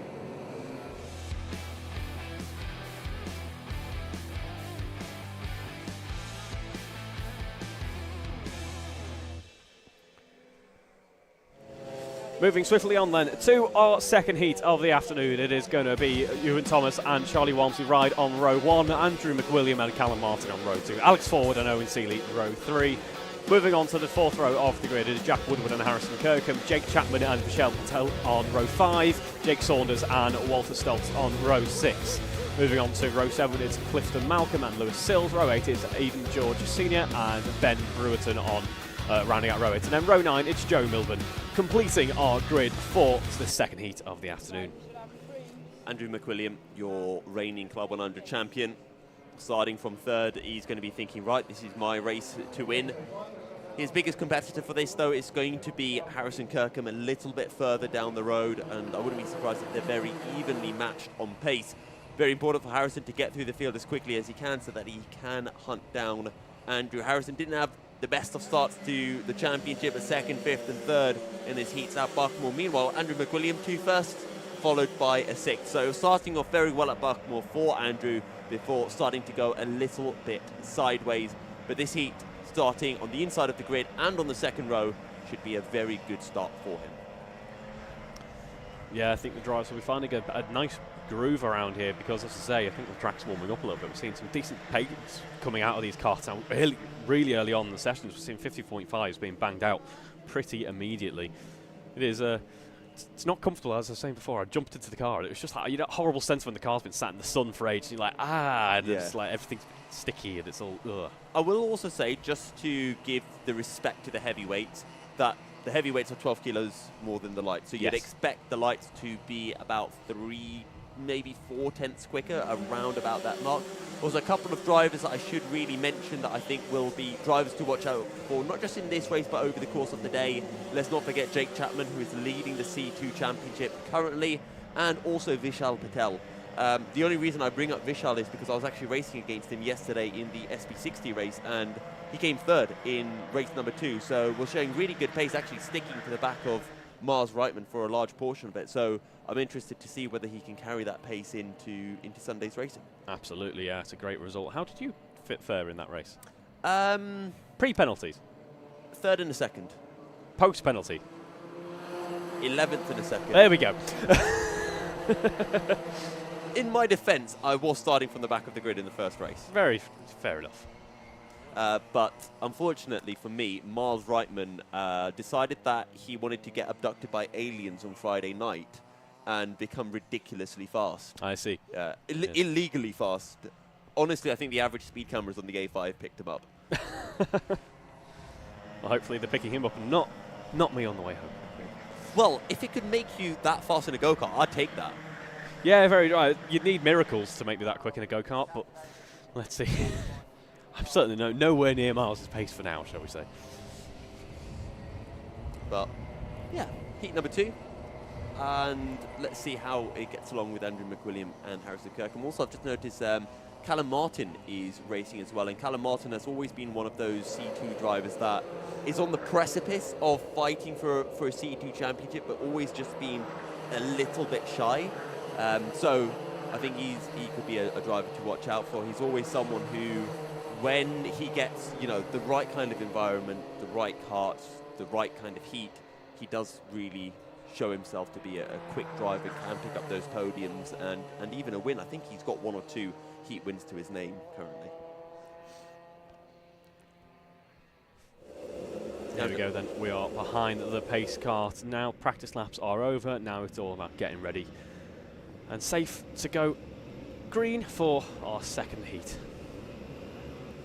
Let's see, eyes then on your front row, but most importantly, keep your eyes on Mr. Fancy Helmet himself with that beautiful number 1 plate and the number 3 plate of Harrison Kirkham starting on the outside of the grid. Now, we've been seeing lots of drivers getting bad starts, not being on the bumpers of the karts in front. You have to make sure you are glued to the bumper of the kart in front. Otherwise, it is what I would call a bad race start. They're all being slowed down, they're all being bunched up, and it's time to go racing. Indeed it is. The drivers find our 2 tram lines then. They're reminded to maintain a decent pace before the revs rise, and we go racing for 7 more minutes here for Heat 2. Through the first corner, then everyone looks to be relatively clean indeed. 17 cars making their way through quite nicely there as we see it. Ewan Thomas versus Charlie Walmsley Ride heading into that first corner. Are we going to see any drivers wide? We get very close indeed as they push on with an immense amount of pace, but I think everyone made it through. Yeah, whoever was behind Harrison Kirkham really went for a send, and we've got through the bottleneck, which is the last place where you're really going to see an accident happen on the opening lap. Andrew McWilliam, though, he's taking it patiently. He's in 3rd, but he can't take it too patiently because Harrison Kirkham has made his way up into 5th position, as we've got a couple of cars going side by side, one of which is Jake Chapman, who is trying to work his way up through the order. And it did look like a very good start indeed, perhaps too good for Charlie Walmsley Ride as he picks up a jump start penalty. So an immense start for him, starts high up the order, but he cannot win this race. How did he jump the start? Did he not start on pole? Oh no, he started second. Oh, as we get a bit elbows out there heading down the Dragon Straight. That was... Anyway, I think we all saw that on our screens as we saw a visit to the grass there for a driver, unfortunately. I think they were able to continue Vishal on. Patel was one of them as we find our leading group. Andrew McWilliam trying to squeeze his way up the inside of Ewan Thomas to no success that time round. Harrison Kirkham needs to find a way through on Callum Martin. Is he going to go for a send into the compressions? A bit sideways for Callum Martin, but Harrison Kirkham cannot make the move work. Now, if you're Ewan Thomas and Andrew McWilliam, yes, you really need to work together at this point now. Kirkham's gone for a send into the final corner. That was a lovely from Kirkham. Fair play to Callum Martin. He hung around the outside, but now he's going to have Alex forward following through. Really good, robust overtake from Harrison Kirkham. And I think we're about to see Andrew McWilliam trying something here. He has to back out of it, but for a brief moment had a look down the inside. What I was going to say is I thought those two might work together. They probably well know that Charlie's got a penalty up in front. They can see it on the digiflag as they come across the start-finish line there. So if they work together, they're fighting for the lead effectively.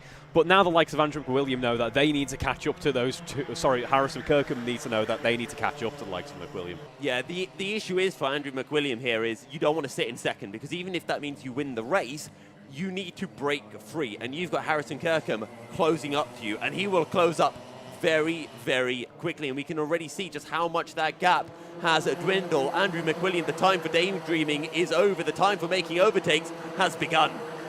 It has indeed, and Charlie Walmsley-Ride is looking very uncomfortable at this point. He's under pressure from Ewan Thomas, as we have Ewan having a look down the inside. They're not able to make a move just yet, but will a gap open up for him? The driver in the rather vibrant green helmet there is looking to see what his opponent might slip up on, and so far no crack showing just yet in Charlie Walmsley-Ride's drive so far. And Harrison Kirkham, who was half a second behind, is now pretty much right onto the back. Well, I say right onto the back, is about a car length behind Andrew McWilliam.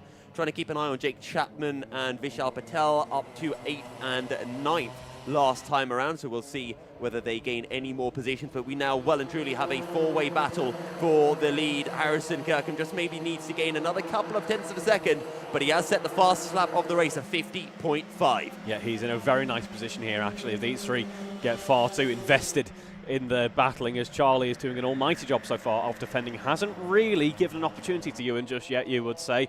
Ewan's had to have a couple of little looks somewhere, but he knows he just needs to hold it back, because so far there's nowhere where he's going to be able to get past Charlie.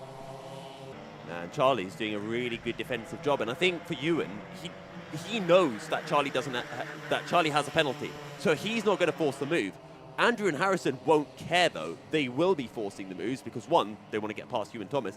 Two, they want to break away from their C1 championship rival. But Charlie also has every single right to want to stay in P1 here, because he needs to mitigate. Of course. He needs to mitigate his penalty as much as possible. So he's not going to want to be kind to Ewan and say, go on through. Yes. Enjoy your race victory, and I'll hold back these two very fierce competitors behind, because track position still matters.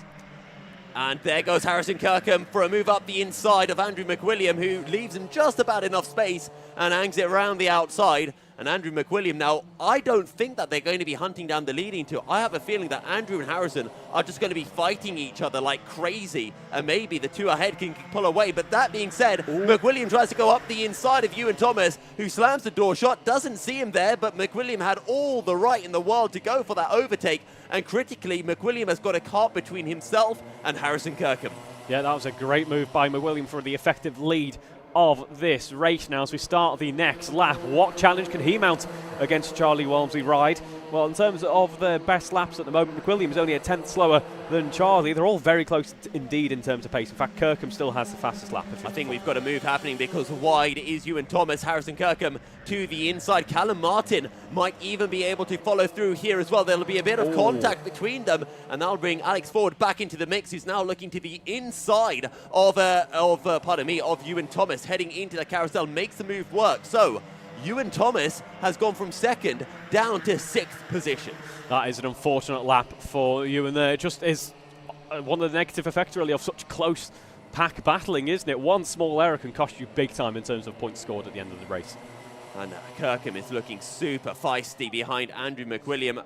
A little bit sideways from McWilliam, and Callum Martin is looking really good, but he's looking just really sensible, really mature, not going for anything crazy, waiting for things to fall his way. Whether that's the correct decision, well, I think that's something that we'll have to use hindsight to determine.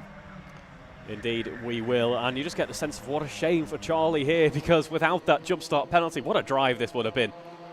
McWilliam and Kirkham won't know that Walmsley Ride has a penalty. I don't think that they'll know that Walmsley Ride is kart 26. Probably a bit too far back to really clock on, unless they're being really, they've really got the wit about them. And oh, there goes McWilliam up the inside.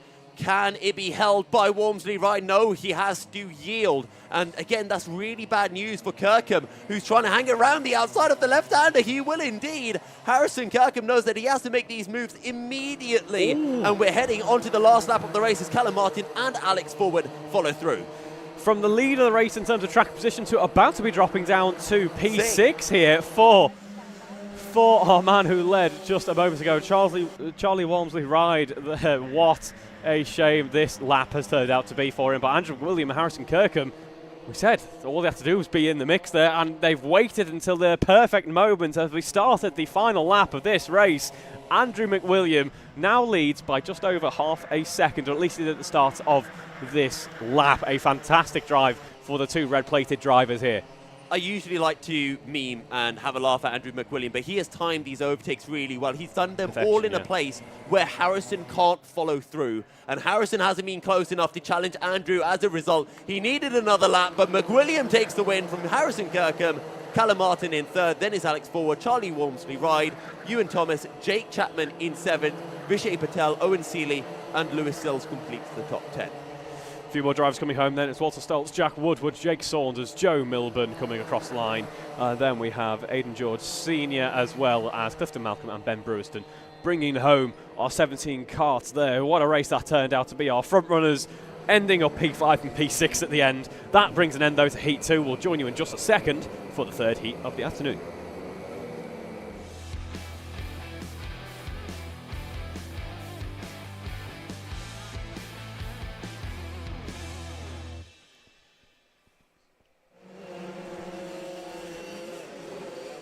Well, here we are then, ready to go for Heat 3, and our grid is as follows. It's Chris Speakman and Matthew Clark on row 1, Lewis Marchant and Mortaza Hassan on row 2, Mo Hassan and Jasper Fitzgerald Wolf on row 3. Moving on to row 4 then, it is Adam Sheargold and Ben Sanders. Row 5, Eden James and Ashley Davis.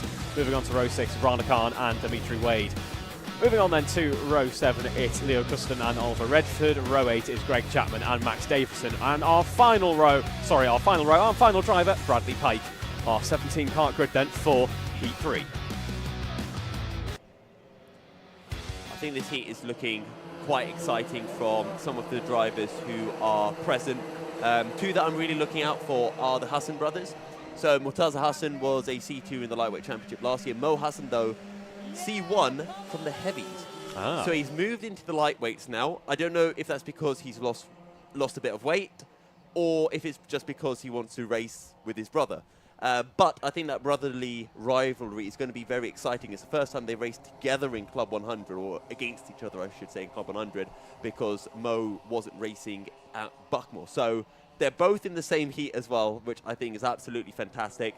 And, of course, we have to think about Lewis Marchant, the other C1 driver who is competing today. Yeah, looks like it's going to be an exciting grid then as they head out onto the track to begin the practice laps and formation coming up in just a moment as well.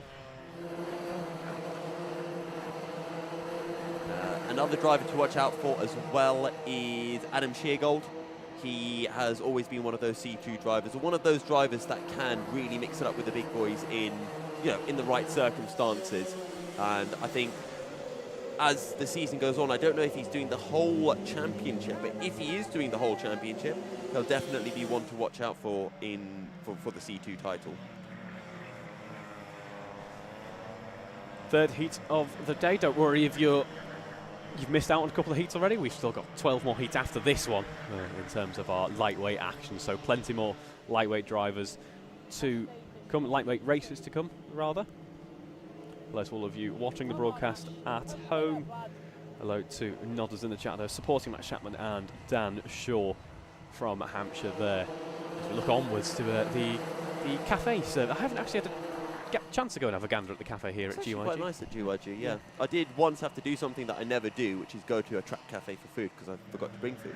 It was actually, yeah, it was nice, which I wasn't expecting. Imagine forgetting your food. I know. That'd be awful. But that whole, I'll only have the one packet of Jaffa Cakes, which I immediately demolished. Another one might have gone missing. Oh, okay. I had 2 packets. So what of you're Jaffas. saying is I need to get the other box before you end up going through I'm not that. I promise I'm not touching them now. Okay. I've had the other box with the remaining packet in has been quite rightfully taken away from me. Yes. I no longer have Jaffa Cake privileges, which is well deserved. Okay. I feel like I've got rich tea biscuits instead. Haha. I feel like Jaffa Cake privileges are a human right. They can't be stripped of someone. It's like cake. No, especially not commentators. If you bring them, and then that's it. You are free from the commentator's curse. You will do very well. Particularly that one year in BUKC where we got commentary beers. That was great. Ooh, yes, fancy. One that I sadly couldn't partake in. But if there are any lightweight drivers out there who want to give us more goodies, we will talk about you. I've also been told by Thomas Layton that I can't cast the cursor. So he asked me instead to talk about how bad he is as a driver and how he's going to finish last in every race. Because there's one thing you should know about the commentator's curse. We don't dictate how and when it is dished out. It just kind of happens randomly. But if you try it the opposite way, you never know. Stuart's asked us, Jaffa Cakes, or biscuits? Oh, no. We're about to start the next race. I would refer us to Jaffa Cake box section 1.2c where it says cake on it. And apparently I've been told that's the correct answer. Yeah, there's a race about to start, so I'm not going to get into it because Yes. I might say the wrong thing. But yes, as someone correctly points out in the chat, it was Warwick beer. Thank you, University of Warwick. So, apparently there's more on Tuesday. Oh, good. I'm just going to be just a sea of Jaffas. Anyway, there's a race happening now. There is indeed. Cruz Speakman starting this race on pole position. Gives a little squeeze, but that's going to open the door for Lewis Marchant, who gets a great start and is right on the back of Speakman as they head up the hill. Keep your eyes out as well for Matthew Clark, who seems to have been able to make his way up into 3rd position as they head into the hairpin. And someone's going a little bit wide. I'm not sure who that was. It might have been Adam Sheargold. No, he's actually right behind Mo Hassan as Lewis Marchant defending as we speak from Matthew Clark, who is down to 3rd place, having started this race from 2nd. Yeah, nice start there for Speakman.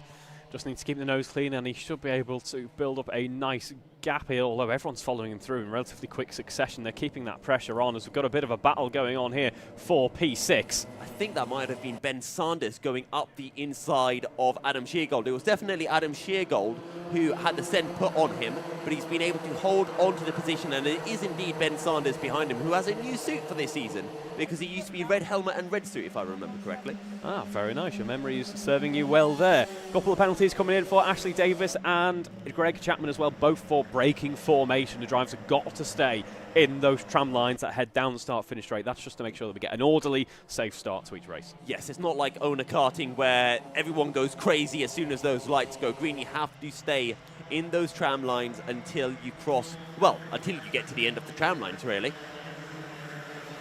Just over 5 minutes to go in this race. These sprint races really do absolutely fly by, don't they?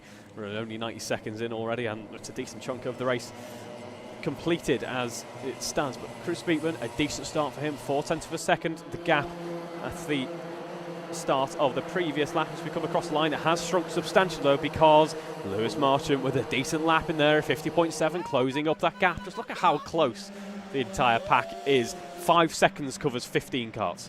And 14. It sounds like there's some very enthusiastic fans in the background as Lewis Marchant looking to the inside, has the door slammed shut by Speakman. Now to the outside, wants to go for the switchback but can't muscle his way up the inside through the carousel. And this is allowing Matthew Clark to close in, who is now less than half a second behind the pair of them. He started this lap just 8/10 behind Cruz Speakman.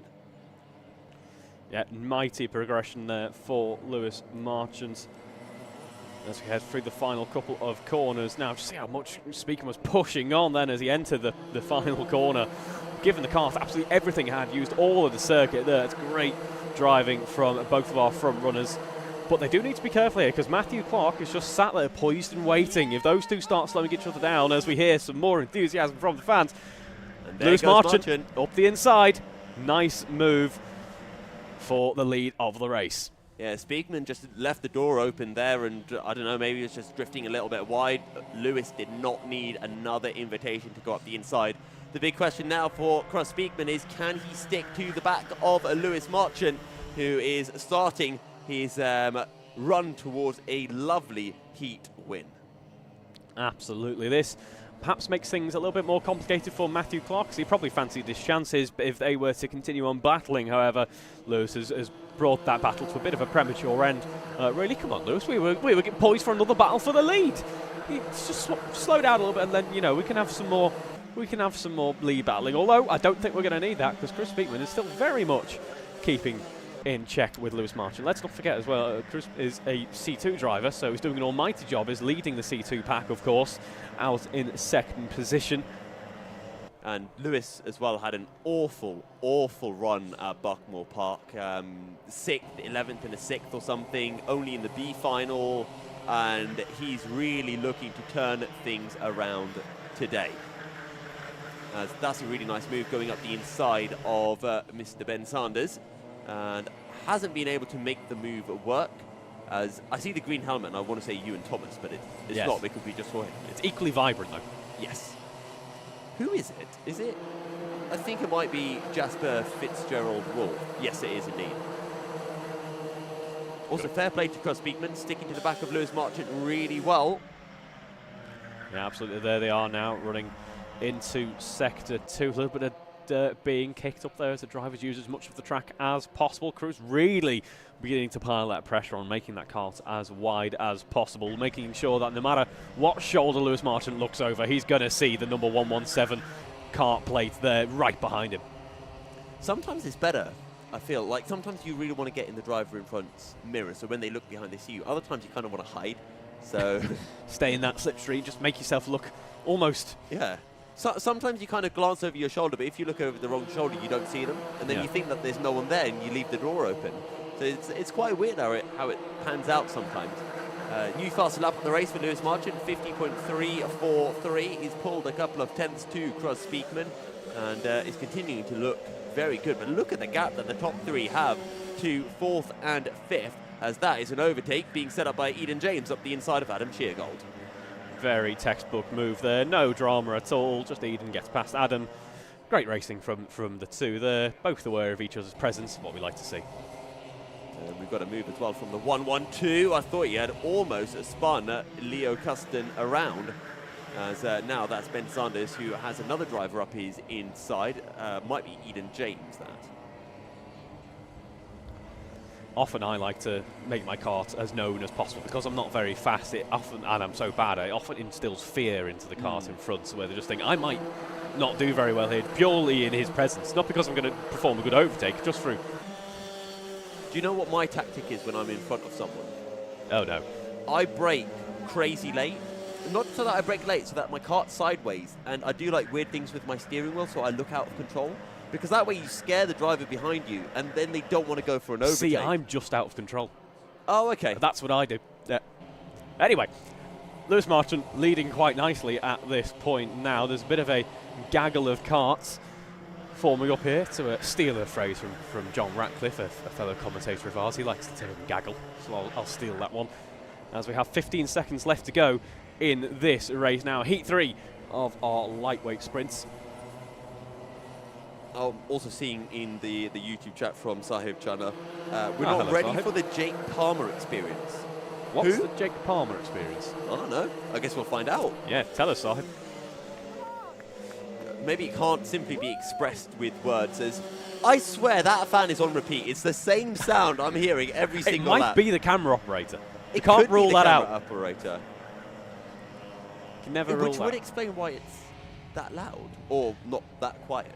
Either way, the timer does hit 0. It's been a strong race for Lewis Marchant after working his way past Cruz Speakman, but props must go to Cruz as well for keeping up and putting that pressure on for as long as possible. We are heading through the final sector now and make that the final corner, in fact, with Lewis Marchant, and he had to fight for it, but he takes away race victory in Heat 3 here. Cruz Speakman comes home P2. Matthew Clark, certainly on the scene as well, comes home in P3. A bit of a wait then to Murtaza Hassan, and then Mo Hassan just behind as well. The two siblings close together then in their racing, as well as Eden James, Ben Sanders, Leo Custon, Adam Sheargold, Ashley Davis, Bradley Pike. JF Wolf, Jasper Fitzgerald Wolf, Oliver Redford, Dimitri Wade, Max Davison, Rana Khan and Greg Chapman are 17-car grid at the end of Heat 3. Up next, it's Heat 4.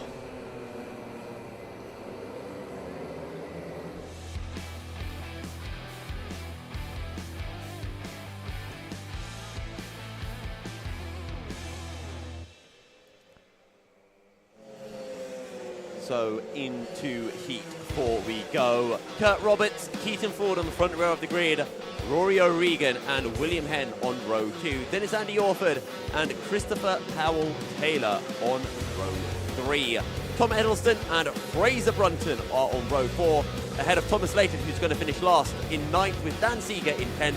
Then is George Berardi in 11th and Benjamin Tompkinson Gray on row 6. Jason Munson and James Browning are on row 7, with Hugh McDonnell and Richard Pike completing the field. Lack of enthusiasm there for Thomas Layton. That seems He asked me to do the reverse caster curse. Ah, very true. Yes. Thomas, you do. I don't just hate Thomas. I was going to say, I'd forgotten that, so I was like, oh, that seemed harsh. But this is going to be quite a feisty one. We've got Rory O'Regan starting third. Knowing Rory, he's going to be first at the end of lap 1. For those of you who don't know, Rory did 3 races last season in the Club 100 Lightweight Championship. He won every single one. And then he started off this season by not winning it. We've also got Fraser Brunton in this, who won every single race at Buckmore Park. Perfect start to the season as he returns to the Sprint Championship. He won the Sprint Championship 2 years ago and then decided that he was too good for it for a year, and now he's back. Christopher Powell-Taylor, another C1 driver to watch out for. Dan Seeger, he's my friend, so I can say this, but he was very good 2 years ago. Last year, he was kind of in a washing machine because he was washed. Right. So hopefully he's unwashed himself, got himself nice and dirty and juicy, and will pull out some good results. I wish we had a commentary box camera, folks.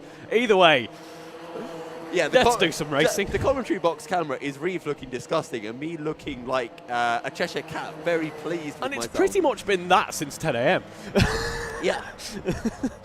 It's been good fun. No, I always enjoy sharing the comments box with you, Yousuf. Hopefully you have similar feelings. I have a mic in front of me, and that makes me happy all the time. It's good fun. Yeah, there are all worse ways to spend a Sunday, that is certainly for sure.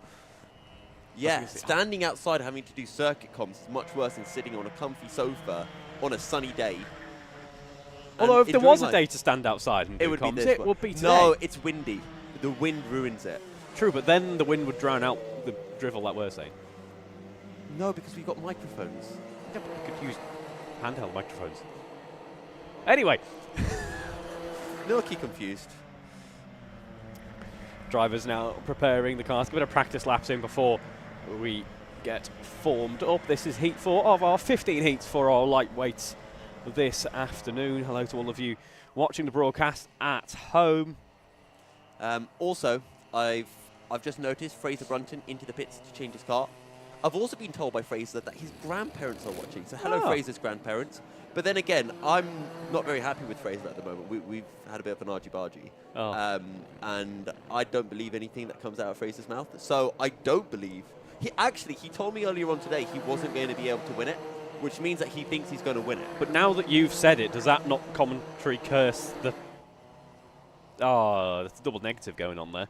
Well, if I've caster cursed him, I don't mind. Wow. So strong words from Yousuf. Yousuf's making his feelings known. Well, it's your job to report on your feelings on the events, and you are certainly doing that. So well done. I was just, stating a fact that he's been telling a lot of porkies to me lately. And, I don't like porkies. It's true. But I hope for him he has a fun race. Also, we've got Rory O'Regan with his beautiful new helmet. Unfortunately, he doesn't have a suit to match that helmet yet. So, yeah.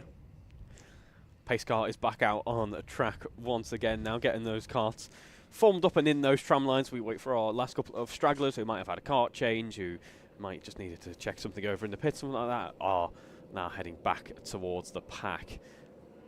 Now waiting for confirmation as to whether we're going to have another go around. We are indeed going to go once again. Pick that bit of track marshal sign language up.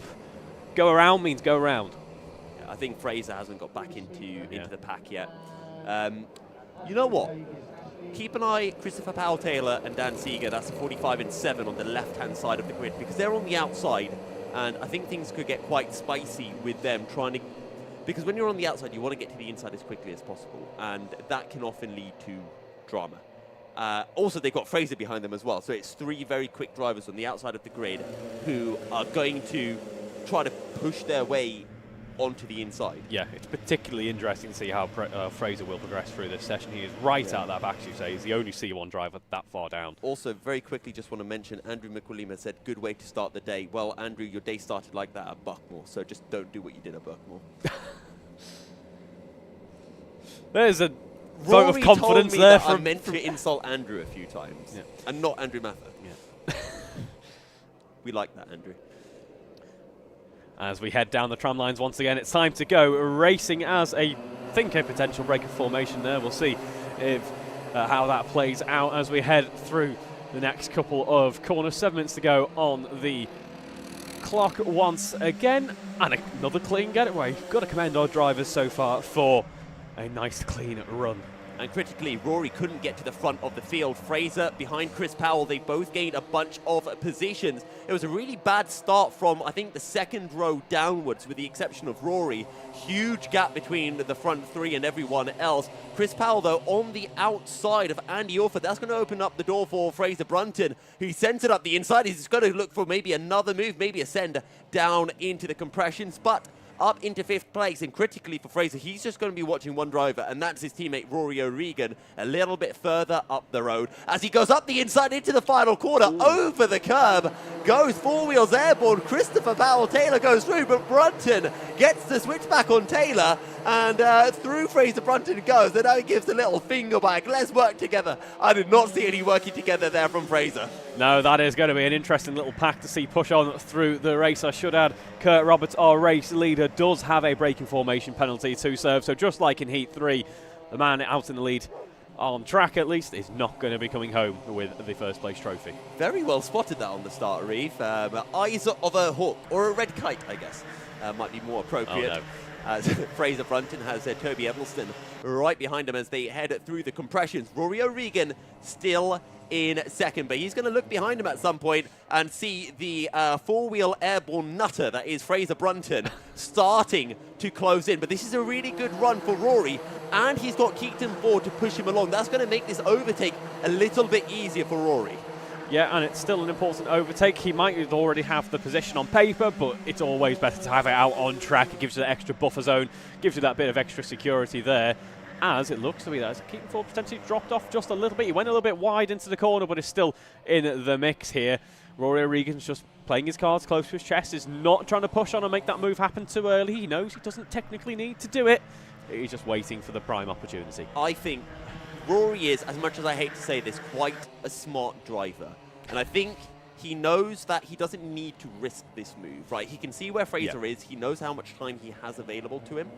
That time is starting to dwindle, but I think he knows that he can just wait for that opportunity. He doesn't need to make enemies right now, because these other two, if they work together, they might be able to pose a challenge. Never mind, Fraser's here. Rory, you've wasted way too much time. Yeah, it does come to a point, though, where you just have to get past, because there's a potential cork in the bottle situation brewing up here, where now these two drivers are really going to try and want to find a way past Kurt Roberts at this point. And this is a big train of cars. This is a massive train. There's at least 8 in this train, realistically. Where does Rory go for the move? I think if you do it, you want to do it in the compressions, because that way you can really upset Kurt Roberts. He's going to do it heading into the spoon. He's far enough alongside. He makes the move work, but now he's opened himself up to Keaton Ford. Ford goes through. O'Regan has the inside into the compressions, holds onto the lead of the race. And Rory O'Regan takes the lead. It's 3 abreast down behind. And that was Fraser Brunton being hung out to dry. How has this all panned out? Not well for Brunton. Really good if you're Toby Edelston or Dan Seeger, because they've moved up to 4th and 5th respectively. Rory O'Regan very pleased, I'm sure, that the switchback arrived when it did. That helped him out massively in ensuring that he didn't really have too much to defend against, really. He could just focus on getting that move sealed. And there goes Powell-Taylor up the inside of Fraser Brunton, and now it's Andy Orford looking for a move. So it's the exact opposite, really, of the success that Fraser Brunton saw at Buckmore Park. Meanwhile, Rory O'Regan, he's looking quick, but I actually think Keaton Ford is a bit quicker here, and he might be biding his time as there goes Brunton up the inside of Christopher Powell-Taylor. I think I saw a hand being raised from Christopher, who wasn't too happy about that particular overtake from Fraser, as we've got a penalty for Toby Edelston. We do indeed. Bump and pass. That means he will not finish in the position he finishes in on track. We've got a slow driver here. Not sure who that one was, but either way, momentum potentially swinging back towards Fraser Brunton now. It's not the way you would have wanted this battle to go. As I've alluded to a couple of times now, these pack battles, you can be so heavily punished for one slight misstep, and now he's got to work his way back up. I mean, really want to praise Keaton Ford. I think he's got the pace to challenge Rory, but he's just going to sit behind. And I think Rory knows that. Rory's not going to defend. They don't want to allow Kurt Roberts and Dan Seeger to be able to close into them. Yeah, but oh, sorry, go on. Keaton, I was just going to say, Keaton and Rory on that last lap matched each other in terms of time to the 100th of the second. And this is where the mind games have to start, because if you're Keaton Ford, you know at some point Rory's going to start defending. Your job is to go for that overtake just before he thinks he needs to start defending. Yes, exactly. Because they want to make sure that they still maintain this healthy air gap that they currently have down to Kurt Roberts. Kurt Roberts, we know, didn't have to start. They wanted, picked up a penalty and just didn't quite have the pace to match the likes of Keaton and Rory out in front. So Kurt is doing a world of good for Keaton and Rory out in front at the moment. He'll be... Dan Seeger's got a good drive. He's going to go for the inside of Kurt Roberts, and following him through is surely Toby Edelston, and they're going to be side by side coming out of the carousel. Keep your eyes on Fraser Brunton, who's also going to follow through up the inside of Edelston, and does indeed gain a position. But O'Regan has started to defend. Keaton Ford is now going to have 2 laps to make this overtake. Yeah, the timer with just 1 minute left on the clock. It's a 50-second lap here at GYG. We might just get another one to creep in towards the very end. Actually, if we are lucky, 0.3 of a second separate Rory and Keaton now.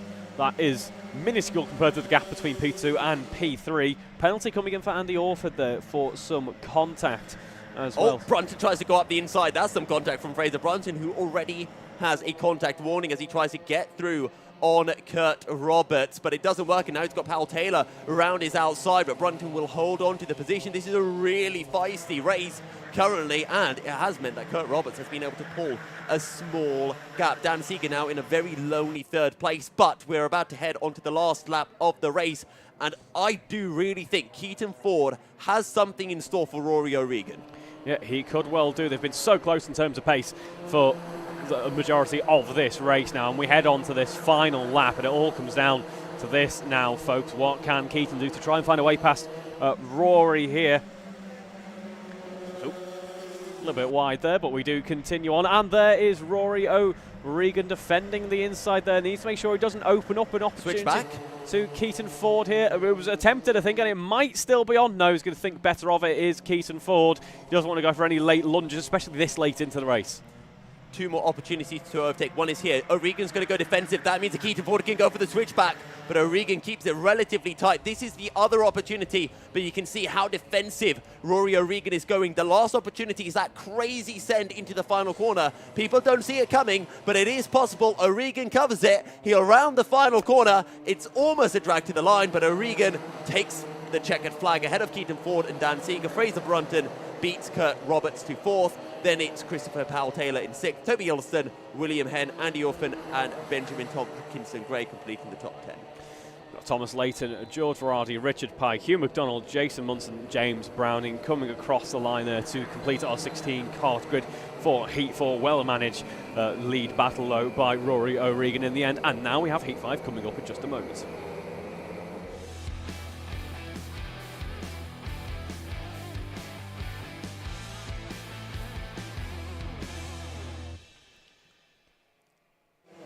It's our sprint lightweight Heat 5 round here at GYG now, and we have Philip Babilal and Jonathan Wilson on row 1, Robert Starley and Sam Lovelace on row 2, Miles Reitman and Nick Lacasas on row 3. Moving on to row 4, we have Jake Wilkins and Dante Dillon. Row 5, it's Dan Hackett and Christopher Fox, and row 6, Harry Berner and Aidan Marsh. Moving on to row 7 then, it is Jack Hopkins, Noah Lockwood, and rounding out our grid for this race is Romario Ellis, the 15-car grid for Heat 5. Now, I do have a little bit of the backstory for this race, because if we look at the third row of the grid, we have Nicholas Lacasas and Miles Reitman sharing a grid. And yesterday evening, they shared an absolutely wonderful brownie and ice cream. It was very intimate, and we hope that they can continue that, that sharing is caring mindset into this race. Yeah, absolutely. Yeah. So, Miles, Nick, when you watch this back, I did say it, you're welcome. There we go, and hopefully they share the track kindly and fairly. I'm going to be honest, though, I was watching it. I do think Miles took more than 50% of the cake, or brownie, I should say. So we'll be hoping that they don't take more than 50% of Nick, the... yeah, Nick might be a bit upset about that. And, try to get some brownie revenge. Exactly. Oh, okay. Yeah. Also, Dante Dillon in this race as well. Sam Lovelace. It's competitive when you've got Sam, Miles, and Dante. Miles, again, need to mention, very, very fast yesterday. Is looking like pretty much a king of GYG. Also, a few other quick drivers. Philip Babul, C2. Jonathan Jockey Wilson is also racing, former heavyweight in the lightweight class now. But Jockey Wilson does concern me a little bit, because I saw on his Facebook post, and I showed you this photo where he was showing, who was he showing but replaced with Rowan Atkinson? Oh, I can't remember, but it was horrific, and I tried to... It was like Arnie or something. I tried to remove it from my memory. Yeah, it was bad. So Jockey Wilson's clearly not in the right headspace. And now I'm not. No. Anyway, formation laps starting imminently. As we see, there is our twin-engine pace car there, waiting in wait there, waiting to jump out of the pit lane and get our car. Scare them. Formation. Ah, look at me, I've got torque. Ooh. I wonder if it has more torque. Probably. Yeah, 2 4-stroke engines on the shooter. Yeah. I never really get the whole torque BHP thing. I'm just like, oh, can't go fast. Brum brum. Fair enough. Yeah. Nothing really to respond to that with. Ah, Kieran Mogg is looking very, very fancy. It's also such a carefree way. I know, as well. yeah. There might as well be It's almost, sunbathing. it's almost regal, isn't it? You just expect him. Or Roggle. Oh dear. No, An Roggle. attempt was made. Yeah. For some reason, I thought it was Kieran Rogg for a second. And it's like, no, this just does not work in any way, shape, or form. And there we have the pace cart heading out onto track now to collect some carts that are heading around, gets them to slow down, gets them readied up to go racing once more for Heat 5 at this time for our sprint lightweight division. Absolutely. So they'll all grid up, I think, as well. I don't think I saw anyone changing carts, so we might be going racing this time around, I want to say. I haven't seen anyone just leaving the pit lane now, so I think we should be safe to start the race on... Oh, there's one cart that needs to get through, but he might just about be able to get through in time. We always like quick starts to races. Hello to Zach Watson, who's watching the broadcast, not from home, but from a plane. Which is... He's literally flying. Yeah, he is flying along. He's either still on the ground or he's paid for the precious data that they'll give you on the plane. Some airplanes give you it for free. Yeah. No. Exciting Not times. Ryanair. No. Exciting times that we now live in. As I think that might be the go-ahead to go racing. Babul or Jockey Wilson on the front row of the grid, but it's that second row that is looking very, very spicy with Sam Lovelace, Romario Ellis, but then Miles Reitman on the next row and Nicholas Lacasas. We're ready to go racing. And we're down those tram lines once once again. going on? And that might... Lacasas is stuck on the outside. Yeah, we're going to go, but that was definitely a braking formation if ever I have seen one.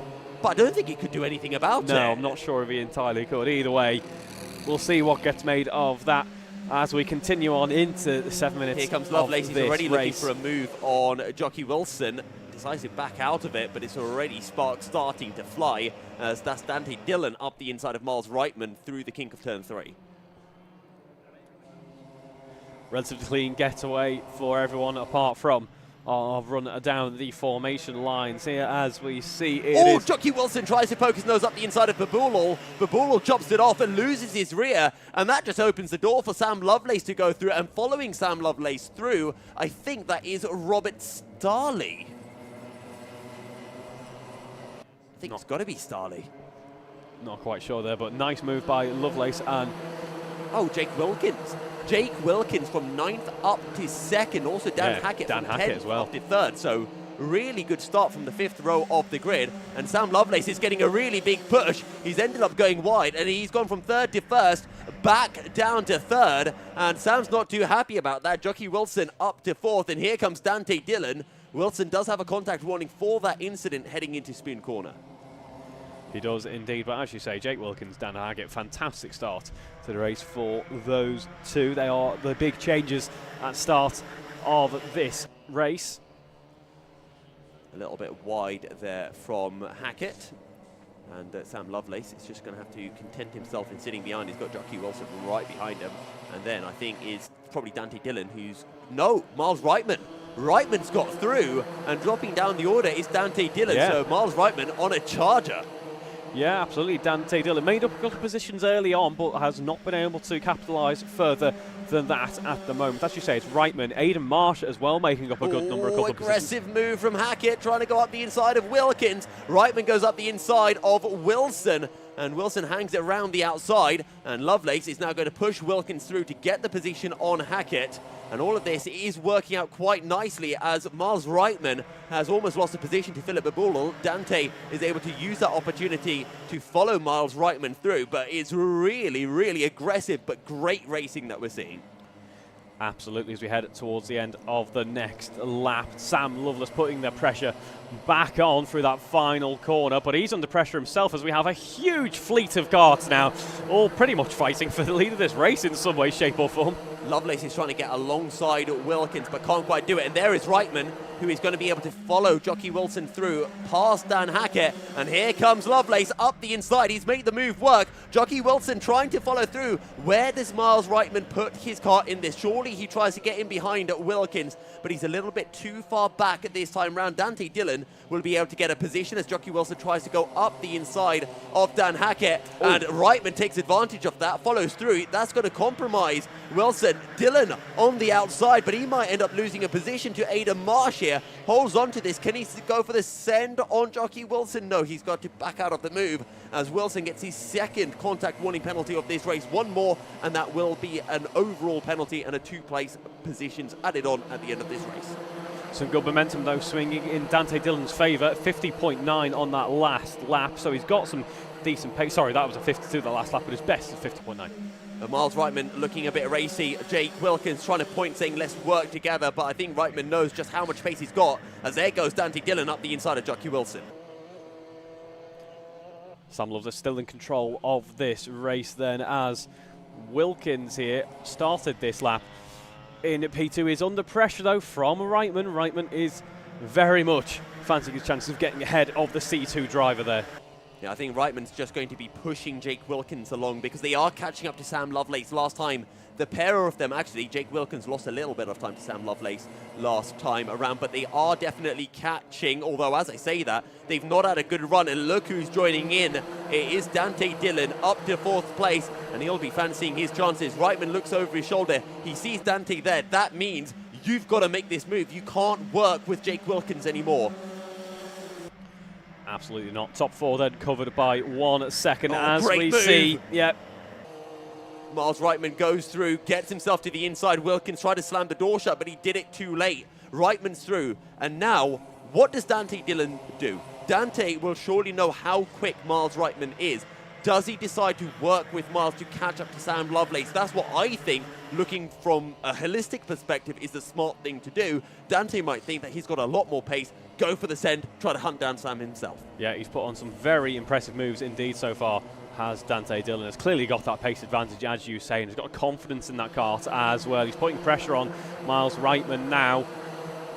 Now just a case of what does he do? Does he work with Miles, as you say?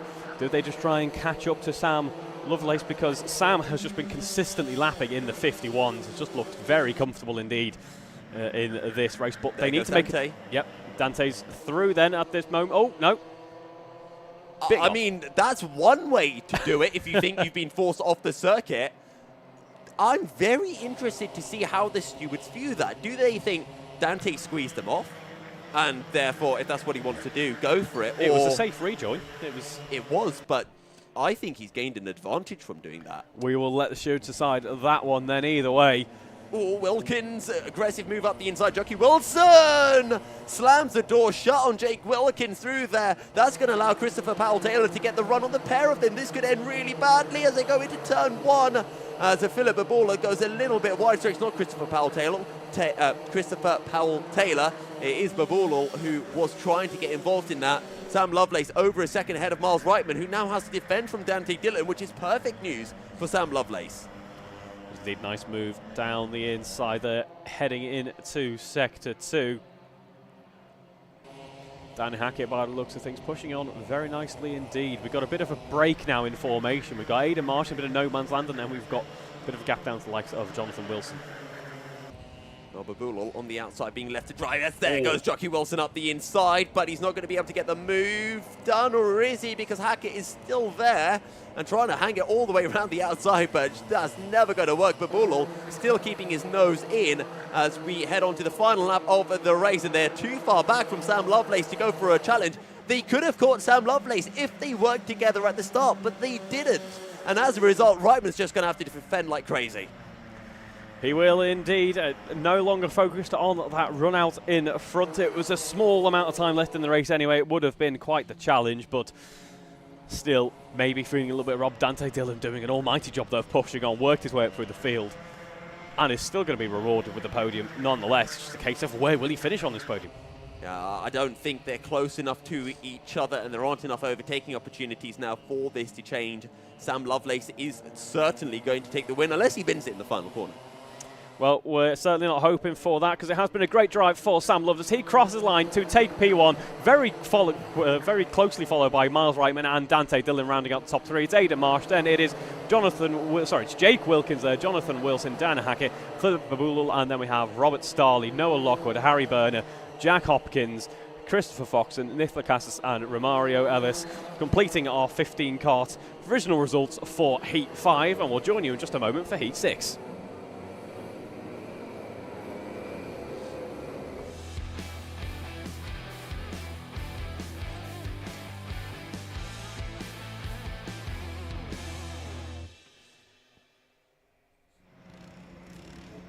Aidan Marsh pulled off one of the best celebrations I've seen in a while. But your grid for Heat 6, Ashley Davies, Ben Pickard on the front row of the grid. Then it's Adam Sheargold and Fraser Brunton. Charlie Walmsley ride will be hoping he doesn't get a jump start in this race, with Harvey McBrien starting in 6th. Max Chapman starts in 7th with Phil Holmes alongside. Then it's Alex Forward and Tommy Lee, who won the first heat of the day, in 10th.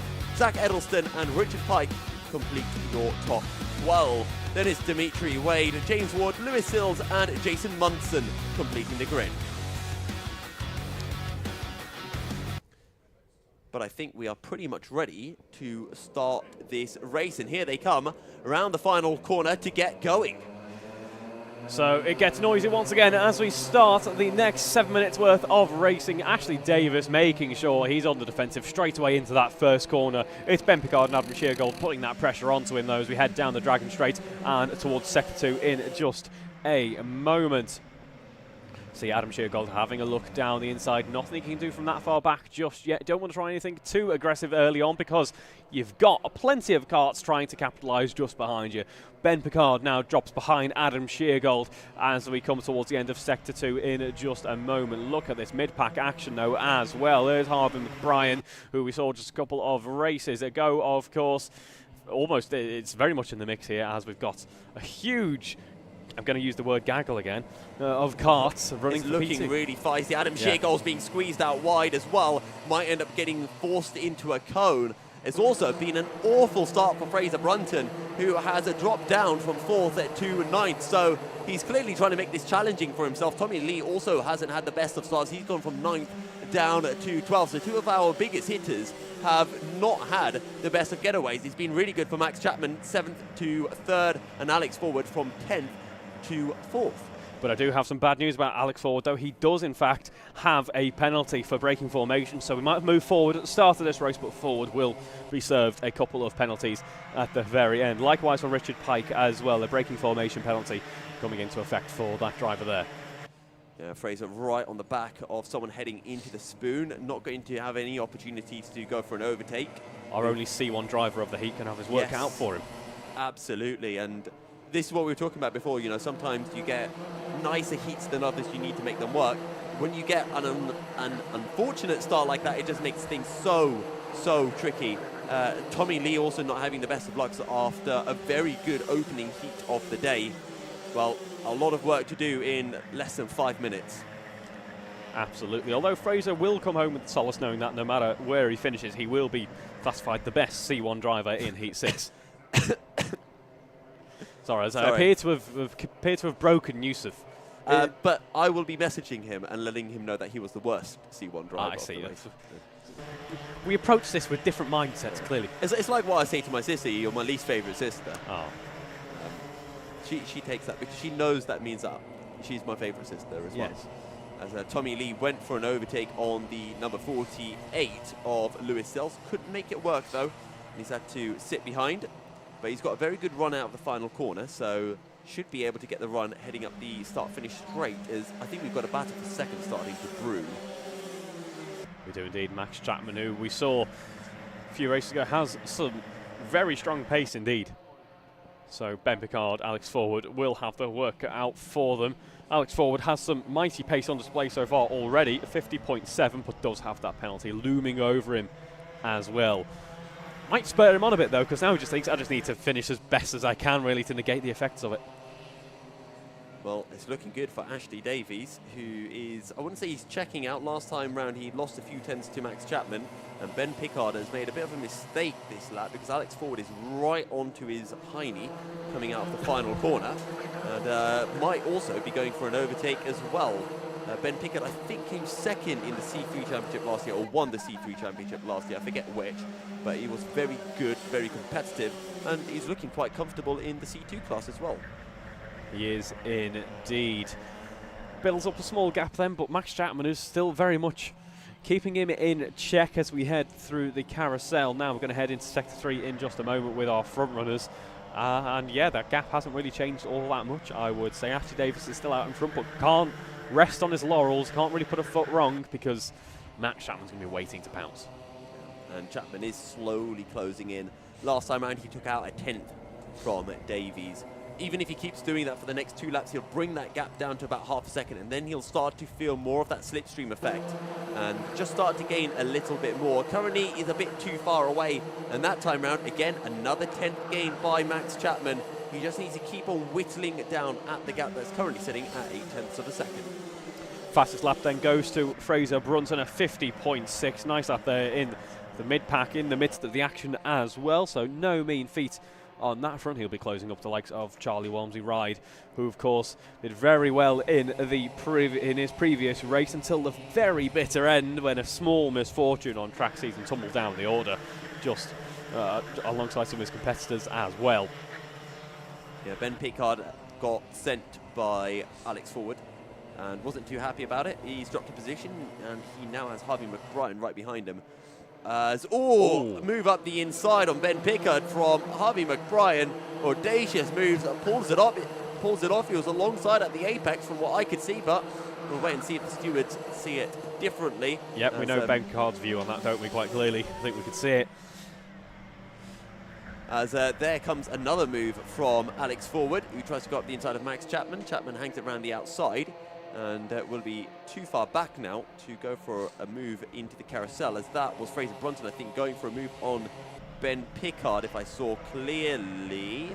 No, he's still behind Ben Pickard, so he's going to have to wait a little bit longer and wait for another opportunity. Contact warning coming in for Alex Forward then on that last lap. It was a very strong last lap, a 50.6, so he doesn't want to get any more of them because those warnings will quickly turn into penalties. Alex Forward does already have a penalty, of course. Just nose to tail as they head up the hill. And we've got more cheering going on. Very someone's on the enthusiastic. grass a little bit. That was Max Chapman. Alex Forward has had enough of being in third and has decided, right, up into second I go. Yeah, and it is a very close run, at least it was, unless Max Chapman's tumbled further down. Only 1 second separates P1 down to P3. Now it's Alex Forward's chance to try and close up that gap to Ashley Davis. Ooh, Ben Pickard's gained a few places, and Fraser Brunton has been trying to follow him through. Now they're behind. I think that's Charlie Walmsley. No, Harvey McBrien is the driver with the red suit and the black helmet. Does Fraser go for a send into the final corner? No, sits behind. I think he learned from the previous race how that one ends. Yeah, so he heads through that first corner now. The only red-plated driver in this session, but it just goes to show just how even competitive our C2s are. Fraser has not been able to find a way past them yet, has he? Spent 7 minutes in the midst of this action, and Fraser is certainly by no means a slow driver. Absolutely not, which I think just goes to show as well how well everyone else is driving and how competitive it is today. He has been able to get the fastest lap, but again, with sprints, you can so often get the fastest lap, but just be stuck in a train of karts, unable to pick your way through. And I mean, here as well at Glan-Y-Gors, it is very, very difficult to overtake. And well, Alex Forward has closed in onto Ashley Davies, but he's just a bit too far behind, and he's going to end up taking a bit of a defensive line into the final corner. Ashley Davies takes the checkered flag from Alex Forward and Max Chapman. Harvey McBrien in fourth, ahead of Ben Pickard and Fraser Brunton. Then it's Charlie Walmsley ride, Zach Edelston, Phil Holmes, and Adam Sheargold complete the top 10. Next few drivers coming across the line then, it's Tommy Lee, Lewis Sills, Dimitri Wade, Richard Pike, Jason Munson and James Ward rounding out our 16 kart field for Heat 6. There are provisional results. We'll join you in just a few moments as we get ready for Heat 7.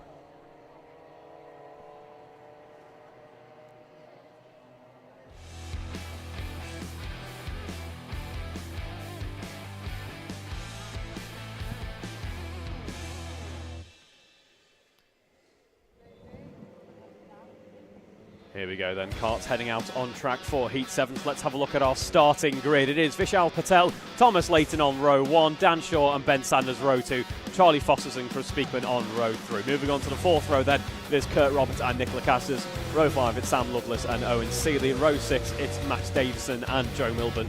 Moving on to row 7, it's Walter Stoltz and George Verardi. Row 8, it's Jack Hopkins and Leo Custon. With a row 9, rounding out our grid with the Sky Lees, the 17th kart on the grid. It's looking like it might be another feisty race. I'm keeping my eyes out on Mr. Patel starting on pole, but don't forget Sam Lovelace is in this, the only C1 driver competing. Another driver who had a really bad time at Buckmore. Well, I say bad time. He came first, second and third in his heats, but then he came 14th in the final. So I know Sam isn't necessarily happy with that performance, and he'll be looking to turn things around. Shows he's got the pace though, and that is the main underlying thing you need, isn't it? Yeah, exactly. And I mean, Sam Lovelace has always had the pace. As that is Owen Seeley, I think, whose car has come to a stop at the top of the hill. So he's going to get pushed back to pit lane. I'm going to presume they won't stop the race until he's been put into another car and rejoined the grid. I think that would be a fair assumption. For a second I didn't quite clock on that was a test car, and because it was different to the pace car, I assumed it was just a very helpful fellow competitor, which not quite the case, but no one's that friendly. You get the buddies for sprints, and that's about it. Yeah. And even that is begrudgingly so. Have you ever been here when they assign buddies? No, I haven't. So it always happens with John essentially bringing the new drivers up to the front. And he then goes, so, Club 100 is really friendly. Let's see who of our friendly drivers wants to offer to be this person's buddy. And no one offers to step up at all. Are we about to go? No. sort of pace car just diving out the way at the very last second, sorry. He's baiting all of us. Yeah. So no one will step up, and maybe you'll get the occasional very friendly person, the goody two-shoes like Miles Reitman or Greg Smith. They'll come up and they'll be very happy to help, but then JV will have to pick someone. And I'd always remember you'd have like Mike Coppin trying to hide behind someone so he wouldn't get picked. All for a joke. It's always good fun to meet some of the new drivers as well. But a lot of the time you're just kind of in your own world, just trying to sort yourself out, and you're like, don't have time to explain things to people. I'm a busy man. But now, with 15 heats, you have a lot more time, so... Yeah, very true. As I swat flies away and fight the local wildlife. You could just eat it. No. No. No. I wouldn't eat it either. Oh, we've got another formation lap. We do, unfortunately. What other weird, wacky stuff can we talk about? I don't know, but that commentary box camera needs to turn up sooner rather than later because... Vishal Patel is a driver I'm looking out for. Again, I mentioned it before. He was very quick in the SB60 yesterday. He's got Dan Shaw siding behind him. I know Dan Shaw quite well. Bit of a choke artist. No, Dan Shaw is an absolutely lovely guy. Very, very quick on the sim. And yeah, and we got Benji Hamilton in the chat cheering him on. He's a bit of a fan favourite. He's like the Daniel Ricciardo of the paddock in the juniors. What, now that he hasn't got a seat anymore? Oh, sorry. That didn't even come from me, Dan. When you watch this back, that wasn't me. Even I'm not that cold. Sorry, that just sort of came That was from nowhere. brilliant, Reeve. Anyway, I'm proud of you. As the pace car is returning in, thankfully, and we get ready to go racing once again. Vishal Patel starting this one from pole position with Thomas Layton alongside him on the difficult outside of the grid. How will they get through turn one? Very cleanly, incredibly impressive. But it is Vishal Patel who does lead with Dan Shaw in second place. Well, that's the furthest up the grid we'll ever see. Yeah. He's onto the grass. Just got to say, called it with a caster curse. And Dan Shaw has to re-emerge at the back as Cruz Speakman has a penalty for breaking formation. Meanwhile, Vishal Patel won't care about any of that because he's up at the front all by himself. Nicolas Lacasas has done well to pull himself up to third position. He started a little bit further down the order, trying to keep my eyes out for Sam Lovelace, who's done quite well. He's up into fifth position, having started from down in 12th place. Yeah, an unfortunate start there for Dan Shaw. Sometimes you can just see it coming, can't you, with the pace that they take barreling into that right-hander there, and unfortunately for Dan, it ended up going wide there. Vishal Patel leads ahead of Cruz Speakman, who has that penalty that we've mentioned just a moment ago, ahead of Nicola Cassis and Kurt Roberts. Sam Lovelace making 7 positions up on the first lap. Yeah, very good start for Sam. I'm trying to remember where he finished the previous race. I think it was third behind Miles. I think it was third or second. He was trying to hunt someone down, and now he's trying to slam the door shut on Ben Sanders as he hunts down Nicolas Lacasas. No other penalties to speak of, with the exception of that one for Cruz Speakman, as Vishal Patel has Cruz Speakman right behind him, as it might have been Cruz Speakman who had the contact with Dan Shaw. I don't know though. So I'm not going to blame him or say that there was contact when there wasn't necessarily, as Speakman goes up the inside of Patel into the final corner. These guys have been watching Kurt Holmes way too much. Very brave move there by Cruz, but he made the difference when it really mattered. He ended up in lead of this race. Does have that penalty to serve, and we're loving the enthusiastic fans on that camera shot. I think they're just picking different drivers to be fans of, as Vishal Patel gets squeezed a bit wide by Kurt Roberts, who does a really nice send up the inside into Kurt corner. Meanwhile, Cruz Speakman is absolutely checking out. Sam Lovelace up to third. He's got through on Patel as well, and now he has to hunt down Kurt Roberts, and it doesn't matter if he finishes second because Speakman has a penalty. I don't know if he knows that though. Yeah, he may not. Oh, was that Sanders grass cutting on the exit of Spoon? Not quite sure, didn't catch it myself, but either way, I think you could be right there because we are seeing actually no change of position there for Sanders. Seeley's dropped a couple of positions. Vishal Patel Seeley then also has lost a couple. Sam Lovelace, again, a great race is turning out to be for him so far. Another couple of positions made up on this lap as well. That brings him up into P3 at the moment after a strong previous lap. It was Ben Sanders. Yeah. So he cut through it and must have cut a big portion of circuit, which is why he didn't lose any places. But the stewards clearly feel that he's gained an advantage from it. And yeah, so I guess kind of similar to what we saw with Miles Reitman and Dante Dillon before. But maybe a bit more egregious in the eyes of the stewards. Yeah, I think so. Just about to hit half race distance then already. How quickly these sprints fly on by, and we start the next lap with Chris Speakman leading by about a second now. This is a really important margin to have. Have a look at how wide Speakman goes on the entry into this corner. We missed it, but he uses all of the circuit. It's really beautiful to watch, and it just shows how much confidence he has just to get every single centimetre out of the circuit. As Patel is pointing at Lovelace, says, "You do you, mate. I'm not going to fight you. I want to get past Kurt." Yeah, he's beginning to check out now, which is bad news, as you say, for Sam Lovelace and Kurt Roberts, because once you've hit that kind of second delta between yourself and the car behind, that's when you start forgetting about them, really, isn't it? That's when you can just settle into a groove and push on forward, which is really bad if you are the kart behind. Again, it doesn't matter all that much because, of course, that's a good exit for Lovelace. An okay lap. The pace hasn't been electric. It has for Cross Speakman, but for the others, all lapping in the high 50s, low 51s.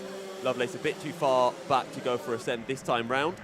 It's a bit defensive there from Patel, or maybe that's just Lacassa taking a wide line into the hairpin. As here comes Lovelace, he's looking for the move. He's going to go up the inside, and he's going to make the move work. Although, as I say that, Kurt Roberts hanging it around the outside. That's going to open the door for Vishal Patel, who is going to follow through. And now Nicholas Lacassa's trying to get through. Lovelace goes up the inside of Patel, backs out of the move rather sensibly.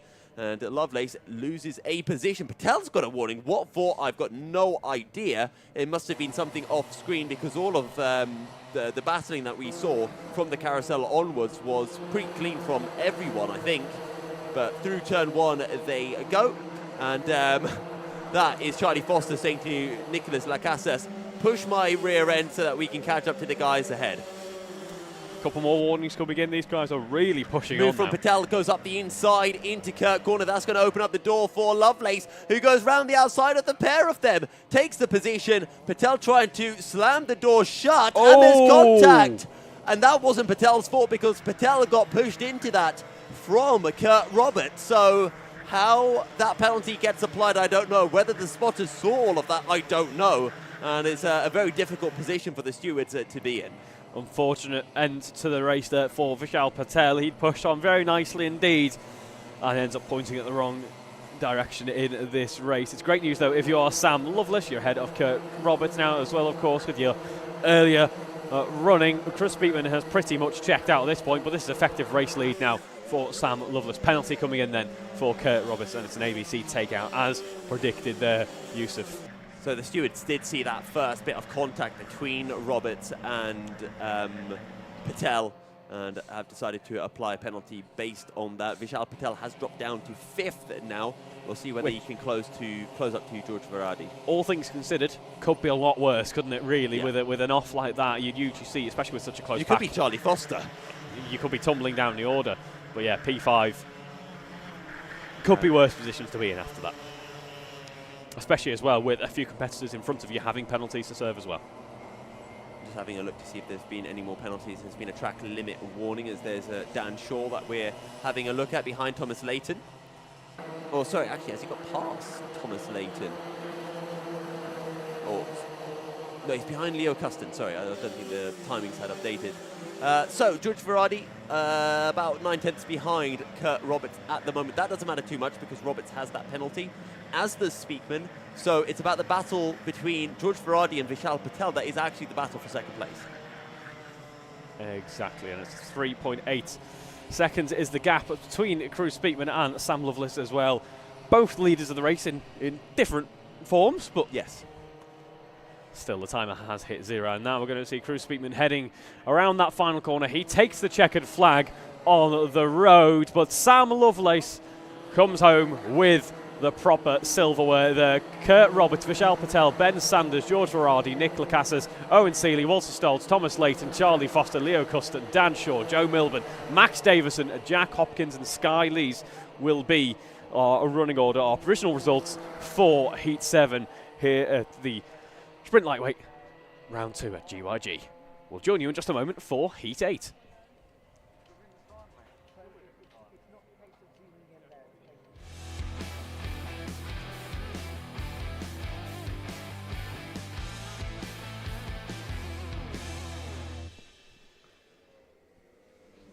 So we are going to head on into Heat 8. Quick starts now. Dan Hackett on pole, Eden James alongside. Then it's Harrison Kirkham and Matthew Clark on row 2. Jonathan Jockey Wilson is in 5th with Lewis Marchant alongside. Then it's Robert Starley and Christopher Powell-Taylor on row 4. Murtaza Hassan and Andy Orford on row 5. Hugh McDonald and Bradley Pike are in 11th and 12th. As we move on to row 7, it's James Barker and Rana Khan, followed by James Bull and Clifton Malcolm. So we've got some fairly quick drivers for this race that we need to keep our eyes out for. Harrison Kirkham being one of them. Matthew Clark has been pretty impressive today, I think. And also another driver to keep our eyes out for is Lewis Marchant, who I forget where he finished in the first race of the day, but I don't think he had an amazing run. So he'll be looking to pick up some big points to get himself a nice A-final start. Now we'll wait a little moment for that start to commence as we go around once again behind the pace car. As we can see, we've only got 5 cars in formation so far. Need the rest of the pack to catch up and form up a grid. Also forgot Christopher Powell-Taylor in this race as well, another one of our C1 drivers. Murtaza Hassan could also be a driver to watch out for. I'm just having a look at who else is there. I think James Barker is quick from what I remember. I have to double check the number plate of whoever has that Tony Kart suit. 118 or 119? Hugh McDonald. That is.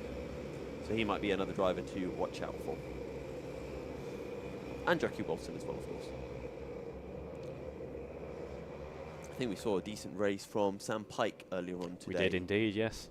Was it second that you finished? Oh, you're pushing my memory quite hard there. I know it was only today, but it's already gone. But yes, no, Sam Pike did have a great little battle, actually. But we are ready to go racing. Dan Hackett, Eden James on the front row of the grid. Keep your eyes out, though, for Harrison Kirkham starting in 3rd place. And we head down the tram lines once more there. And we might want to look at some of that formation, but we start the next lap. Sorry, the first lap of this race, rather. 7 minutes to go then for Heat 8. Dan Hackett and Eden James lead into that first corner. Penalty coming in for breaking formation for Eden James. Completely off onto the grass. You can't even see him. He's gone so far on the grass sideways as he tried to get the car under control, but completely valid penalty for Eden James. He moved over so early. I mean, guys, tram lines, stay in the white lines. I think there's a bit of an advantage if you're from Manchester, perhaps. You know all about your tram lines, and you can stay in them, you know what to do. No, in Manchester you don't want to be on the tram lines, because then you're going to get hit by a tram. Unless you are a tram. Anyway, yes. There are no trams partaking in the Club 100. Either way, 6 minutes to go. Is that Kirkham leading? Fair play to Harrison Kirkham. I think he did that off camera, because I was watching to see if there was a change for position. I hope he was doing it off camera. It wasn't while we were talking about trams. Either way, 5 minutes to go in this race. And as you say, Kirkham, after making up some nice progress a couple of races ago, has put his best foot forward already. And even early on in this race has shown us that he is going to be one to contend with his nearest C1 rivals, Lewis Marchant and Christian Powell-Taylor, in P6 and P4 respectively. So a bit of a ways to go to catch up to them, as we've got a bit of kart cross there. This might give an opportunity to Christopher Powell-Taylor. Can he get the switch back? Nope, can't go up the inside into the spoon. We'll have to sit behind, but the top two are pulling away. This is really impressive from Dan Hackett to be able to stay with Harrison Kirkham, who is a very, very quick driver. And, well, let's see how long he can keep that up for. No change of position for our top end then, although it is very close running indeed. Just a couple of tenths separate Dan Hackett and Harrison Kirkham as we head down the Dragon Straight. A couple of right-handers coming up next to negotiate. We've seen a few drivers go off wide here. Everyone makes it through nice and clean this time round, though heading into Sector 2 in just a moment. A bit of dirt being kicked up. That was Matthew Clark overtaking Christopher Powell-Taylor. I don't know why I said Christopher Powell-Taylor. But Jockey Wilson has found himself in a bit of clean air, so we can really compare the lap times of our top three and see how the gaps are ever changing. Justice for Eden James, says Jaden Gerard Shepherd. The only way there's justice for Eden James is if he's blind and forgot his glasses, because there is no excuse for breaking the tram lines. Oh, sorry, no, he has got justice with the penalty. Yes. So don't worry, Jaden. Couple. Has been dished out. Dan Hackett, though, last time round, 51.3, lost 4 tenths to Harrison Kirkham. Jockey Wilson, 51.5, as Christopher Powell-Taylor now getting overtaken by Lewis Marchant, who's got himself a contact warning. We'll see whether a penalty comes in with that. I don't think there will be. It looked fairly clean. But Marchant now right on the back of Matthew Clark. Going to squeeze himself down the inside. Great overtake from Lewis Marchant. And I think in the first race he was a bit more tentative, a bit more cautious. Now he's starting to get his elbows out a little bit more. Really good to see from Marchant, who's always been one of the calmer, the more sophisticated drivers, your more Ed Barr style drivers. Good to see him getting those elbows out a bit and really just starting to force his way through a bit more. Yeah, as you say, works his way up to P4, and in this sprint racing format, it does reward that bit of extra elbows out, seizing the moment action, doesn't it? You've just got to really... Oh, go on, Lewis. He is on absolute fire right now. He's sending everyone left, right, and centre. Jockey Wilson now being overtaken. Matthew Clark not happy with Jockey Wilson not backing out. And Christopher Powell-Taylor will say, thank you, I'll take both of you. Yep, nice move there by Christian running. Lewis, though, needs to try and break away from this pack if possible. His hopes would have been to have broken away while they were in the midst of battle. However, that battle seems to come to a very quick end indeed. And now a bit of a mistake. Yeah. A lot of curve there. And we're going to see Christian Powell-Taylor closing down on Lewis Marchant now as we head on to the next lap of this race. Our two red-plated drivers up into P3 and P4. Only Dan Hackett separates them from Harrison Kirkham. Now, Marchant lost a good 2 to 3 tenths there, but he still put in a 51.0. That's just how fast Lewis Marchant is currently. Yeah, 51.4. I take it back. Yeah, we haven't seen the dizzying heights of the mid to low 50s that we saw at the very start of the lightweights running, and even in some of the heavyweight running as well. I wonder if temperatures are picking up a bit, engines maybe not quite as lively as they were with the cold air. Yeah, I do get what you mean. It's weird to say highs when they're low. It's actually the same thing when you talk about energy with chemistry. So if there are any chemistry students out there who like to talk about their energy orbitals, you know exactly what I'm talking about. I left doing any form of science the second I could at GCSE. You want to have a look at the lap time Lewis Marchant just set? 50.4 on cue. We like a bit of a reverse commentator's curse, don't we? When we say, oh, the times don't look like they're improving. Lewis goes, I can tell you. No, I can show you that these guys don't know what they're talking about. I said they were improving, yes. And he just had a really bad lap. And I was trying to say, like, he lost that much time, but he still put in a quick lap. Yeah. Oh, Matthew, be careful there. Remember, grass is not good for the tyres. So the gap is 1.1 seconds from Dan Hackett to Lewis Marchant. He's not going to catch up to Harrison Kirkham. It's not happening. However, overtaking Dan is definitely doable, but he needs to make sure he does this right. 50.2. Okay, Lewis has got the rocket. 50.2. That is very impressive. He's a great driver, indeed. Don't get me wrong, but that is flying along. It absolutely is, but as the weather predicted... He's gone round the outside! Okay, he hasn't made it work, thank God, because that would have been disgusting. I would have gone outside and vomited if he had done that. And then we really would have needed the commentary cam. Anyway, Lewis Marchant then with that impressive turn of pace, a 50.2. Remarkable stuff from the young driver there. Lewis Marchant ends up going for a boring overtake in the end. After all of that, going round the outside, this, that, and the other, then it's just easy. I'll just go up the inside here. You know what? Considering how fast Lewis Marchant is right now, he might even catch 2 seconds to Harrison Kirkham in one lap. We'll just see if that is possible. There will be one lap to go, but he has been released now. The weather has been glorious for the past couple of hours. The conditions are perfect, so it's time that we start seeing some blistering laps like that. Powell looking to the outside of Dan Hackett. And Hackett's going to have to cover off the inside because Powell's going to get a very good run. Hackett looking left, looking right. Where's Powell-Taylor? Well, he's on your outside right now, buddy. But Powell-Taylor can't quite get the switch back and get to the inside. He goes a little bit wide. Just tastes the grass a little bit, makes sure that it's nicely trimmed all around. Thought that maybe the groundskeeper had missed an area. Here's the opportunity up the inside. Good awareness from Hackett to avoid going into Powell Taylor, who used too much circuit, and Hackett's coming back at him. What a drive from Hackett, but Harrison Kirkham takes the checkered flag. Followed very closely behind by Lewis Marchant, Dan Hackett, and Christopher Powell Taylor. You got me doing now as well. What a close run to the end that was for our top drivers there. Jonathan Wilson, Matthew Clark, Andy Orford, Murtaza Hassan, Eden James and Robert Stanley, our top 10. Then we've got James Bull, Hugh McDonald, Bradley Pike, as well as Clifton Malcolm, James Barker and Rana Khan, rounding out our 16 kart provisional results at least for Heat 8. And we're going to move on to Heat 9 in just a moment.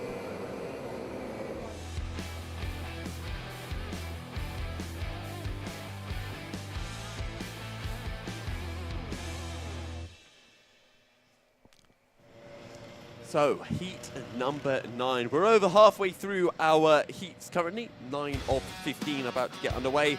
Thomas Northcott, Jake Chapman on the front row of the grid. Then there's Toby Edelston, who was very quick earlier on today, and Joseph Simcock. Keaton Ford, who was also rapid, and Philip DeBull will complete the third row of the grid.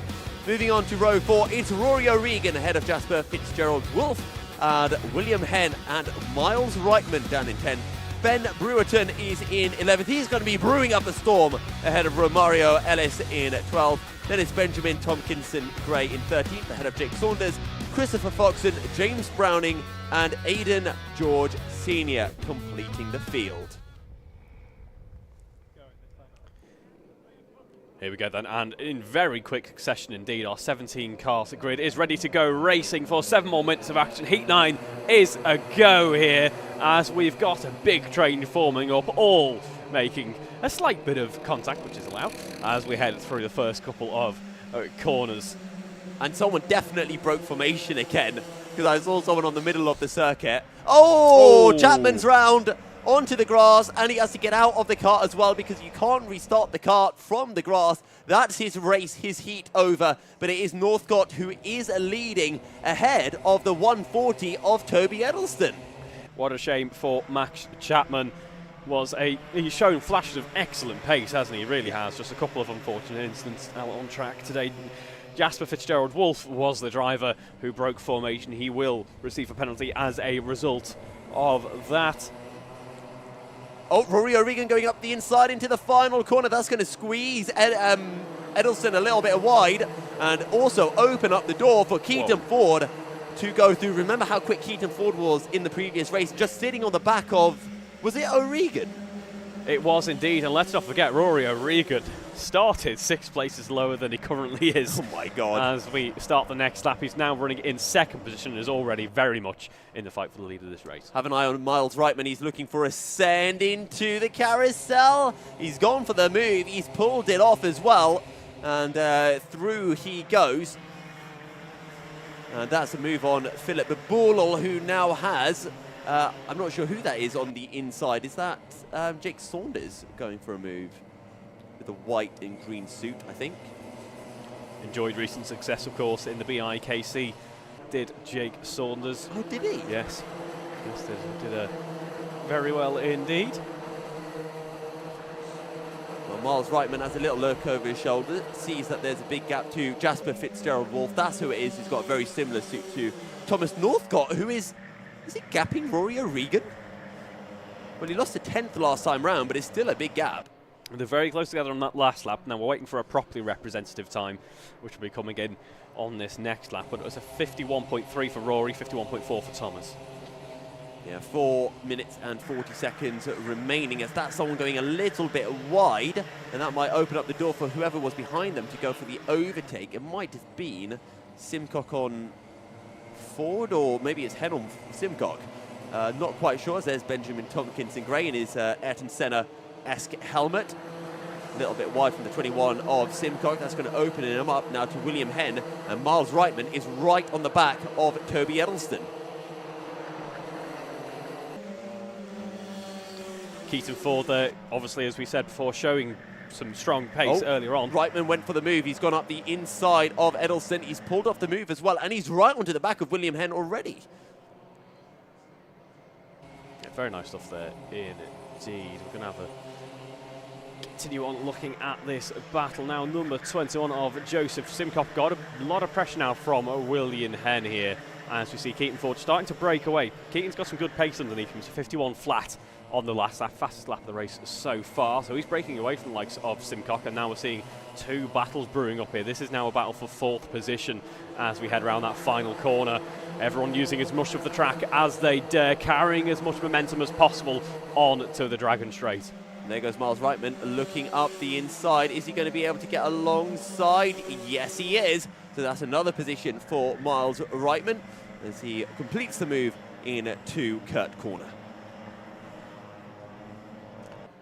We are heading through the carousel at the moment, and there we see Yousuf Simcock just on the defensive there, making sure that he doesn't lose any further positions. Under pressure from Miles Reitman though, and that's certainly not a driver that you want to have in your rear view mirrors. Into the 50s was Miles Reitman on the last lap, 50.9, and certainly continuing on with that pace as we enter the final stages of this race. Well, Miles is already onto the back now of Yousuf Simcock. The battle for P4. Then there's a bit of a gap to the top three, who you can see here. Rory O'Regan has reeled in Thomas Northcott. Thomas Northcott has really improved and really come alive recently. I think he started having some of his first Club 100 races last year, but now he's starting to show himself as someone who can win heats if you put him in the position. And right now he is in a position where he could possibly take a win, and getting a win in a race with Rory O'Regan and Miles Reitman is no easy feat. O'Regan with the fast lap of the race, 50.7. Miles Reitman, 50.8, a tiny bit slower. And Reitman has got through on Yousuf Simcock. Now, the gap between Reitman and Ford last time round was 1.4 seconds. Let's see what that gap is this time round with 3 laps remaining in the race. And there we go, we have a look over the shoulder as the carts are attached down the start-finish straight. It's Rory O'Regan versus Thomas Northcott now, as we're going to run towards the end of the Dragon Straight, the end of Sector 1 in just a moment. Need to make sure that no doors open up. Can he hang around the outside? No, Rory has to wait. He's going to have the inside. If he's not careful here, there's going to be Keaton Ford in the mix as well as we head through the carousel. And there it is. There is Thomas Northcott losing the position to Rory O'Regan. As you said, on the switchback. Nice move there. Secured Rory O'Regan in the lead of this race. Yeah, Justin Northcott went a little bit wide coming out of a Kurt Corner, and that just meant that Rory was able to get the switchback. Northcott didn't cover the switchback early enough. And, well, it just allowed Rory to get the move very nicely. Let's see what Keaton Ford does, whether he's able to follow through on Northcott. Miles Reitman, new fast lap of the race, 50.6, 6/10 a lap quicker than the drivers in front of him. Yeah, blistering pace there from Miles Reitman, 50.6, as you say. That is strong stuff this late into the race as well. But looking over his shoulder is Rory O'Regan, because Thomas Northcott has not let that defeat get to the better of him, really. He's still very much in the mix there, still putting that pressure on. Watch out for Keaton Ford as well, who is poised and ready to leap whenever there is a gap available to him. This has brought, as we say, Miles Reitman. Yeah, Miles Reitman right onto the back of this trio, but we're only going to have one more lap, and for Miles, maybe you can get third. Oh, aggressive move. Is this going to work? It's going to open up the door for Miles Reitman. Oh, wow, that is 2 going through then at the final corner of that lap. We now start the last lap of this race, and there was not too much that Thomas Northcott could do, really, could he? The gap had opened up, cars start flying through. You're on the outside there. You've got to let off at some point and rejoin the circuit safely, haven't you? You can't continue on there. There's no track to carry on onto. Nope, and well, Miles Reitman now is a bit of play attack, play defense. I think he's going to be focusing entirely on attack and not on defense at all. A couple of overtaking spots left as Reitman dips the wheel on the grass. He puts his hand up, so he feels like Northcott pushed him, loaded him onto the grass, and now he's too far back, so Reitman won't be able to get second. But driving away up at the front, it's been a very good drive from Rory O'Regan. And as indeed, that gap builds up to 0.7 of a second. The gaps for P2, P3, P4 much smaller indeed. Not that matters too much, as Rory O'Regan takes the checkered flag. Keaton Ford comes home second. Miles Reitman third. Thomas Northcott fourth. Then it's Yousuf Simcock, William Henn, Toby Abelson. Then we have Benjamin Tompkinson Dre, Jasper Fitzgerald Wolf, Philippa Booble, Jake Saunders, Eden George Sr., Christopher Foxon, James Browning, Ben Brewerton, Romario Ellis and Jake Chapman our 17-cart grid, our 17-cart results for the end of Heat 8. Provisional, of course, but that brings an end to Heat 9. And I think we're going to be heading straight on into Heat 10 because the We're next have set of carts... small weight by the looks of it. Oh, a small weight, okay. Oh yeah, what a finish that was for our front runners there. Rory towards the end had checked out, but that battle for P2, I think if we'd had 2 or 3 more laps, would have looked very different indeed. And now we are going to move on to P10 in just a moment. Sorry, Heat 10.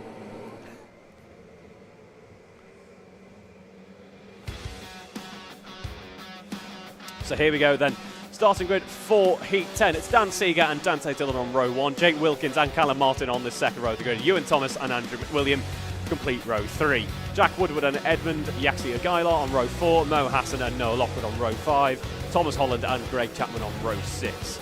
Moving on to row 7 then is Harry Berner and Thomas Stott. Row 8 is Oliver Redford and Aidan Marsh. Our 16-cart starting grid for Heat 10. I'll tell you what. Got a few C1s in this race. We do indeed. We've had a bit of a, well, we got a couple more C1s. We had a bit of a C1 drought over the past couple of heats, but good to see a couple more showing up here. I mean, to be fair, we did have 2 in the last 2. Yeah, we did have 2. Actually, yeah, Miles Reitman and Rory O'Regan. Yeah. Looks like we are going to be going racing. Dan Seeger starting a pole. Dante Dillon alongside. That is a very strong start for a heat race. 2 very quick drivers. Keep your eyes out, though, for the reigning champion, Andrew McWilliam, starting this race from down in 6th place. But we're green, and away we go. Good start from Dillon, who's able to stay alongside Seeger, but needs to be careful of Callum Martin, who's got a good run, and they've turned it 3 abreast. Dillon is pointing. I don't know what he's pointing at. I think he's pointing at Callum Martin, saying, how on earth did he get over there? Someone's on the grass. It's Dante Dillon. He's going to lose a bundle of places, rejoins the circuit, but that is not where he wanted to be, having started this race from 2nd place. Not at all, but we well out in front. Dan Seeger is defending then. It's not against Dante Dillon, who started in 2nd. It's against Callum Martin, who is... Oh, we got a further off. That's McWilliam. There. That is McWilliam, yes, in the orange helmet there. He rejoins, but will lose quite a lot of momentum as a result of that small off. We've seen that catching a few drivers out so far, as we are very much elbows out running down through the final part of the lap. I want to say it's been a very uneventful start. It's not. It's been crazy. As there is Ewan Thomas up to 3rd position, trying to hunt down Callum Martin. Looks like he's got some good pace, but Dan Seeger is looking very good as McWilliam getting squeezed a little bit onto the grass by Noah Lockwood. Will be able to make the move work. Dante Dillon up to 6th now behind Mo Hassan, and we'll see whether he can get a decent run, maybe go for a move down into the carousel. Having a look then, there is Dante Dillon trying to make amends for his unfortunate start, looking for a way around Mo Hassan, as you say. Was really actually quite aggressive in darting across the circuit to see if there was a gap where he can make a go-kart fit. Wasn't able to that time around, but I'm sure there's going to be more opportunities coming up next.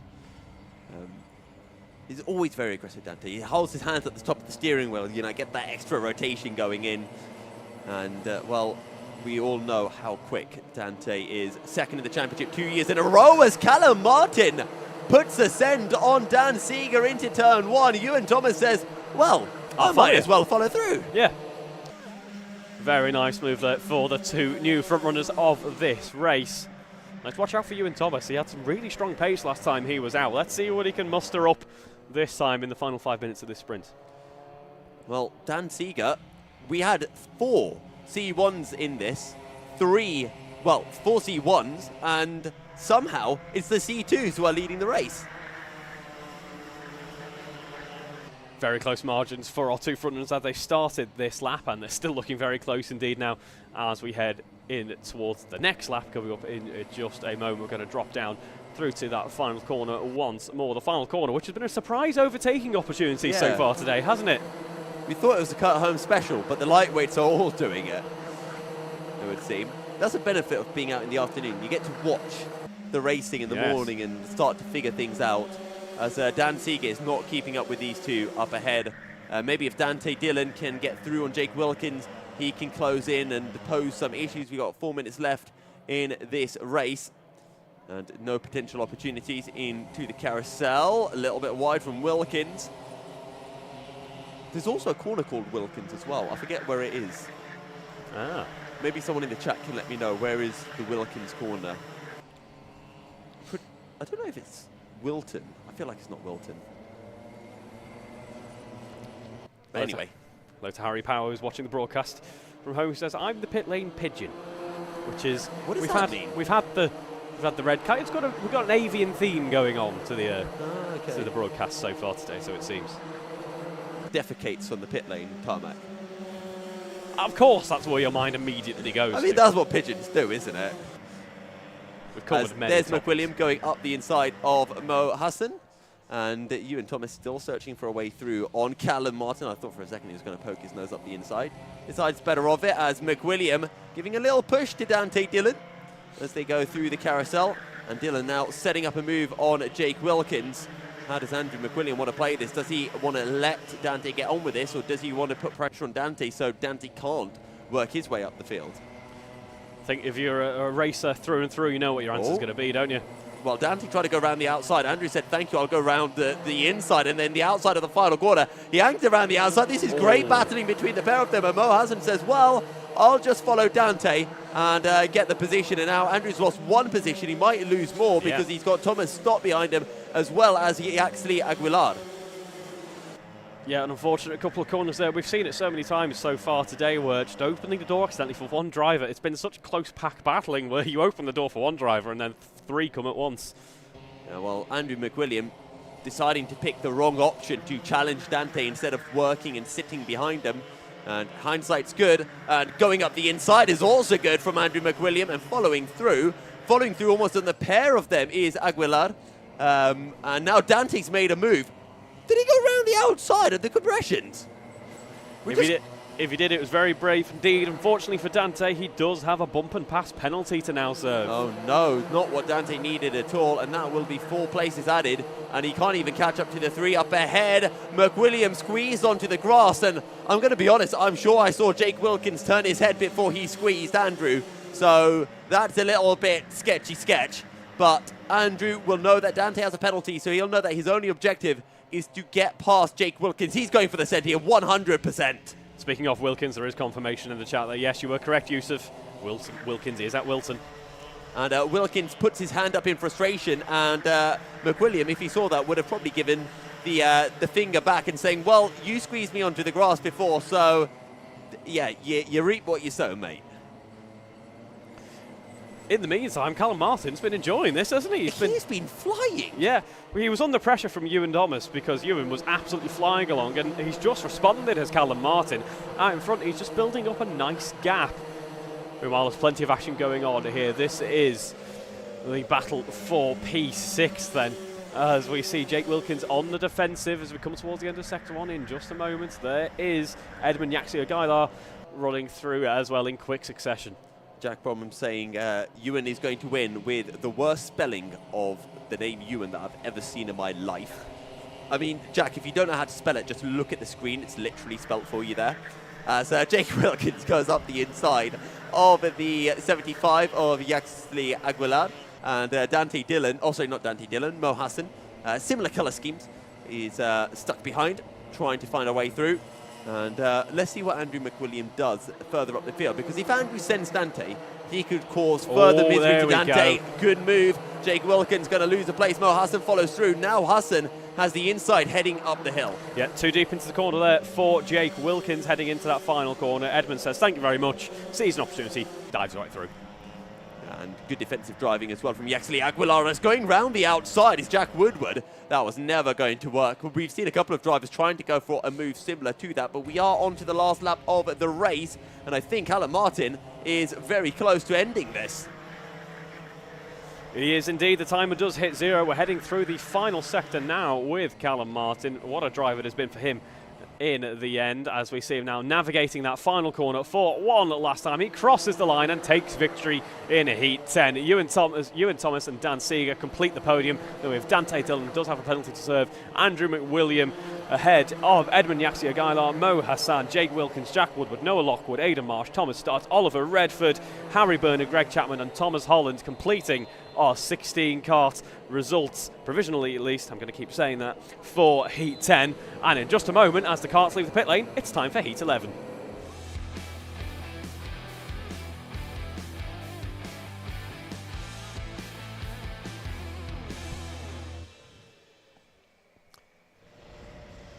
So here we go then, we are getting ready for Heat 11 and now really whittling them down quite quickly. And here's our starting grid: Andy Orford, Mortaza Hassan, then we have row 2, Nicola Cassis and Ben Pickard. Row 3, it's Eden James and Ashley Davis. Moving on to row 4, it is Harrison Kirkham, Lewis Marchant. Row 5, Charlie Foster and Trus Spearman. Row 6, it's Jack Hopkins and Sky Lease on row 6. Moving on to row 7, it's Bradley Pike and Hugh McDonald. Row 8, it's George Verardi and Dimitri Wade, completing our 16-car grid for Heat 11. Right, it looks like pretty much everyone is already gridded up. I'm trying to just double check how many of our C1s do we have. A few. Harrison Kirkham on the inside is one that I can spot. And I can't really spot anyone else at the moment, looking at the helmets. But either way, let's look at the green flag instead as we head down the tram lines and get ready for Heat 11. 7 minutes more racing to go. Mortaza Hassan against Andy Orford heading into that first corner. Everyone making it through relatively cleanly once again. That's what we like to see, isn't it? Yeah, very good. Saw a couple of wheels dipping into grass and no one fully going onto the grass through the kink before turn 3. But Harrison Kirkham works his way through. Lewis Marchant is also in this race. And I think I saw Cruz Speakman as well, who's starting to clamber his way up as Nicolas Lacasas went up the inside into the carousel, and Mortaza Hassan coming under a lot of pressure from Ben Pickard. It was a good start for him, perhaps too good of a start for him, as he does have a jump start penalty to serve, does Mortaza Hassan. Oh, bit of an off there as well for one of our drivers. It does get back onto the track relatively quickly though, so no major ill effects. Yeah. Well, Mortaza Hassan will be getting a little penalty going his way. I remember speaking to him before where he had to start second at a track like Buckle where the outside's horrible, and he said, well, all I'm going to do is I'm going to jump the start so that I'm in first, and that way I don't lose like 5-6 places. And I thought, you know what? That sounds like a tactical bit of genius. See, whereas my response to that would be, don't do that. That was against the regulations and rules, and it is unfair. See, no, because I think it's like football. You know how you can have tactical yellow cards? You can have a tactical jump start. I know nothing about football. Oh, okay. Well, the football fans know what I'm talking about. Harrison Kirkham up into 4th position currently, as he has found a way through on, I think it's Eden James or Andy Orford, as that was Lewis Marchant going up the inside of someone into the carousel. And the 92 really trying to find a way through. That's Eden James on Mortaza Hassan. And Mortaza Hassan has not been able to break away at the front of the field. We're really seeing these lightweights push on the track limits as much as they dare in that final corner, aren't we? We know that is the one track limits bugbear on the entire circuit, is that final corner, but the lightweights in particular. Eden James has got a good run. He's gone up the inside. Mortaza Hassan ended up getting squeezed a bit, and he's going to lose a 2nd, a 3rd, and maybe even a 4th place as well, as Cruz Speakman is pointing at Mortaza Hassan. Yes, that is a cart. You can't just drive where you see a cart, Cruz. And now he's lost more places. Shouldn't have done that. Anyway, Harrison Kirkham is up to 3rd as Lewis Marchant is trying to find a way through on the 117 of... Sorry, he's ahead of Cruz Speakman, trying to go up the inside of Andy Orford, as there goes Harrison Kirkham with a very nice move up the inside of Ben Pickard. Yeah, another one of those cases where one unfortunate... Oh, we got a big off there for a couple of our drivers, actually. I wonder if they were entangled in some sort of instance. Either way, that is a long push of shame back onto the track, isn't it, before we can restart the kart.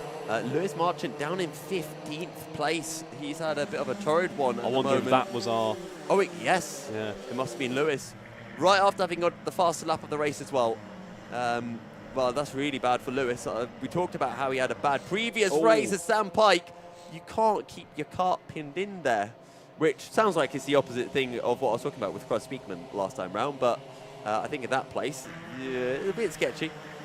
Yeah, that curb is a little bit unforgiving to the kart, and of course there's not much track there at all to really try and run off onto, is there? So you need to be diligent if you're heading through there, especially if you're heading in pairs. Well, we've got 3.5 minutes remaining. Harrison Kirkham 2/10 behind Eden James, working his way up through the order very quickly.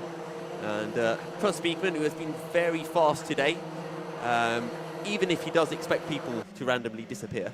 But he has been very, very impressive, and he's hunting down Harrison Kirkham and Eden James, as well as Ben Pickard. So Cruz Speakman might still have a chance yet of winning this one. Yep, still very much in the mix here. In fact, our top 4 separated by just 2 seconds, and our top 3 by just 1. So they're really flying along in the top 3 now as we go on board, or remain on board, with Eden James. Great day out so far, a great race out at least for Eden. at the front end of this field. Harrison Kirkman, we've seen flashes of some excellent pace from him so far, and he's made up 5 positions in this race so far. Dimitri Wade as well, started fairly far down the order, makes up 7 so far. So we're seeing plenty of changes throughout the field. Yeah, Chris Beekman up into 3rd place. He has the fast lap of the race of a 50.3, and he's just done another 50.3, so he's gained half a second on these top 2, and there's plenty of laps left to go as well. Harrison Kirkham was giving the finger wag, but not anymore. He's gone up the inside of Eden James. He's taken the lead of the race, and he's saying, look, let's work together. And I think Eden James seems to agree with that sentiment. Yeah, absolutely. It's the best that they can do at the moment because they've got some very quick drivers behind them. So they really do just need to work together. Is that working together going to be continuing on, though? Because now we're in the midst of battle, aren't we, really? It's Eden James versus Harrison Kirkman, as Kirkham tries to find a way around the outside. Potentially that opens the door up to Cruz Speakman, though, who is on the scene all of a sudden. And we head round the final couple of corners. Cruz tries to get him moved up on the inside. The car fitted, but it got very quickly boxed off. And now we're going to see a few more attempts, I think. Right, so is it, okay, Speakman saying, let's get past Eden first. I'll absolutely laugh if Cross Speakman sends it up the inside of Harrison now into the hairpin. Let's see what happens here. Yes, they're both going to go up the inside of Eden, and this time Cross is able to shut the door successfully on exit. And Harrison, he's not going to work with you anymore, sends it up the inside. I think that was a robust but fair move from Cross Speakman. He got it fully alongside at the apex, really late on the brakes. Great racing between the pair of them, but I tell you what, Harrison Kirkham will not be happy about it, regardless of whether it was clean or dirty, and he'll be thinking, right, I need to send one back on you.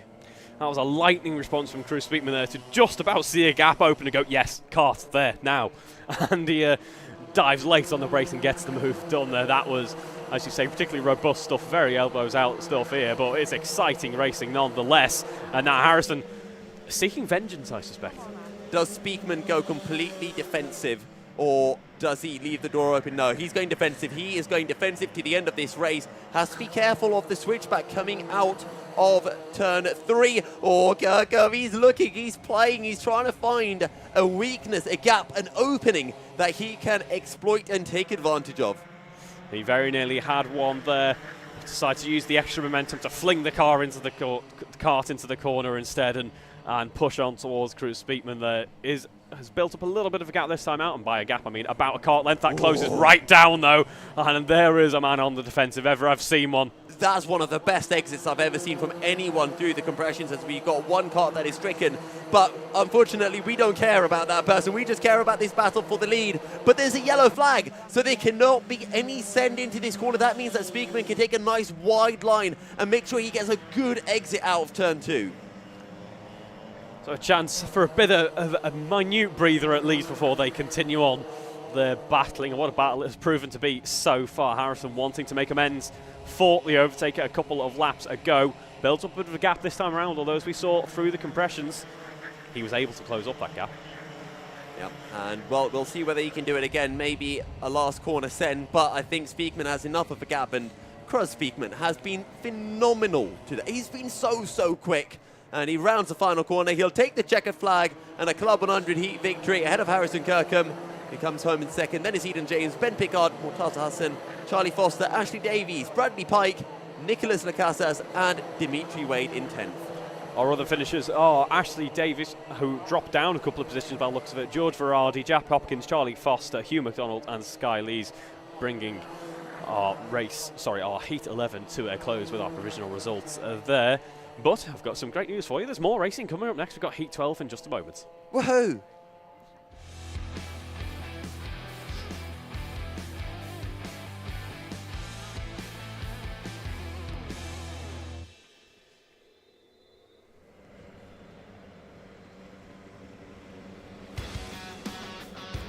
Here we are then at Heat 12, and we are ready to go. It's Miles Reitman, Edmund Yaxia-Gailar, Phil Holmes, Jake Chapman, Vishal Patel and Jake Wilkins, our first 3 rows. And it's Dan Shaw, Max Chapman, Matthew Clark, Keaton Ford, James Bull and Jason Munson on row 4, row 5 and row 6. Moving on to row 7, it's Thomas Holland, Zach Edelston, Rana Khan, also Stoltz, and then Harry Burner, completing our 9-row starting grid for Heat 12.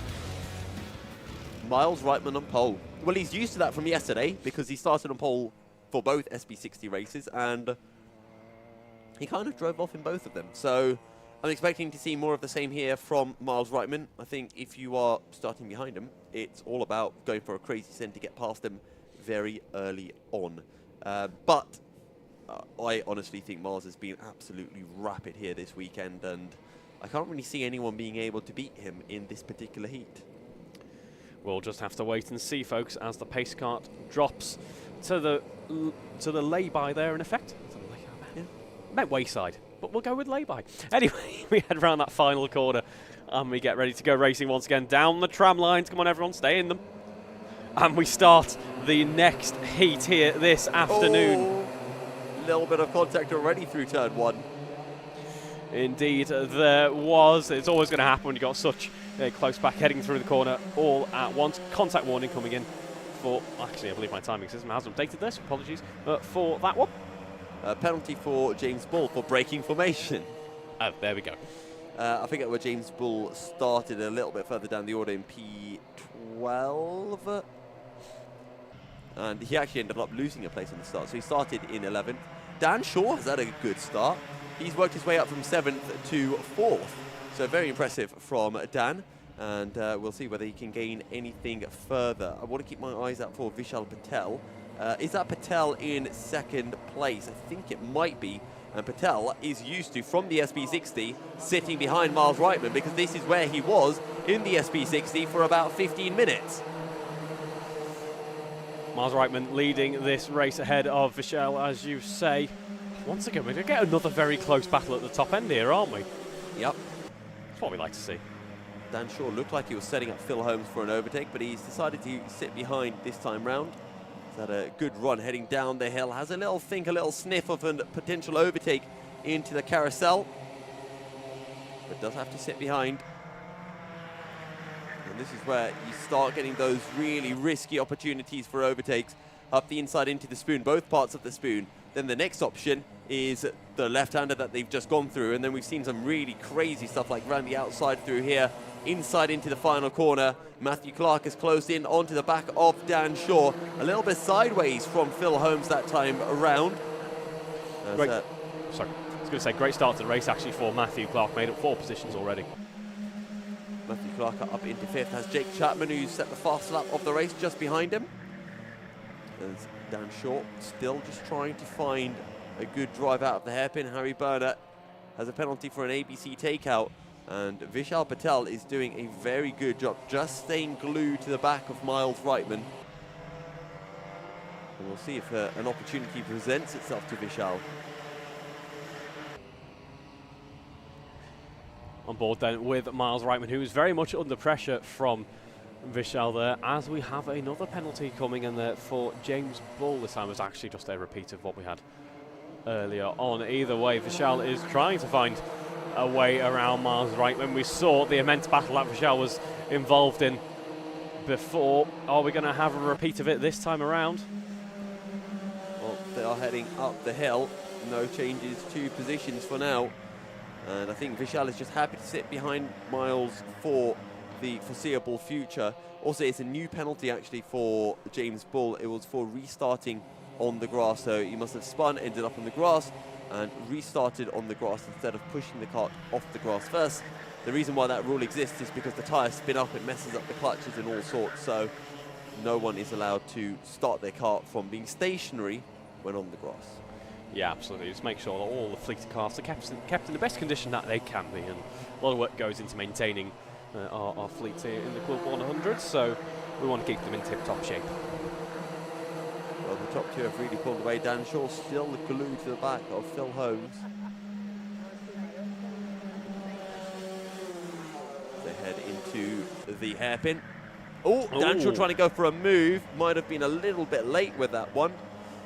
And Phil Holmes ends up losing a bit of time. Shaw now on the outside, but Matthew Clark is on the inside. And Clark is going to find the position on Dan Shaw, surely. And Shaw tries to hang around the outside, gets squeezed onto the grass. And he is not happy about that, but unfortunately, that's just the way it goes sometimes. Yeah, he was properly spat off there. One of the unfortunate parts, I mean, no part of this circuit is particularly wide, is it, if we're honest, but it's one of those unfortunate parts where it's a massive patch of grass in front of a very narrow part track. Yeah, I think for Dan, it's not his fault, but when you put your kart there on the outside with having 2-3 wide through the carousel, you're going to end up getting squeezed off and you just have to back out. So I think that's one to add to the learning book for Mr. Shaw. As there comes a move from Vishal Patel. 2.5 minutes remaining, and Miles Reitman is going for his new technique, isn't it? The turn 3 cut. Yeah, we'll see if anything comes to fruition with that one there. Miles still leads this battle against Vishal. Then we know Vishal's going to try and find a way around the outside. He wants that move to be done as cleanly as possible, and every driver would prefer to do a move on track, wouldn't they, if possible? Yeah. As we head through the compressions now, then you've just got the sense that Vishal's going for those apexes just that little bit more aggressively, don't you? He's really putting the car in any small gap that he can to try and find a way past Miles Reitman at this point. Yeah, well, they head up the hill now, nose to tail. Max Chapman with the fastest lap of the race. Will there be another send? Reitman's going to go defensive, and Patel has to look to the outside, carry the speed through the corner. But again, just too far back to go for a send into the carousel. And there we have a bump and pass penalty coming in for Max Chapman. Naughty Max. Unfortunately for Max, running in P5 at the moment. He's showing some really strong pace there, as I alluded to before, but nothing just hasn't quite come together for him so far, has it really? Tell you what, Jake Chapman is starting to close in onto these two. The last time around 51.0, whereas it was 52 zeros for Miles Reitman and Vishal Patel.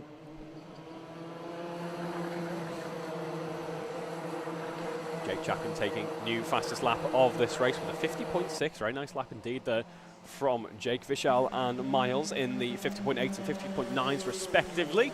So they're lapping very nicely indeed as well. And they are both controlling this race quite nicely, it must be said. They haven't had too much of a challenge from the karts behind at any point. No, and they can just focus on just putting in the laps, as Max Chapman now has a track limits warning. Last time around 50.9 for Reitman, 50.6 for Jake Chapman. He's really working the wheels off the kart to try to close in. It's Jake Chapman, but it is taking a while. And remember, Jake Chapman doing well in the championship. Patel trying to go up the inside into the final corner. Bit of contact. It's dragged to the line. And Patel says, you know what, I don't need to risk a penalty for that, but that's just going to allow the door to be open for Jake Chapman, who is the fastest driver on the circuit, and it's the final lap of the race as well. Can Patel come back? I think Patel probably should have just gone for that. And Patel trying to go up the inside, needs to be careful not to get a contact warning. Because if he gets a contact warning for what happened with Miles, then he'll be very close to getting a penalty. He will indeed. It was a brave attempt heading into that final corner. It didn't work out. I mean, it's always 50-50 attempting it there, isn't it? And we saw it nearly repeat heading into the second sector here. But for now, it looks to be that it's going to be Jake Chapman who has the upper hand on Vishal Patel. That just goes to show if you make one small error here, it can cost you big time, because we've got Phil Holmes and Max Chapman in the mix here as well. But we head round the final corner, and it will be Miles Reitman who takes victory ahead of Jake Chapman, Vishal Patel, Phil Holmes, Max Chapman, Keaton Ford, Matthew Clark, Walter Stoltz, Dan Shaw, Edmund Yaxia Gaillard, Jake Wilkins, Zach Edelston, Harry Byrne and Jake Munson, Rana Khan, Thomas Holland and James Bull coming home to round out our 17 kart grid for Heat 12. But in just a moment, we're going to be moving on to Heat 13.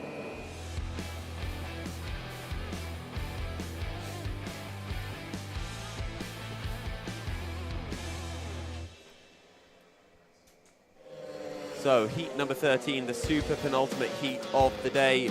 Mo Hassan starts on pole with Alex Ford alongside. Then it's Jasper Fitzgerald Wolf with Dante Dillon in fourth. Thomas Northcott and Toby Elliston are on row 3. Robert Starley and Charlie Walmsley Ride are on row 4, followed by Jonathan Wilson and Philip Babourlog. Aidan George Sr. and Leo Custon complete row 6. Then it's Joe Milburn, Ben Brewerton and Jake Saunders, with James Barker completing the field.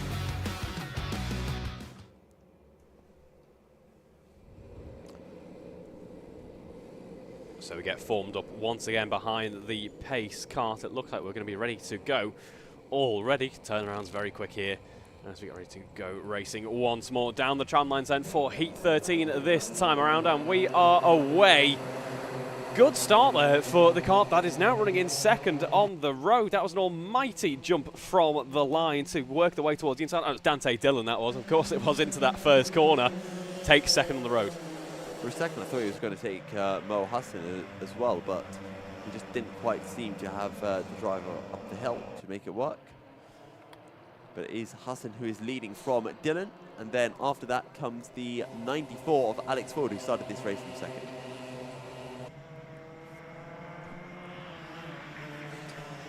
Hearing more and more, I'm seeing more and more bird discussion in the broadcast comments, which I think we'll leave now. We've discussed the avian animals for long enough in this race so far. 6 minutes to go on this clock.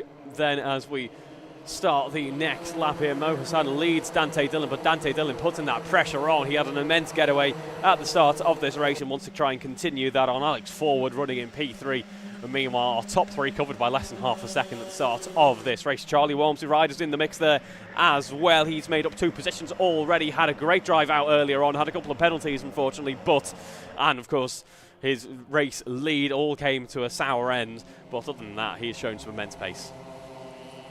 Mo Hassan, though, needs to just keep his eye on Dante. When does Dante want to pull the trigger? There's actually quite a few quick drivers in here. We've seen Alex Forward looking very good. Same with Thomas Northcott. Jonathan Wilson as well. Toby Edelston, I think, has also been a standout driver today in the C2 category. Yeah, he has, to be fair. He's had some decent results and he's making good progress. Drake Saunders as well, 3 places up on his starting position as we head on to the next lap. Now the fastest lap goes to Charlie Walmsley ride. Thomas Norcott gains a position as well. No change at the very front end of the field, but they are still very close indeed. Still half a second Covington.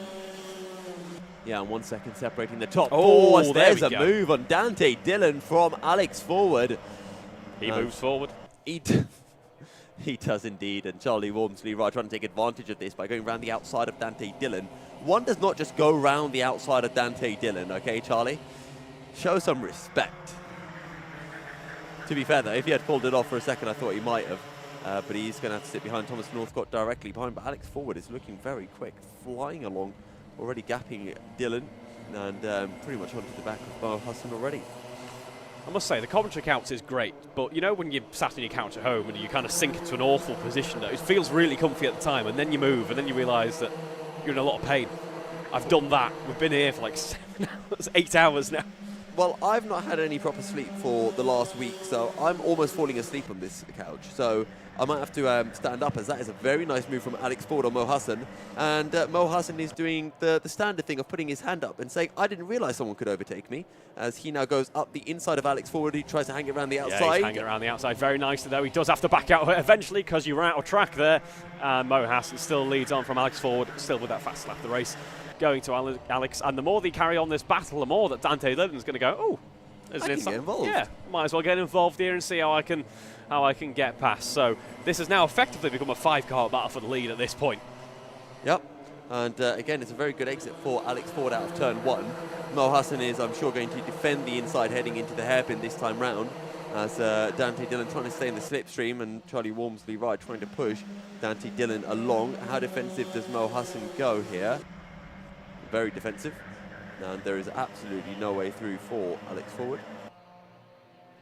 Looking over the shoulder then, Mo Hassan realises that Alex Forward has a great run. He's going to potentially try and hang it around the outside again. He thinks better of it, though. Dives behind. Almost has a better run than Mo Hassan there. And nearly sees Mo Hassan going off and onto the grass. But they both carry on in the same order for the time being. Who's going to have the advantage in the switchbacks then? We've seen many a race become undone in these switchbacks as we run back down towards the bottom of the circuit, onto the start-finish straight, and a leader can soon find themselves in P5. We're going to be side by side as we head on to that start-finish straight. A front axle meets a rear axle, and then Alex backs out of it and decides, no, now's not the time. And Dante is right there. Charlie Walmsley right, Thomas Northcott starting to fall back a bit faster up the race. Philip McBallall at 50.9, about 4 tenths quicker than anyone else out on circuit. So pretty good from young Philip. I forget how he did in his previous race. I think there were some penalties and stuff like that. As Dante Dillon just poking and just prodding away at Alex Ford, waiting for a mistake to be made. Yeah, Mo Hassan has an almighty defensive task in front of him now. Only 2 minutes left to go in this race, but Alex Forward has been poised and ready for an overtake. Dante Dillon is just backing out of it ever so slightly now. He can't focus too much on Alex Forward for the time being, because there is Charlie Walmsley Ride, there is Thomas Norcott right behind him. Thomas Walcott moves up into P4, puts that pressure on Dante Dillon now. Philip Papula, meanwhile, is running fastest out of anyone out on track, a 50.9, first driver into the 50s in this race. And there we see Mo Hassan still leading for the time being, and there is Thomas Norcott under pressure, and it's twofold. There's Philip, there's Charlie as well, occupying both sides of his peripheral vision if you were to look in the rear. Philip Bull making another place, I think, as he overtakes Charlie Walmsley Ride, if I'm not mistaken. The next up for him is going to be Thomas Northcott. Actually, wait, no. Has Philip Bull dropped behind Toby Edelston? I think he might have. Either way, we look on with our two leaders here. Back onto the start-finish straight. Dante Dillon back in the mix once again, and that's why fastest lap of the race, 50.919. I should add that all three of the top three were in the low 50.9s then. 50.919 for Dante, 50.93 for Alex, 50.95 for Mo Hassan there as they came across the line. So they're really pushing each other along very nicely now, even though all this defensive driving isn't slowing our front runners down all that much. Yeah, it's not got too defensive just yet, although as I say, that Mo Hassan taking somewhat of a middle line into the carousel. There we see Alex Forward having a look around the outside. Nothing he can do from there just yet. He's going to follow Mo Hassan round instead. Heg once again is taking a slightly wider entry into every corner, just trying to size up his opponent, maybe pressure a bit of an unfortunate move on Mo Hassan's front if he can do so. We head back onto that start-finish straight. This will be the final lap of the race now, and Mo Hassan still leading for the time being. He'll be hoping that he can remain in the lead here, but what can Alex Forward do with just one lap under his belt now? Will the gap be open? He's looking to the outside. He's focusing on trying to get a good apex coming, or a good exit coming out of this sequence of corners. Mo Hassan's going to go defensive. Dante Dillon is still within a shout of at least getting second place. There's no penalties to speak of as of yet, but Alex Forward doing a fantastic job mixing it with the C1s. Can he get up the inside here? He's got to go for it. Will it be enough? Because Mo Hassan now has the inside. Dante Dillon's going to follow through, and Alex Forward has to be careful that he doesn't lose second, but he indeed does lose second place, and it is going to be Mo Hassan who rounds the final corner to take the checkered flag ahead of Dante Dillon, and Alex Forward will be absolutely gutted. Thomas Northcott comes home in fourth ahead of Charlie Walmsley Ride. Then it's Philip Babulal, Toby Edelston, followed by Jasper Fitzgerald-Wolf, Jake Saunders, Leo Custon, Jonathan Wilson, Joe Milburn in 12th. Then it's Robert Starley, Aidan George Sr., Ben Brewerton, and completing the 16-car grid is James Barker. So that brings an end to Heat 13. We'll move on to Heat 14 now as the karts leave the pit lane.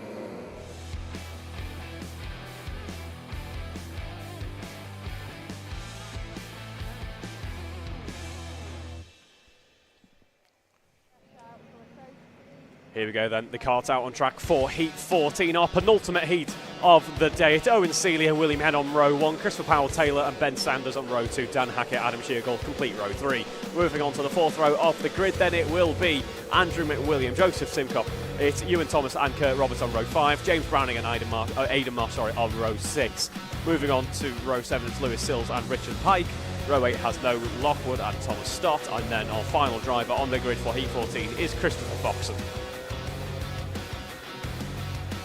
Another pretty strong grid here. It should be an exciting one as we head into our final couple of heats now. They are behind the pace car, getting ready to go once again for another race start this afternoon.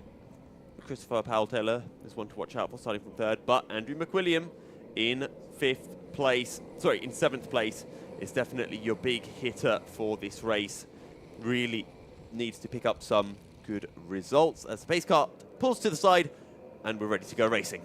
Looking over the shoulder then from Owen Seeley there, but he need not, because he's got the lead of the race as we start the final 7 minutes for these competitors here, at least for now in our sprint heats. Running on then into the next couple of corners. It's still Owen with the lead for now as it gets a little bit elbows out. A few drivers running off wide. They seem to recover relatively well, though. I don't think we had any spinners at least. No, I think it was robust, but somehow it was clean with no one spinning. Indeed, but Owen Seeley loses out here to William Henn. William Henn sees the opportunity, says, thank you very much. I see an open door on the inside. Thank you, and I'm through. Yeah, there was a little incident through turn 1, someone turning across someone else's Sorry, front that's not William Henn at all. That's Dan Hackett. Yes. It's Dan Hackett there. From fifth place. Yeah, that's why it was a bit unexpected there. Dan Hackett, very nicely done on lap 1 to find himself up into the lead of this race now. That is ahead of Ben Sanders as well. Christian Power-Taylor loses a position, but Andrew McWilliam as well, making up 3 places. Ewan Thomas making up 4 on lap 1 as well. Yeah, so some big movers on the opening lap. But for Andrew McWilliam, it's a very good start. For Dan Hackett, it's pretty much the perfect start. As Seeley is back through, well, it's not the perfect second lap of the race. No, you can't miss Seeley as well, can you? In the highlighted neon yellow/green racing suit there, it's brilliant. I like when you see suits like that on camera. You can't miss them. Yeah. It's a little bit blinding sometimes. You know, if you've maybe had a long night, few drinks, and then you wake up in the morning and you see that out on the circuit. Oh, cover it up, please, Owen. Just over 5 minutes to go in this race, and it is Owen who can't be missed by his competitors, not only because of what he's wearing, but also because he's out in the lead of this race.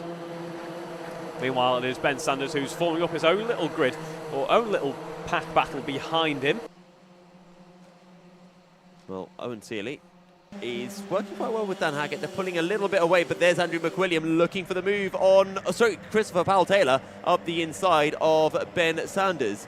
And that is going to allow a certain Andrew McWilliam to get involved. It will indeed, and there we have Christian Power-Taylor.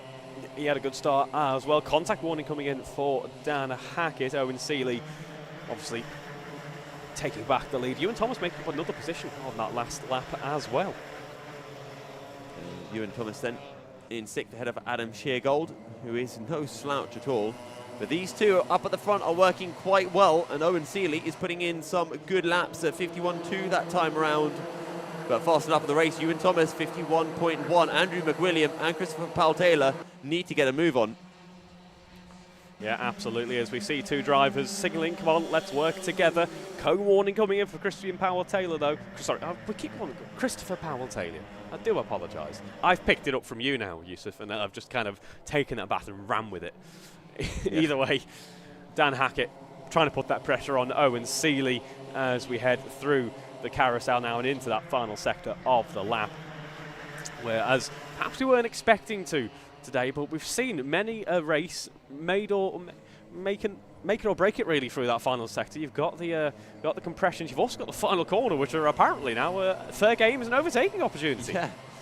It's just one of those things when you get tracks like this with not a lot of overtaking opportunities, drivers have to get creative. Yeah.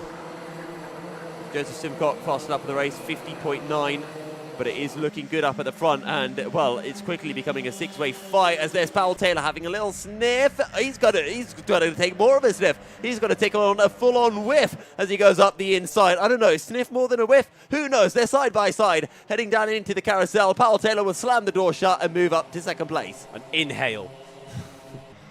Either way, it's Owen Seeley, who has actually been able to maintain quite a nice lead as a result of all that action behind him. It's not comfortable by any stretch. It's 2/10, but it's a bit more than what he had previously. I suspect it's going to vanish ever so slightly as we head down the compressions, and there we go. So much pace can be drawn from the compressions.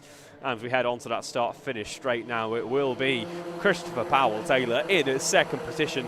Andrew McWilliam promoted up a position as well. Adam Sheargold, as you say, no slouch at all. He's fastest driver out on track at the moment at 50.8. Now, while this battle continues for another 2 minutes, Powell-Taylor is looking very, very good. I want to do a little bit of stats checking, so just give me a minute or two. No problem at all, as we see Owen Seeley looking over his shoulder there. His view being occupied by Christopher Powell-Taylor, who I must say, really enjoying the helmet and suit combo there. It's a great little get-up. As we have a bit of a line of carts forming up here for P1. It's not an out-and-out battle for P1, but the top 8 covered by less than 2 seconds. That is impressive from this pack of drivers. So I was just checking when Christopher Powell-Taylor last won a heat, and he got a couple last year, so it's not been as long as I had thought. But then again, I missed most of the sprint races, so... What about Christopher? How did Christopher do? I said Christopher. Did you say Christopher? I did. Sorry. Maybe I'm just hearing Christian then. You started with a Christian here. Speaking of Christian Powell Taylor, he's gone for the power move, trying to get past Owen Seeley on the outside. Look at Andrew McWilliam doing this because Powell Taylor has lost out 1-2 places, and now McWilliam has found a way through as well. Powell Taylor from first down to fourth, and we're only going to possibly have one more lap after this. It's looking very, very precarious, very, very vicious at the front of Heat 14. Well, at the end of lap 1, it was Dan Hackett versus Owen Seeley. And at the end of this heat, it's going to be Dan Hackett versus Owen Seeley, but it hasn't quite played out as smoothly as it might look if you'd started on lap 1 and only just tuned back in. It has been a bit of a roller coaster ride for our front runners here. As you see, Ewan Thomas, you can't miss that distinctive helmet looking behind him. There's no one behind him for the time being. Aidan Marsh seems a little bit of a distance away, so no need to worry there. But Dan Hackett is putting out all of the stops now, seeing if there's a place where he can position a cart, but there is Andrew McWilliam as well on the scene. I tell you what, if Owen Seeley can win this race, that would be huge. It's his first season of Club 100 racing, and he's only a few corners away from getting a heat victory. Into Spoon Corner they go. Can McWilliam put any challenge onto Hackett? No, he can't. Seeley looks to be safe, heading into the compressions, and I think he's actually going to do this. Owen Seeley, in his second Club 100 race, is going to be taking a Club 100 heat victory. Get in there, Owen. Dan Hackett picks up second ahead of Andrew McWilliam and Christopher Powell Taylor. So you were going to do it. It's Ben Sanders, Joseph Simcock, Adam Sheargold, Ewan Thomas, and Aidan Marsh. Kurt Roberts are top 10. James Browning, William Henn. Oh no, we got it's the last lap. We got.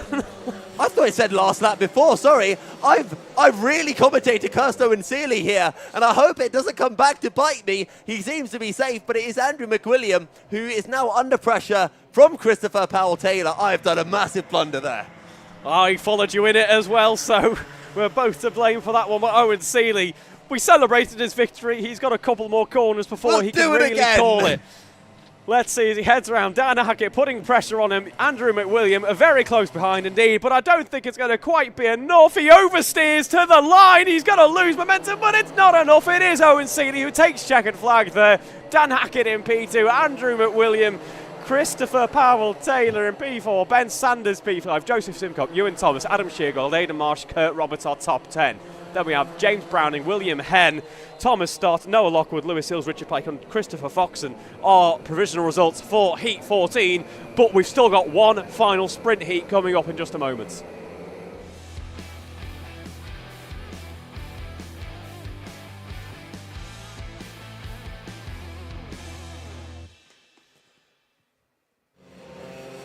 Here we go then for Heat 15. Last but certainly not least. Oh my God, it's stacked. Tommy Lee, Sam Lovelace on the front row of the grid. Jack Woodward and Fraser Brunton on row 2. Then is Thomas Layton and Dan Seeger on row 3. Rory O'Regan in 7th, followed by Callum Martin. Then is Harvey McBrien, Oliver Redford, Clifton Malcolm and Romario Ellis. Greg Chapman, Max Davidson and James Ward and Benjamin Tompkinson Gray complete the field. We've got 4 of our elites in this race. 5 elites in this. I shouldn't say elite. C1 drivers in this race. If you're a Halo enthusiast, you might say elites, but it used to be called elites 4 years ago. Yes, very true. That is a niche reference, by the way, from me there. I'm quite pleased with that. Either way, we are going to get ready for some racing action, and we are go for the final heat here this afternoon. We've got some finals, though, so don't worry, but in terms of the heats, this is what we've got. Good start from Rory O'Regan, very good start from Sam Lovelace, but even better from Fraser Brunton, who's looking to go to the inside of Tommy Lee into turn number 2, but he backs out, almost runs into the back of him, as Rory O'Regan is ending up almost 3 wide as they go through turn 2, and then through the kink and back down the hill. But Fraser Brunton looking to right the wrongs of the previous races where I'm sure by his lofty standard they would have been atrocious results. Absolutely, and there we see Tommy Lee leading this race. Under pressure, though, from some of our C1 plated drivers there. Fraser Brunton up into second, as you say. He's made a good innings already and has some decent pressure from behind, though. This certainly is, as you say, a bit of a heavy hitter in terms of the field in this final heat, isn't it? Yeah, it's a great way to end the heat. I mean, even when you look at the C2s that we've got Tommy Lee in this race, which is enough of itself. Your your championship leader, or the guy who placed highest of the C2s in the last race. Rory O'Regan, though, trying to find a way through on Dan Seeger, looking to get the good run coming out of the corner. But I think for now, Fraser, is he going to go for the move? Backs out of it. Had a little think about it, but decided better of it. Yeah, there are opportunities that are few and far between here at GYG, and particularly early on in the race, maybe you don't want to be jeopardising everything. I think O'Regan managed to overtake Dan Seeger off camera somewhere, so that's Rory O'Regan now up into 4th place. He's on a bit of a charge. He's made up 3 positions in this race so far. Harvey McBride making up 4. And with the heats, it's all about just trying to get as much as you can and just being consistently good. If you get loads of 3rd places, that's perfectly fine. Sam Lovelace is dropping into the clutches of Harvey McBride. And can Fraser go for a send here? No, he can't, but Rory O'Regan can. Up the inside of Dan Seeger. Slams the door shut on exit. Rory's coming for you, Fraser and Tommy. Textbook move there from Rory. Great stuff. That's what we like to see. Well, we'll see whether there's any more textbook overtakes from Rory O'Regan in the 53 plate car. Sam Lovelace has started to pull clear as that's aggressive from Callum Martin up the inside of Harvey McBride. McBride went flying to the side, but was able to collect himself and tucks back in behind Callum Martin. Starting next lap then, Rory O'Regan demonstrating that pace, 50.7 on the last lap, fastest lap of the race so far. But only by a 10th Yeah, I was going to say second. it's very close at the front end though. Tommy Lee and Fraser Brunton pushing each other along rather nicely. I'm just keeping an eye on Callum Martin because he also looks to be quite quick, so I think he's going to put on some moves here on Sam Lovelace. We might just see it in the back of the shot if he goes for a send. No, going to sit behind. And Tommy Lee has actually gapped Fraser from the top of the hill. Now, the gap between Tommy Lee and Rory O'Regan was 0.9 seconds last time round, so we'll see how that gap fluctuates when they come over the line soon, as that's Nicky Richardson looking at the pedals on his kart, I think. Nicky's one of the kart testers, so it's not one of our drivers who are stranded. As very good exit from Fraser Brunton out of the final corner. And this time round, Tommy Lee fast lap of the race at 50.6. Rory O'Regan 50.7. Fraser trying to grass kart to find a way through on Tommy Lee. And I don't know what that hand gesture was from Tommy. Yeah, I was going to say, you're not quite going to fit a go-kart down there, Fraser. You can fit a go-kart down there, says Fraser. He gets a good send up the inside. He has a little look over his shoulder, and that's Fraser trying to figure out, right, can I go for this move, or is Rory going to be on my backside very quickly?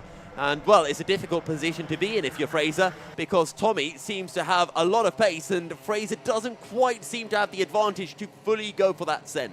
No, Tommy Lee seems to be in control quite nicely. Although I should add, on that last lap, they were separated by just 0.02 of a second in terms of their pace, so they are on each other at the moment.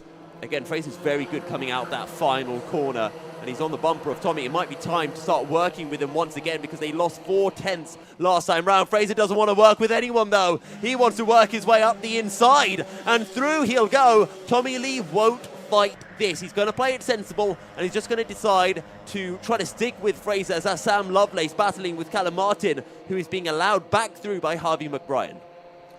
Yep, nice move there.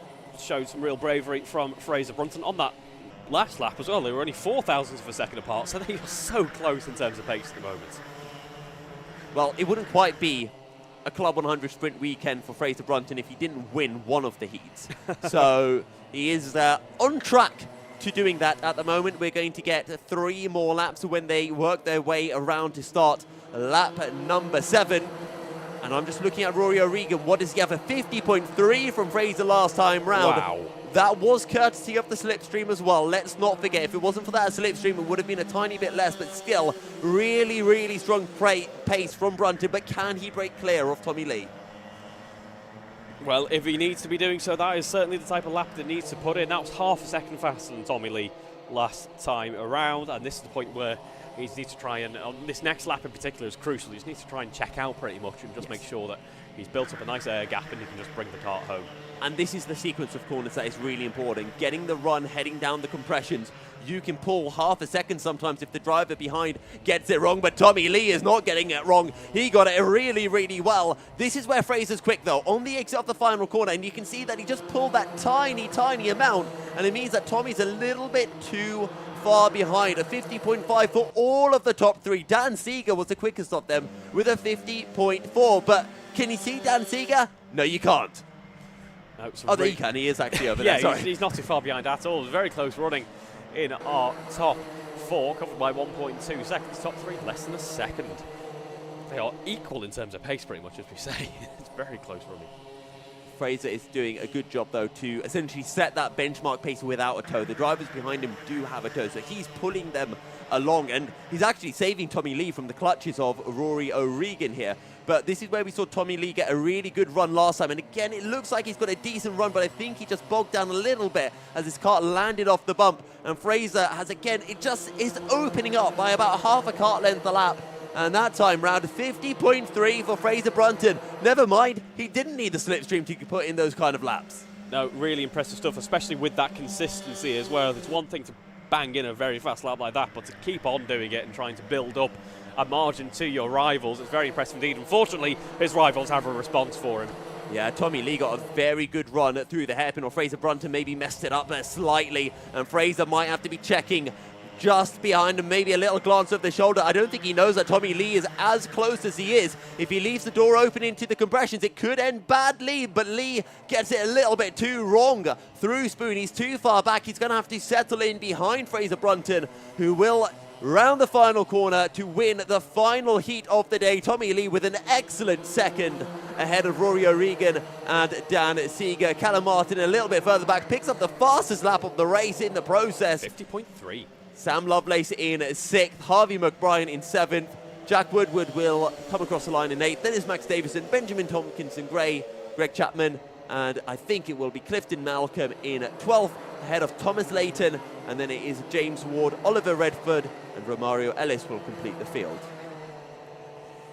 Well, then that brings an end to our heat running for the day. In fact, not just the heavyweights, but the lightweights as well. 15 heats completed for our lightweight drivers, but don't worry, the action is not over yet. Up next, we've got our 4 finals for our lightweight drivers. Yeah, so we'll be starting off with the D final, then C, B, and A.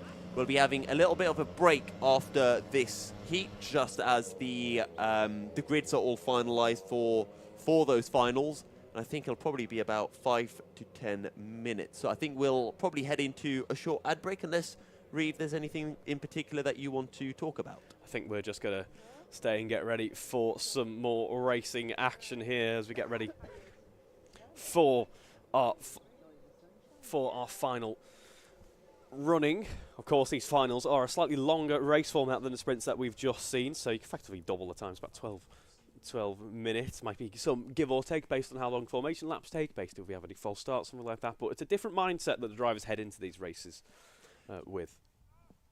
Yeah, as you mentioned, the races are a tiny bit longer, which means that you can be a little bit more patient, but it's also a lot more hectic, just because you're surrounded by people who are at your kind of pace, so it's so much harder to be able to break away, get yourself a nice gap or anything like that, and as a result, you do see some rather interesting events that can unfold at times. The stakes are just so much higher for the finals as well, of course. All the work they've been putting in the heats comes to fruition, in effect, in these finals. And don't worry, it's not just one final that you partake in. If you do well enough in your D final, you can get promoted up into the C. If you manage to do well enough in that C, you can get promoted up as well.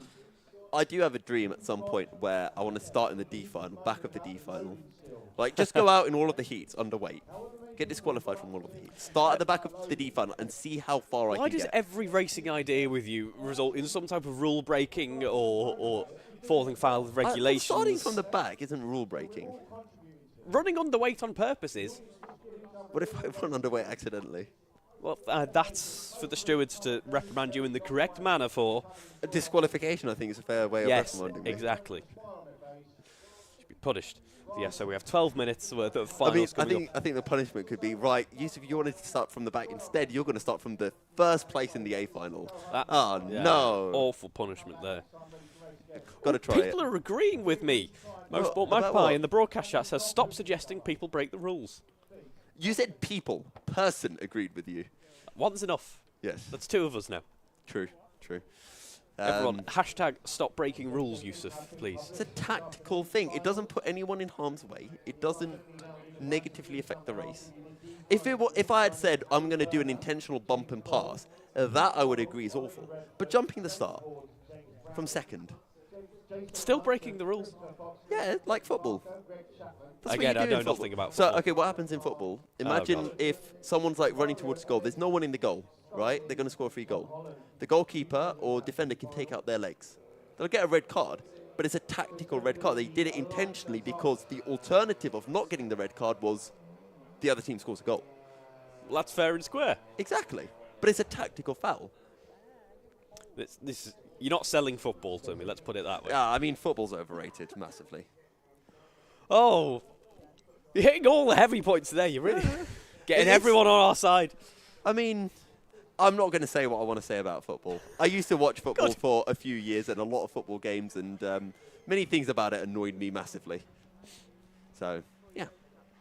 Well, we now get ready for our lightweight D final. That'll be coming up in a few moments' time. We have some kart testing going on out on track. That might be based off some feedback from some drivers. It might just be some tweaks they've made to a setup on a kart that's been in the pits for a little while. They might be testing it here at GYG. There'll be various reasons why they break out the karts for testing, can't it? Yeah. And, well, we've got the A final coming up where probably half the grid are going to come in and complain about their karts and want to jump into a new kart. So I think the testers are advanced, getting ready. Horse. Horsey. I know what one of them is. Do you know what type of horse it is? Big one. It doesn't look that big. A Welsh one. A Welsh horse. Oh, you don't know. It could have been imported. That's not a horse. That's a racing circuit. That is a racing circuit. A really good racing circuit. Yes. Yeah. And we're at the back of that. Oh, indeed. That's not a horse. And it's not a sheep either. That's a dog. Do you know what type of dog? Is that a lab? That's a Labrador. Labrador, Labradoodle. That's the Cocker Spaniel we saw before. We've gone back to dog spotting. We have gone back to bog spotting. let's not go to bog spotting. we need. Let's stay on dog spotting. You know what the issue is? Is we're on sofas reclining back. And it's it's really 5 PM. hard to get like pronunciations and stuff right. Oh, there, as we've been corrected, that is a Shiba Inu. It's not an Akita. Apparently, Akita's a band for being vicious and violent. It looks like a teddy bear, doesn't it? It does. They're very cute. Sorry, our production said something about a potato, and I like potatoes. Tato the dog. That's a great dog name. You Tato win the dog. top dog name, only primarily because we haven't had any others, but also that's a great dog name. The jacket tater. I hope it has a jacket. Yeah, you could call it jacket tater. Yeah. Oh, that's a very cute dog. Yeah, I didn't know Akitas were It banned. looks a bit like I a was fox. shopping for them. Almost. I was going to say, I was shopping for them not too long ago, so I hope not. Why are you shopping for illegal puppies? Ah. That is adorable, isn't it? That isn't. I wonder how fast it can go in a go-kart. We've got time to find out. It's a proper racing driver mindset, isn't it? He might have been out. He could have been out, yeah. I think we should have a race, Tato against one of the CLUB100 karts. Me. Yeah. Dog would win. Dog would definitely win. There we go, some more karts. A dog can take the cut through, though. No, it doesn't matter. The dog doesn't need to take the cut through to beat me. I think we should take the dog. Do you think the dog would enjoy having like a lap of Glan-Y-Gors? Like if you took it for a lap, do you think it'd enjoy it or it would be scared of it out of its mind? I'm not sure. Depends on the dog, doesn't it, I guess? Yeah. You think it'd be like standing on your helmet with its like tongue out in the air? Well, probably not for very long if it was to be like that. So maybe we won't take the dog out there, but it's a very, very cute You'd have dog. to be very careful on the Yes. brakes because if it's on your helmet and you brake, it'll just fly off. That's... Anyway. Plenty of wildlife on offer here at GYG. Some dogs, horses, other dogs, occasional sheep. I thought of a very bad pun. Oh, no. This is what happens when we've got a long wait. Please, before the final. D-Final, please. Oh, I've been thinking of that pun all day long. There's some more sheep. I'm not going to say the sound that sheep makes again because I will crack up and I won't be able to recover for the rest of the broadcast. Oh, there's a digger. Yes. There's a cart out on track as well. Yeah, we mentioned about the kart testers before. To bring it back to some racing, today has been. We've got our finals coming next, but the we've got a close-up shot of the digger. Never mind, forget the racing. Oh, I love our production team. I missed it. We did briefly see an up-close digger. Do you know what make of digger that is? No, but that's definitely a John Deere. Yes, and it's a tractor. Yes. And now, I have some brilliant news. I can hear go-karts and they're out on track. Oh, we can see it from behind as well now. It's all got off the rails, really. So thank God that the karts are back on track. Right, it's our lightweight D final coming up next.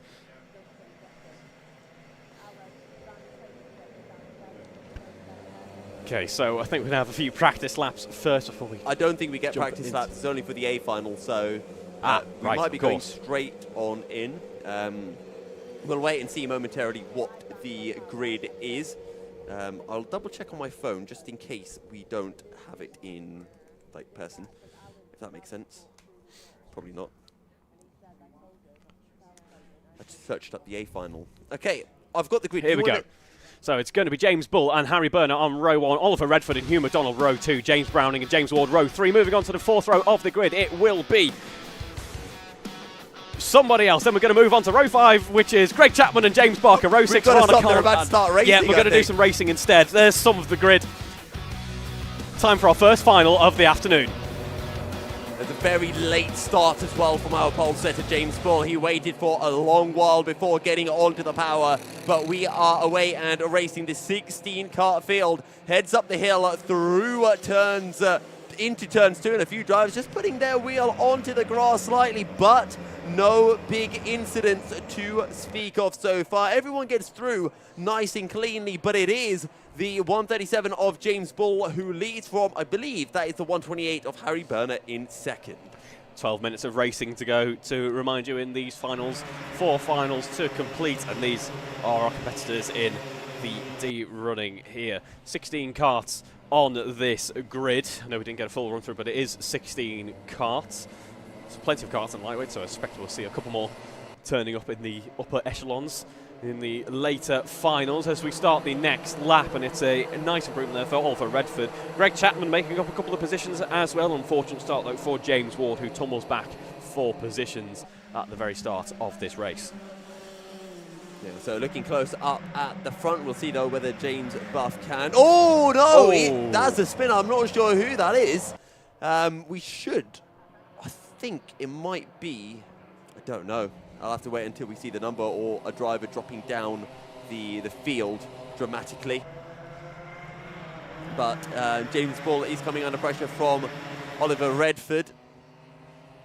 And then it is Harry Berner, who is in 3rd place. Not too far behind these two.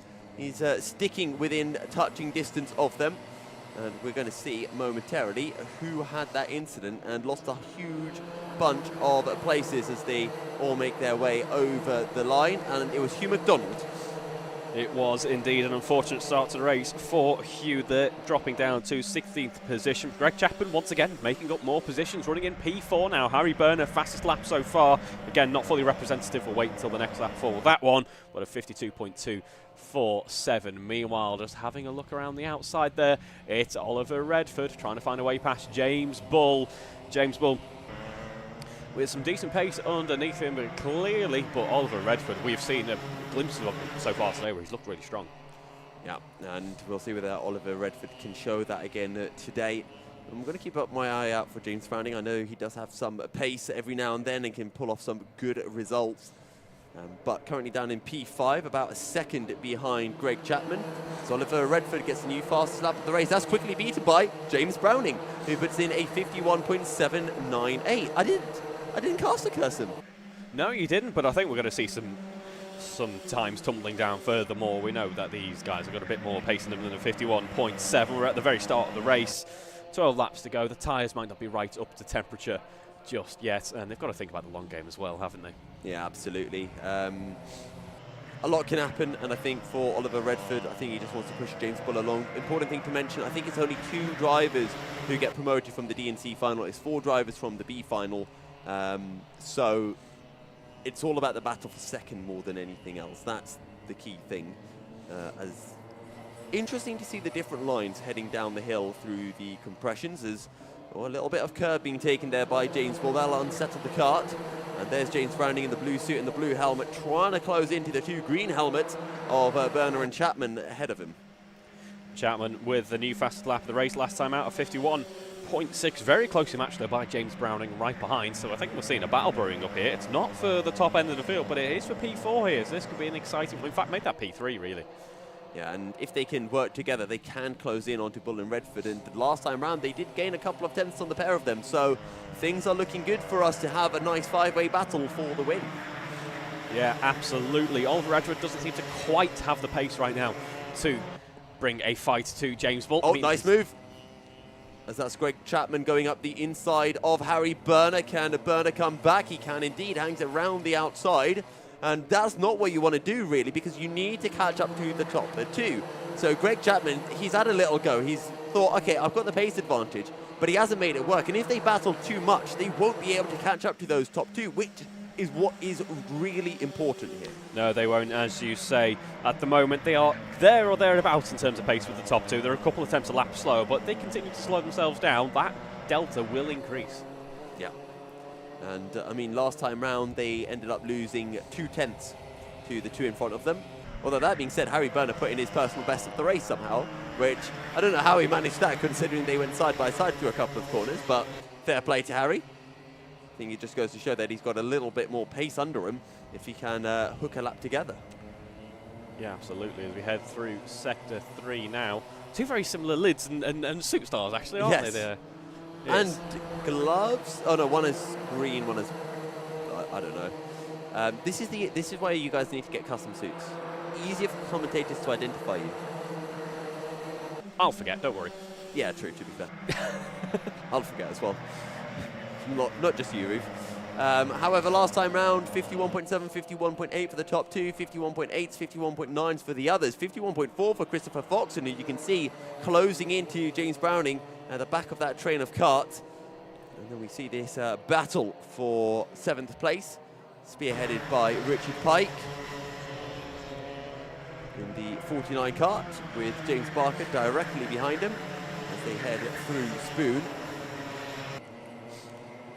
Out in front, though, we see James Ball is managing this race rather nicely. Just out in front, he's matching or exceeding Oliver Redford in terms of pace, just ever so slightly. So he's not necessarily building a gap, but he's making sure that Oliver Redford knows that he isn't going to be lunging towards the inside. He isn't going to be putting all that pressure on. Berner's gained 2 tenths on the last lap to Redford, 51.6. So as long as he just keeps on putting those times, and as long as Greg Chapman plays it smart and pushes him along, it'll be good. And now we're seeing James Ball going defensive. This is perfect news for the quartet of karts behind them. It is indeed. Fastest lap still going to Christopher Fox in there, 51.4. Starting to see that the times haven't really picked up as much as I thought they would have. Are we potentially seeing either this is just the D final and this is what the pace that we should be expecting, or is the track getting a bit cooler now as the sun begins to start to set? I think it's just overall, so I think this is just the kind of the pace difference that we would expect to see between the D final and the A finalists. And it's also quite good as well, because it shows as well for the D finalists, this is how much time we've got to gain. We're not that far off it, and you're looking at a track that has about 10, 11 corners.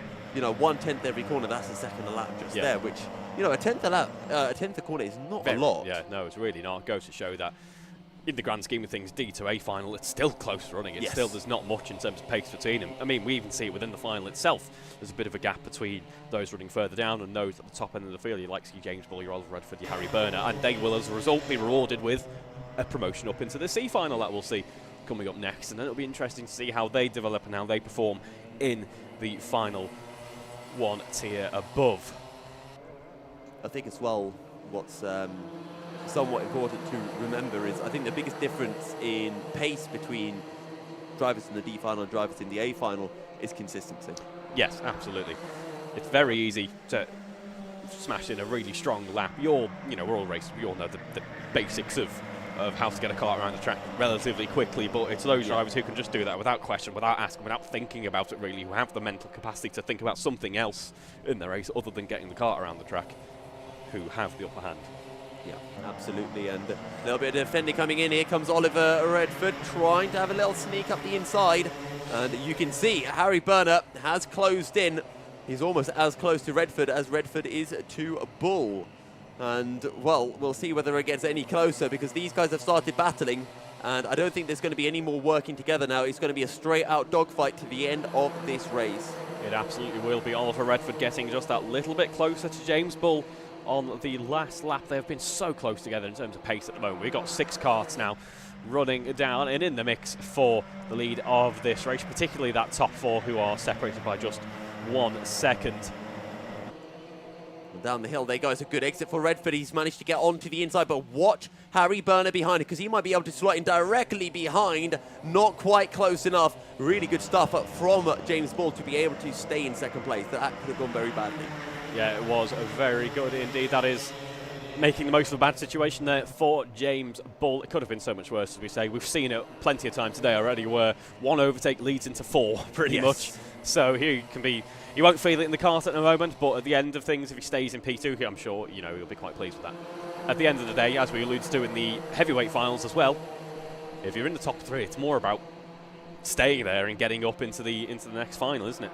Speaking of the end of the day, we're almost at the end of the day as well. Flown by, absolutely flown by. Here comes the move. Oh, it's late, it's aggressive. It's great fun to watch from James Bull, who ends up going completely sideways. And Harry Berner says, oh, all right then. I might as well throw myself up the inside into the carousel, and I'll have a go at Oliver Redford if you don't mind.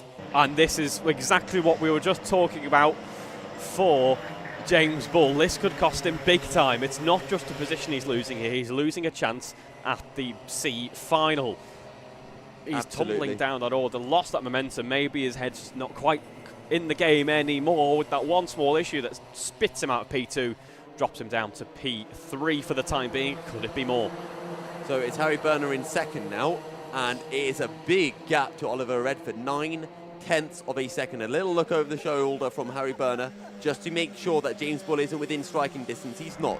So Berner knows that he can just get his head down and focus on putting in 2 really good laps. Well, there's only going to be this lap and 1 more lap after it. So Harry Berner needs a magical lap here. He absolutely does. And this has been great news in the meantime for Oliver Redford, who has just maintained that consistency. He hasn't been getting involved in scraps, has maintained that mid kind of 51's pace, and now finds himself a second clear of Harry Berner. He can now focus more. Oh, we got an off there as the sun glistens on the tailpipe at the back of the kart there. Who is that? That is off. Not quite sure. We'll probably see when they come over the line momentarily. So Harry Berner, he's actually lost 3/10 as Oliver Redford has put in a new personal best of this race. Oh, that was James Bull. Oh, it was. Oh, disaster for James Bull then. Performing so well, keeping that pressure on Oliver Redford. Oliver Redford, of course, eventually finds a way, well, earlier found a way past, and then James Bull, it goes from bad to worse, really, for James as he tumbles to the bottom end of the running. His C final hopes dashed then at the very last hurdle in this race. Which means that it should be a fairly comfortable 1-2 for Oliver Redford and Harry Berner, who will go on to live again and fight another day in the C final. And you can see Berner's really closing in. I think Redford's just taking it easy through the final couple of corners and will win the D final. Crossing the line then, our top 3, Oliver Redford, Harry Berner, Greg Chapman, James Browning.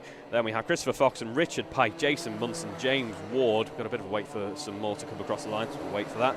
Ben Brewerton, James Barker, Rana Khan, Thomas Holland, Hugh McDonald. Mario Ellis gets ahead of James Bull at the end there. An unfortunate end to the race for James Bull. And then we have Sky Lees classified 16th. That brings an end to our D final then. Plenty of action already in just the D final. And I'm pleased to report we've got 3 more coming up next.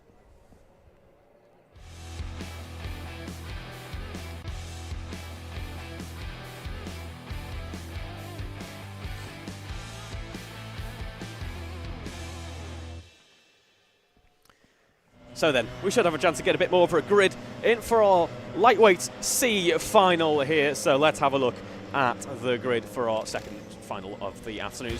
George Verratti, Nick Lacassis, Leo Custon, Robert Starley, Jasper Fitzgerald, Wolf and Jake Wilkins are first 3 rows. Moving on to Thomas Layton, Thomas Stott, Jake Saunders and Bradley Pike. It's Noah Lockwood and Andy Orford our next 3 rows. Moving on to row 7, it's Ben Sanders, Zach Edelston. Row 8, Charlie Walmsley-Ride and Lewis Sills. Row 9, Dimitri Wade and Max Davison. And then we have our final 2 rows. It's Joe Milburn, Jack Hopkins, and then it's Clifton Malcolm and Aidan George Sr. Our 11 row grid, 22 karts for our lightweight C final here at GYG. So I can just hear in the background that drivers are being told to get into their karts, which means that we will be heading out onto circuit in a couple of minutes at a time, and you can see the drivers getting ready. And so the reason why it takes so long is because you've got a whole set of karts in there, so you might have 10, 15 karts, but the rest of the karts are out on circuit. So you have to wait for the previous final to finish, get in, and then the other drivers can start to put their kit onto the karts. As we can see a few of our D finalists, Oliver Redford, Harry Burnett, looking for a kart to jump into. So this is now the time where the drivers make sure that their number plates are secured properly, all of the required lead is in, that they're happy with how the pedals are feeling, and they make sure that it's secured in the car before we head out for the formation laps, when we do catch any kind of last minute issues that there might be. But the idea is you're ready to go from the moment that you leave the pit lane. Yeah, absolutely. And, well, for a lot of these drivers, it's going to be their final race of the day. For 2 lucky drivers, it will be their penultimate. Actually, no, it could be their super penultimate if they pull off the miracle C to B to A.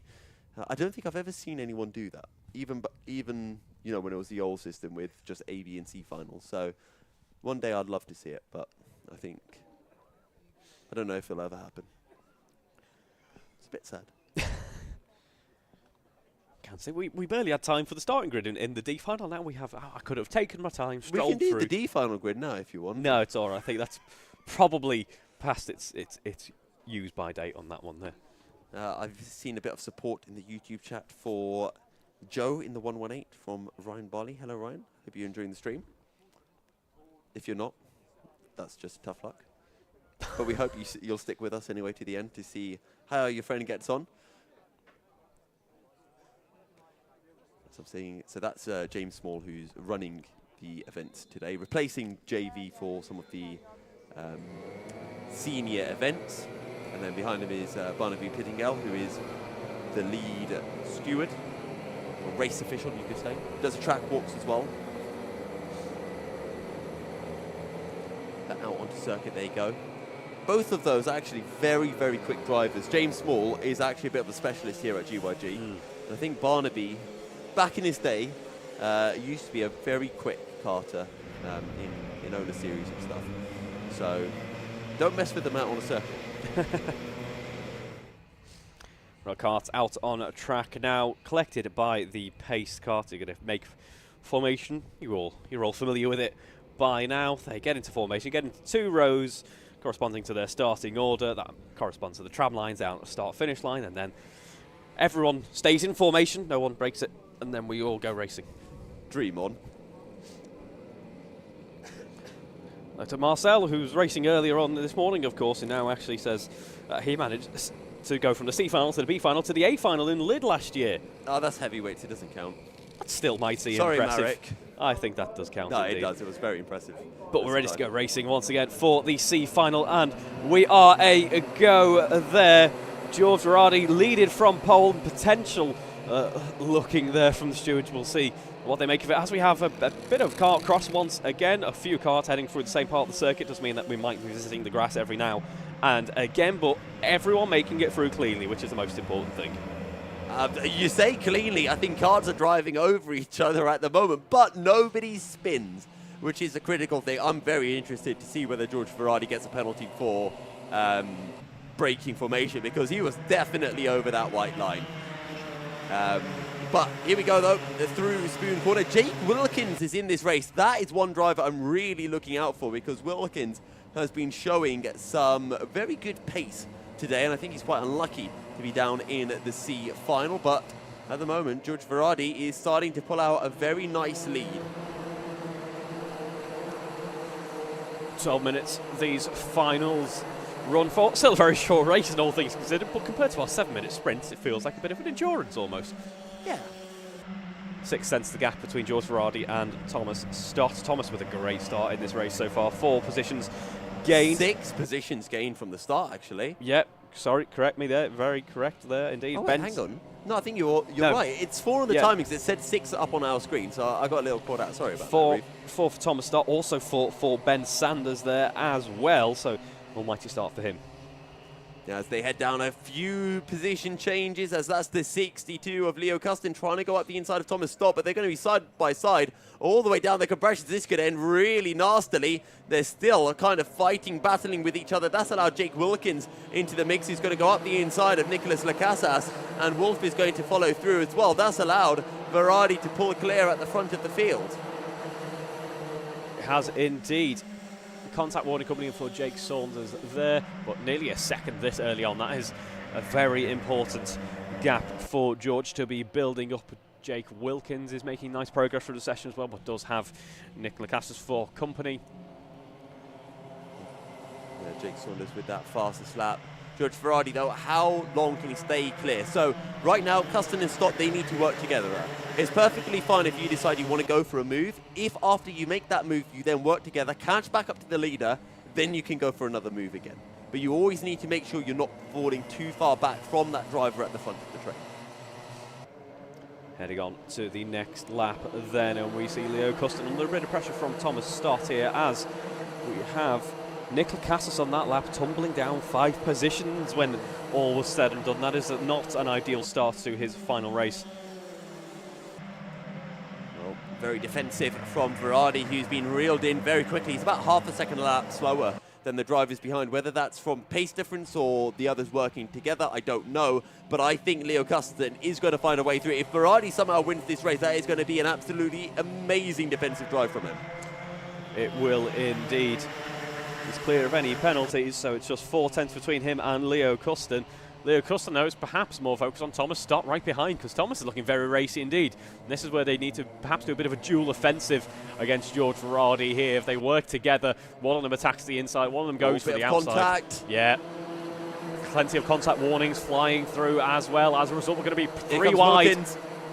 Yep, 3 wide on the exit of that first corner. Lewis Sills, 50.9 fastest lap so far. But also, do we have Jasper Fitzgerald-Wolf in the mix there? But Wilkins, as you rightly say, working his way through. There is Jasper. Yeah, he made a very nice run through that first corner. Now finds himself further up the order. Yeah, so Jasper is in third, looking to try to go up the inside of Wilkins. Will indeed do so. A little bit of contact that's going to allow the 96 of Thomas Stott to come back into this. But it is now Wolf who is up into second position ahead of Jake Wilkins.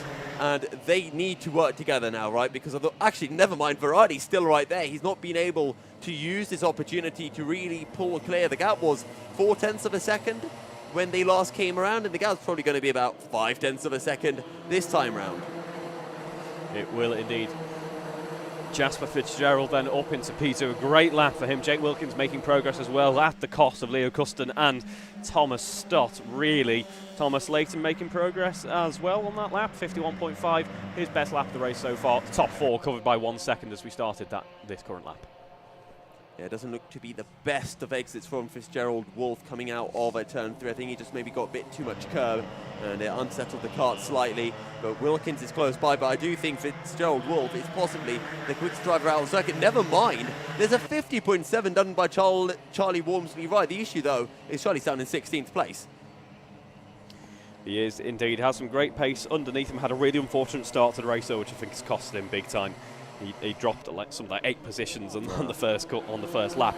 50.7, though, as you rightly point out, is blistering pace.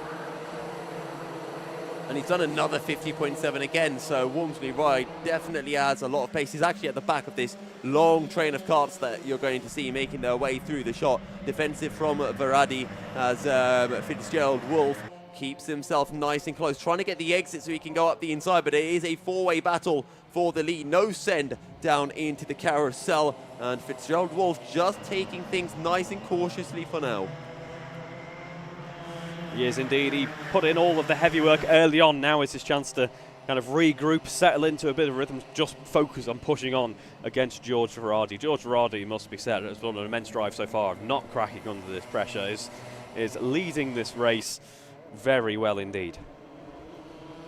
just keeping it sensible, making sure that he's going defensive in all of the overtaking spots, which is at the top of the hill into turn 2, and also heading on the exit of Spoon down into the compressions.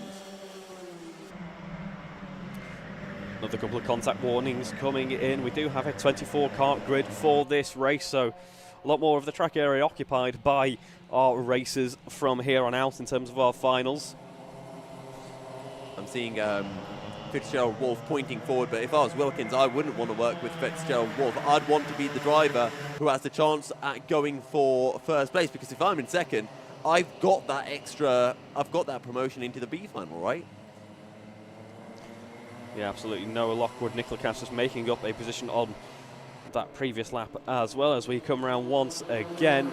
George Ferrari still maintaining this defence, although we see Jasper having a bit of a look up the inside there. There's nowhere a car can fit just yet. Will he go for it now? He thought about it, has to think better of it though, because too much speed to be carried into that corner, not enough of a braking zone.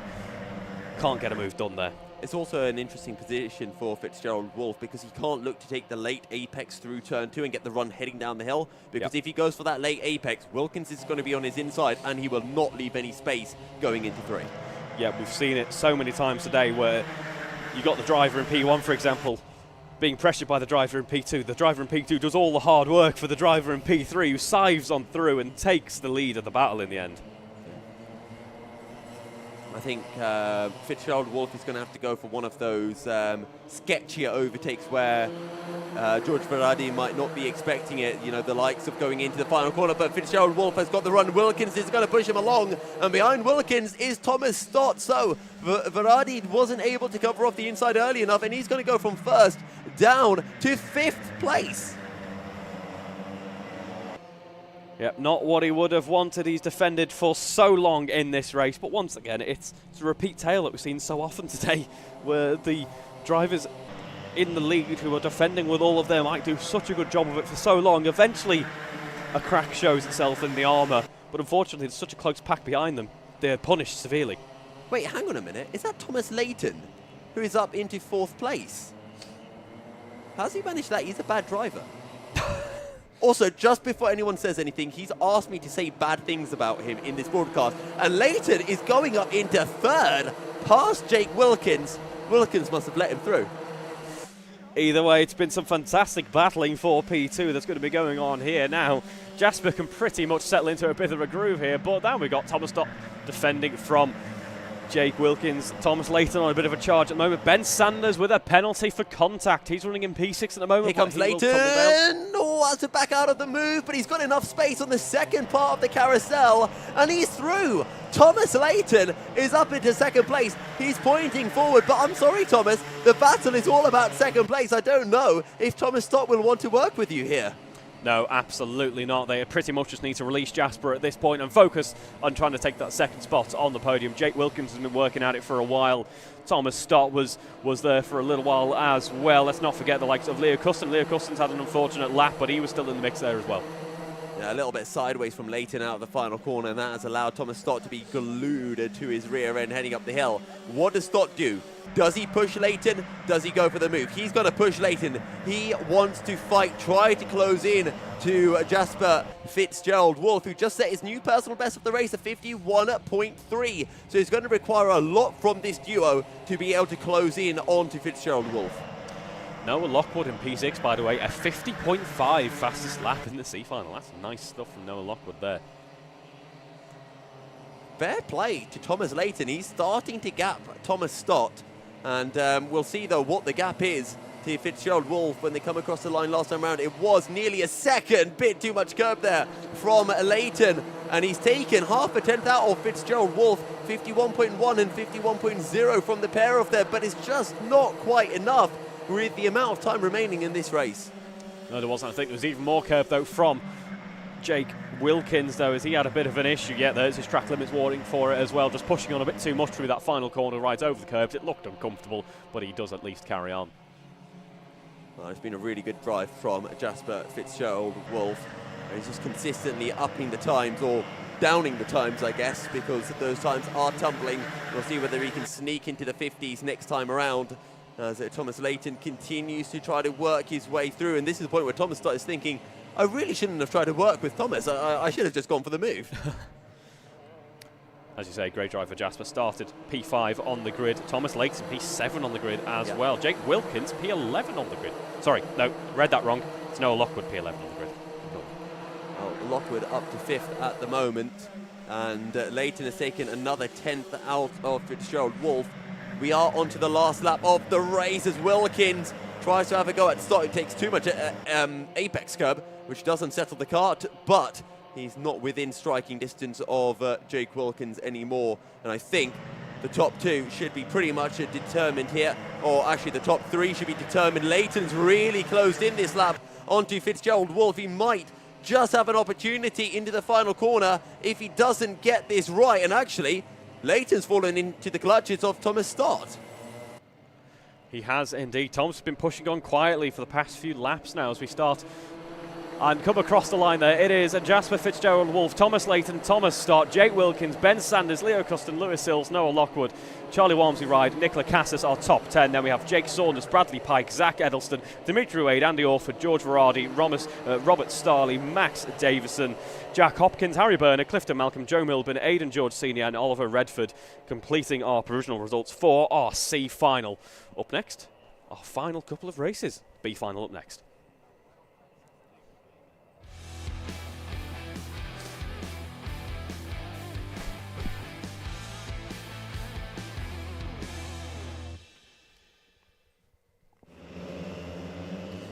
So here we are, karts heading out on the track now for our lightweight B final, the penultimate race of the day. It is indeed. We're approaching 6 p.m. Matthew Clark on pole, Dan Hackett alongside Eden James and Joseph Simcock alongside Ben Pickard and Phil Holmes round out row 3. Then it's Ashley Davies and Mortaz Hassan, Philip Babulol, Jonathan Wilson in 10th. Then it's Edmund Yaxley Aguilar and William Henn completing row 6. Jake Chapman and Aidan Marsh are on row 7, Walter Stoltz and Charlie Foster on row 8, Toby Edelston and Dan Shaw on row 9. Adam Sheargold, Kurt Roberts on row 10, and Benjamin Tompkinson Gray and Jack Woodward complete the field.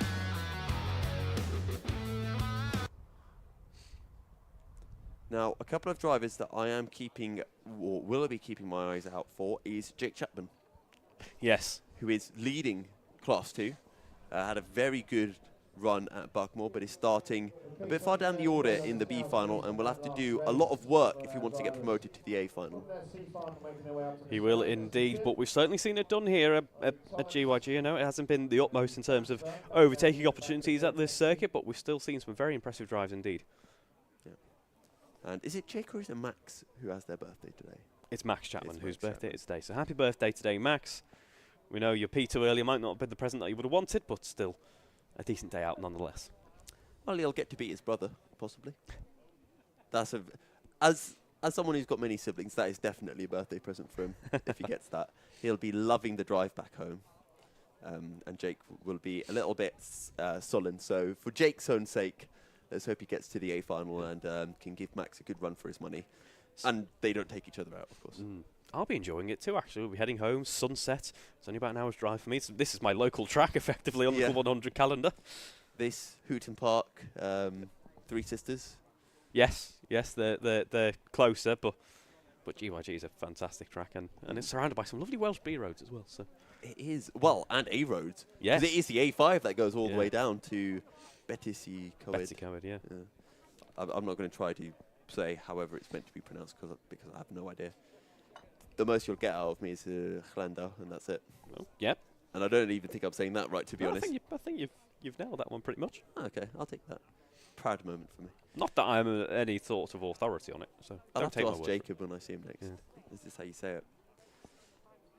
But yeah, B final. Then we've got the A final after this. So I'm sure our A finalists are starting to feel the anticipation that's coming, and there's not even a cloud in sight, which means we can't get any rain.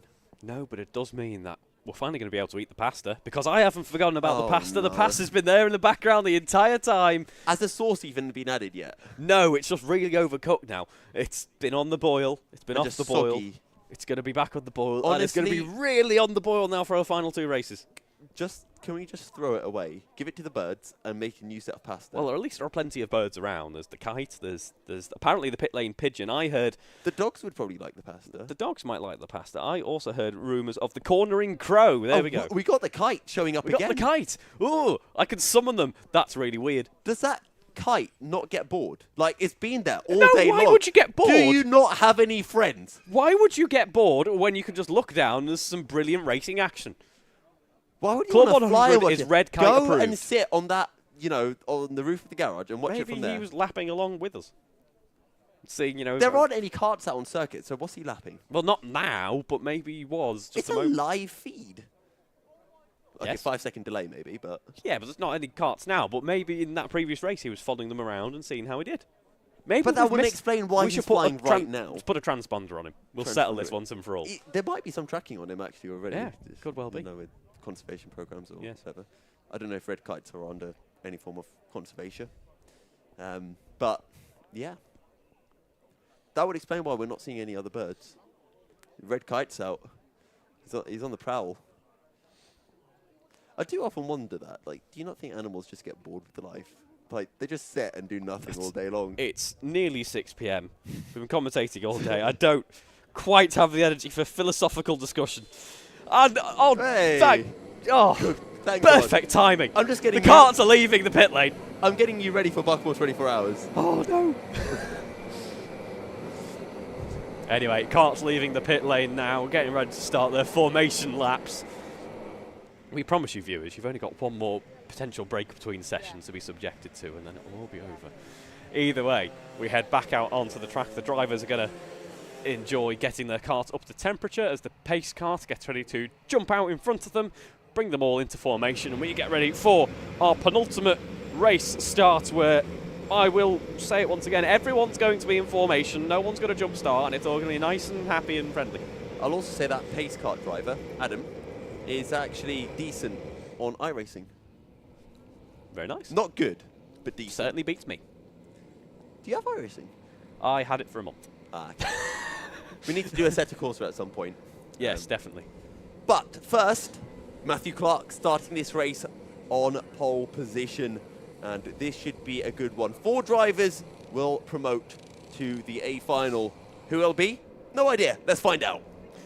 We head down the tram lines then, and we get ready to start the penultimate race of the day. Matthew Clark against Dan Hackett. We saw some great pace from Dan Hackett earlier on. Let's see what he can do against Matthew Clark. Matthew Clark was a bit of an unsung hero in his previous race. Actually worked his way up quite nicely, had some brilliant laps out of the blue there, and got rewarded with a very good finish. Absolutely so. Joseph Simcock right in there as well, as is Eden James, who's up into 3rd. But Matthew Clark already having to pull the stoppers out. Although, that being said, I love to bring this up all the time. If these 4 just work together, they'd pull away and they'd all get promoted to the A final. So it's all about that thinking game, and I bring it up all the time as Eden James pulls off a really nice moves on Dan Hackett. But the reason I bring it up is because drivers always forget about this, and they always fight when there's no need to. And I always hope that they watch the stream back and they hear me saying this and they think, oh yeah. They've also just heard us talking about dogs and food, so probably not. Yeah. Either way, but true. At the end of the day, they are racers, aren't they? If you give them an opportunity to race, they're going to race, aren't they? Especially in a sprint format. Right? Again, these finals are a little bit longer, but still only 12 minutes worth of racing action to be had out there. Absolutely. But starting to spread out between, well, from 3rd down the grid. So Clark, James Hackett starting to get a nice little advantage, but Clark is going defensive, and around the outside is trying Eden James. There is no way Eden James, if he pulls this off, he does. Bit of contact between them, and well, they're in the same position they were before. He was. Can he get a switchback or try and move into the final corner? Either way, it was very brave. It very nearly worked as well. It's a great run onto the start finish straight for Eden James. What's he going to do as we head into that first corner? They're going to be side by side. Eden James here might have just got the move done. Here we go. He's asking the fellow competitors to think as we come towards the end of the Dragon Straight there. What a great run for our front end drivers. Eden James in to the lead of this race. That was a move that was set up halfway through the first, the lap we've just had, and has only just been sealed at the end of the Dragon Straight now. And poor Matthew Clark, he's in fourth. He really has to defend now because the top three have pulled. So it's going to be a 10-kart battle for fourth position as these three just pull away. And if you are these three, you just go. You don't waste time battling. Even if the driver behind you wants to overtake you, don't defend. You're not going to lose anything from it. You need to pull away from a Yousuf Simcock or from Matthew Clark down in fourth place. Yeah, absolutely. As we start the next lap, it's Dan Hackett still in P2. It's been an unfortunate lap for Matthew Clark. He was, of course, a bit higher up, shall we say, as you just alluded to, and then drops down to P4. Jake Chapman losing a couple of positions as well. Phil Holmes gets ahead of Murtaza Hassan. And it is P5 for Ben Picard still. He's stayed where he is for the time being. But Eden James has all that pressure on him now, doesn't he? Dan Hackett very gunned up and ready to go for some racing. And Dan Hackett, well, so far it looks like Dan's not really trying to pull out the moves. It's just letting Eden know that he's there, trying to give him a push every now and then. But we'll really see next lap round heading into the hairpin how Eden drives. Does he want to defend? And whether Dan is going to press for an overtake or just sit behind. Matthew Clark taking the fastest lap of the race that time around, 51.0. Very close, though, to the likes of Eden James, Dan Hackett and Yousuf Simcock. This is a bit of a trend we're seeing in the finals for the lightweights, is they're all just identical in terms of pace at this point now. We're not seeing that slight disparity that we were seeing in the heats. No, and that's what you get with the finals. Everyone's kind of around each other's pace, so it just naturally ends up to being much closer. Matthew Clark has really started to find his footing, pulling away from Ben Picard in fifth place, who's got a bit of a train forming behind him with Phil Holmes and Murtaza Hassan. Speaking of Murtaza Hassan, tries to nestle one up the inside of Phil Holmes, but has to decide against it. But the top four doing a really good job of putting in some quick laps, all lapping between 51.0 and at 51.2 as they head into the final corner. And we'll see what those lap times are again, all in the, now it's the high 50s, with the exception of Eden James, who puts in a 51.1. Adam Sheargold actually takes the fastest lap that time out of 50.7, so nice lap there from Adam. This goes to show that this consistency that we're seeing at the top end in the finals is present elsewhere throughout the field as well. Yeah, absolutely. As they head down into the carousel, I think Eden James is starting to be a little bit cautious, a little bit defensive, which he doesn't really need to be. It's all about thinking, what is the purpose of this race? That being said, you do get a trophy for winning the finals, so there is a bonus for winning instead of coming second or third in the B final. There nearly wasn't if you watched the Paddock Show. I nearly had it for myself. Oh, that was the heavyweight. Yeah, still. First one. Would have been a trophy short either way. Yeah. Poor Anwar Beryl Smith. Yeah. Probably would have made Kurt Holmes happy. Well, here they go then through the kink and into turn two. Eden James has pulled out a little bit more that time round. Ben Picard, I'm just keeping an eye on his lap times, 51.3, matching the group up ahead. Matthew Clark had a bit of a bad lap with a 51.4, so he's fallen back from this trio.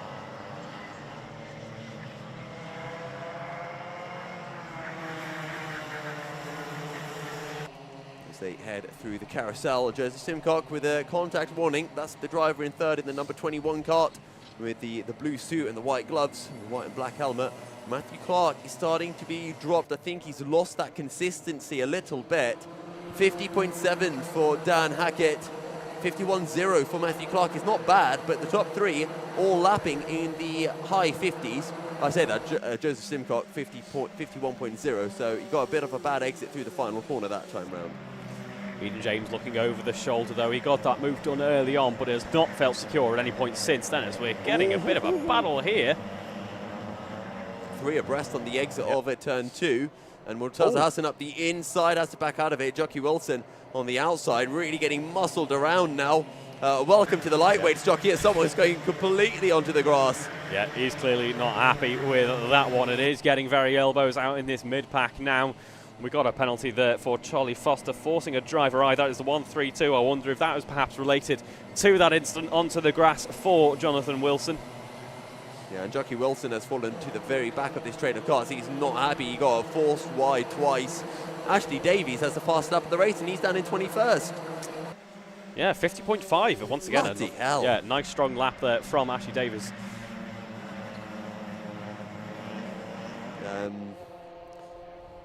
Oh, my throat just absolutely went there. But Dan Hackett just being sensible. He's just sitting behind Eden James. He doesn't need to do anything crazy. Matthew Clark last time around 51.2. Ben Pickard 51.1. So Pickard might be on the charge to hunting down Matthew Clark if he can just consistently put in those 51 zeros. That will be enough for him to catch up to the back of Clark before the end of this race. I think Eden James is driving a very sensible race here as well. He's positioning that car absolutely perfectly in terms of the defence, isn't he? There's nowhere really. He's not defending. He's not defending. He's not covering it off. He's leaving the gaps open. Dan Hackett just isn't going for those overtakes because why would you? You just risk losing time. You risk getting a penalty. Just hold on to second. Never mind, I say that. They just completely ignore me and start battling. Yeah, we're going to see a potential move around the outside here for Dan Hackett. I was expecting him to go straight for the inside there, although we've seen just how easy it is to block that in races gone by. So, and that's exactly why, as you were saying, Yousuf, quite rightly, they weren't really defending, and now there's a bit of a battle going on, and that's why they don't do it. Look at just how much time they have lost as a result. Joseph Simcock very much on the scene now, running through the final couple of corners. Just 3 minutes to go in this race. Couple of warnings coming in. A penalty for Philip Babula with a bump and pass there. Cone penalty for Ashley Davis as well. Right, hopefully Hackett starts pushing Eden James once again. Okay, never mind. I think Eden James is starting to go defensive now. So the gloves are off. 3 minutes to go. And more defensive into the hairpin. Joseph Simcock trying... Oh, sorry, Joseph Simcock is in third. Dan Hackett gets a good run. He's now on the inside of Eden James. Surely he's going to be able to pull this off. James trying to hang this around the outside, but he's going to run out of room. And now Hackett is saying, let's go, let's push her forward. But I'm sure Eden James is going to be thinking, oh, no, you overtook me instead of pushing me along, so I'm going to overtake you. Also keeping an eye on Ben Pickard. Lost 0.3 to Matthew Clark last time round, who just put in a 50.8, so Matthew Clark has found his pace once again.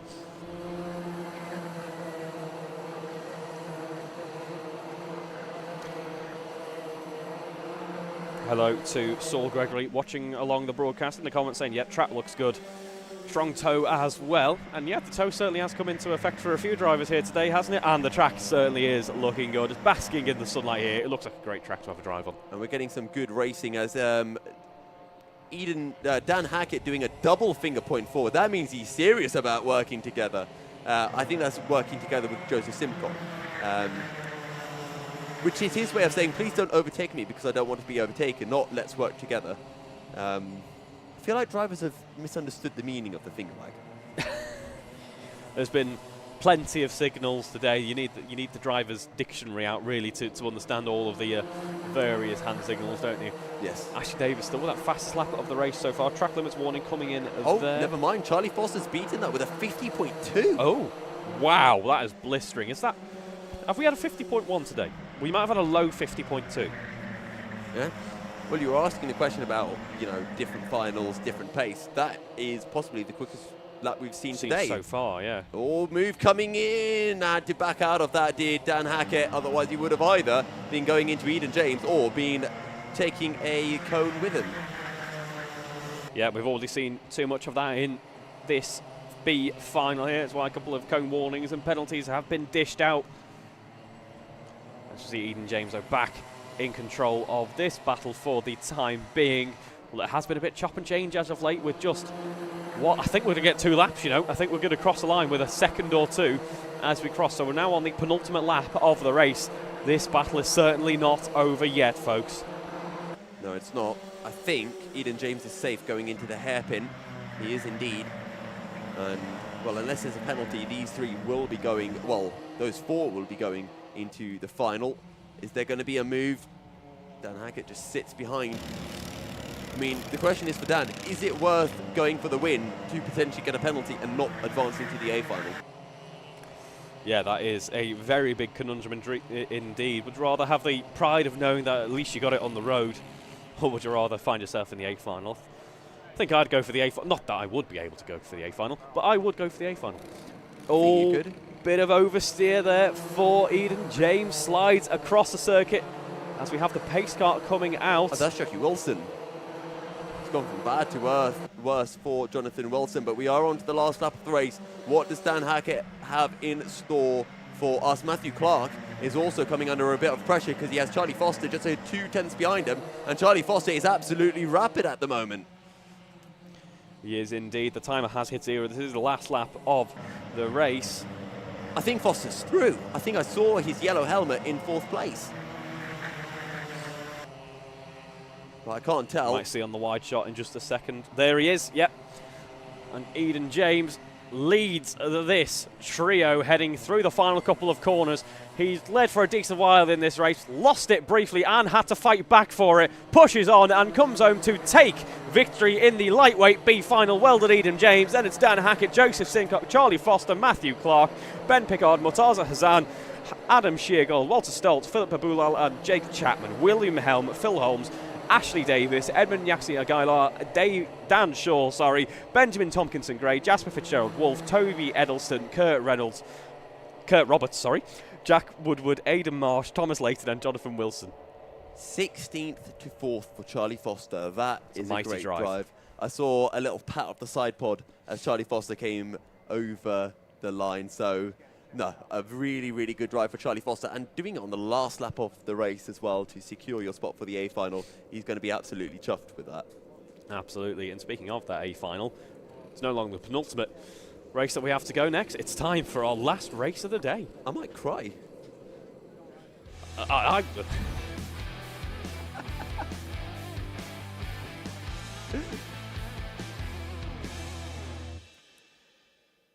That was a perfect time for that transition, I think.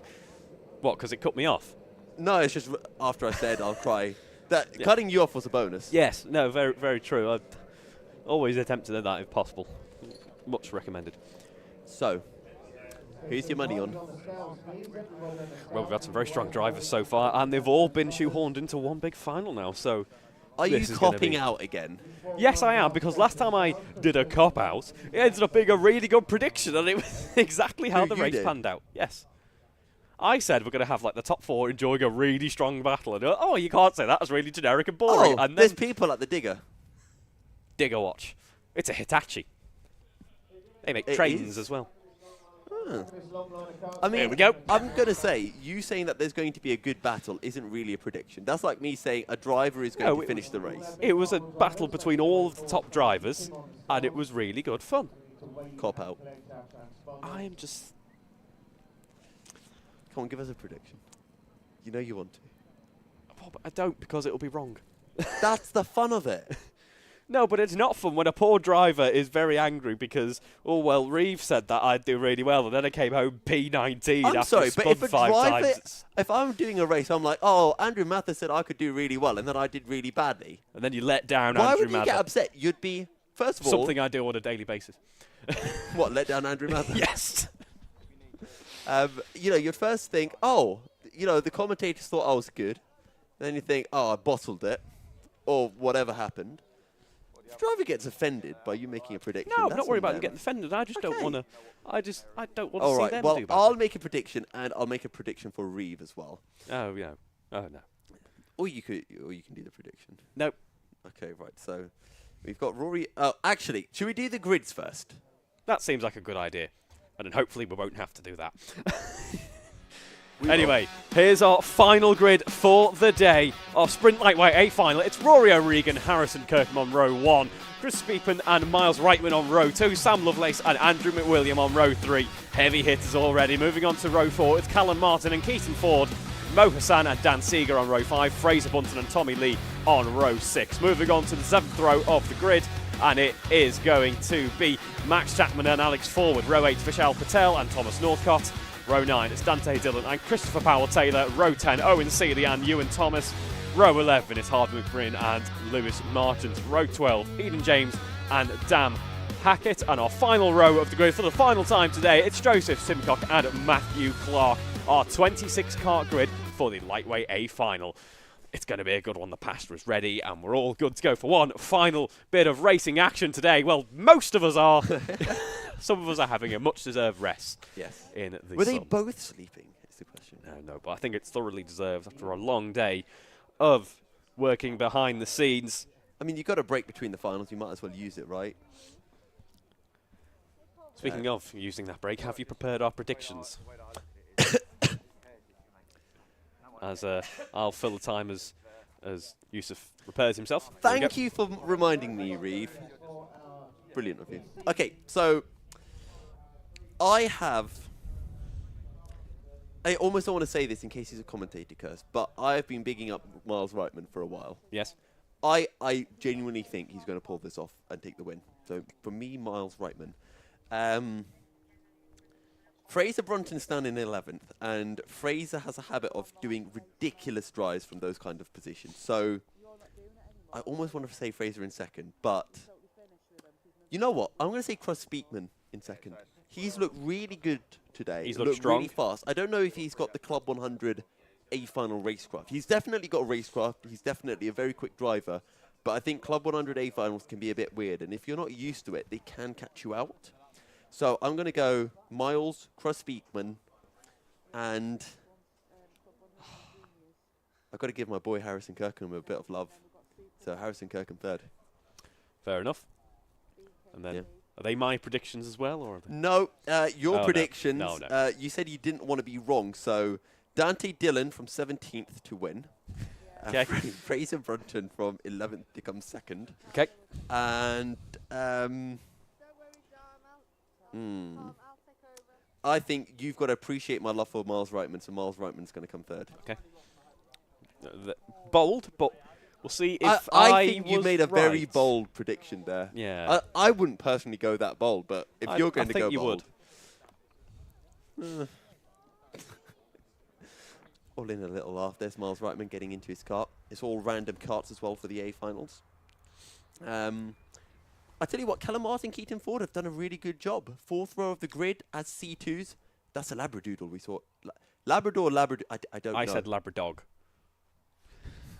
It's a Labra something. As the whistle goes, which means that we're going to go out on circuit. With the A-finals, there are 4 laps of practice before we get started with the race and everyone grids up. So there's Fraser, who's going to go out alongside Thomas Northcott, I think.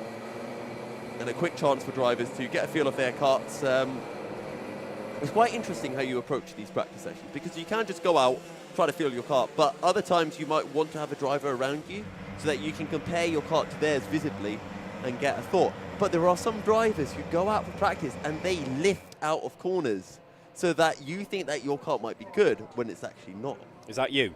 No, it's not. Actually, surprisingly, it's not me. I will have to start doing that in the future. Yeah, one last practice session for one last race today, and we do hope you've enjoyed watching along the racing today. Big thank you to the Alpha Life crew who put this all together behind the scenes. Thank you to our Club 100 track marshals as well for all the work that they put in behind the scenes. Only round 2 of the season, of course. Got plenty more action coming up later on in the season. Plenty more GYG action as well. A break tomorrow, but Tuesday and Wednesday we're going to have both days of the BUKC. We'll have our main event followed by our inters, and then in a couple of weeks' time we'll be back here for the Cadets Club 100 racing as well. So and SP40 as well. Yes, of course, SP40. How can I forget? So plenty of GYG action still to come. So I hope you've enjoyed this day of it, because there's plenty more. Yeah, and I hope you've been able to put up with, I don't know what you'd call what I've been saying. Brain rot. Almost. Sophisticated brain rot. Yeah, I'll go with that. Not the accolade I wanted to take, but it's the one that I will accept. I won't even put a label on what I've been saying most of today. Let's just get ready for a final bit of racing for today. It has been a great day worth of racing as well. Fantastic. Just goes to show you don't need a track that looks, you know, on paper there's going to be an out-and-out overtaking fest. As we were discussing earlier, it forces creativity from the drivers. It forces, you know, strong racecraft. It forces a bit of lateral thinking from some of our drivers, and it's been a really enjoyable day's worth of racing. I've just realised, we've seen it twice today. Do you think we'll see for a third time today the Miles Reitman grass kart? Well, for Miles' sake, I hope not, because that means he's not on the tarmac where he should be.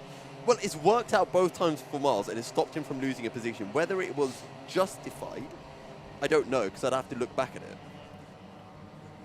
let's just have some action on the great stuff. Oh, we're getting so much action in this practice session. We are, to be fair. The practice session might as well be the start of the race. They should just put out a green flag. Off you go. We're racing. I haven't seen anyone come into the pits either, so I mean, I've not really been looking, but I've not heard any karts in the pits. So I think everyone's happy with their karts, which is a miracle and a testament to the quality of the Club 100 karts this year. Yep, they are a very well maintained fleet indeed. And oh no, someone just left the pit lane. I cursed it. Some of the fastest, in fact, the fastest arriving drive karts that you can use in the UK. Some changes made recently, as we discussed earlier, to tyres with restrictor plates. That's just to make the pack even more equal in terms of what kart you might be jumping into at random. Can I just say, this is practice, right? Have you seen who's checked out at the front of this group? I haven't caught it actually yet. Oh, you'll see in a second. Look who's in the distance. It's the pace kart. No. See a bit of a lock-up there. I don't think Yousuf could take any more of my terrible jokes. You know, I found it really funny when the high-pitched laugh comes out.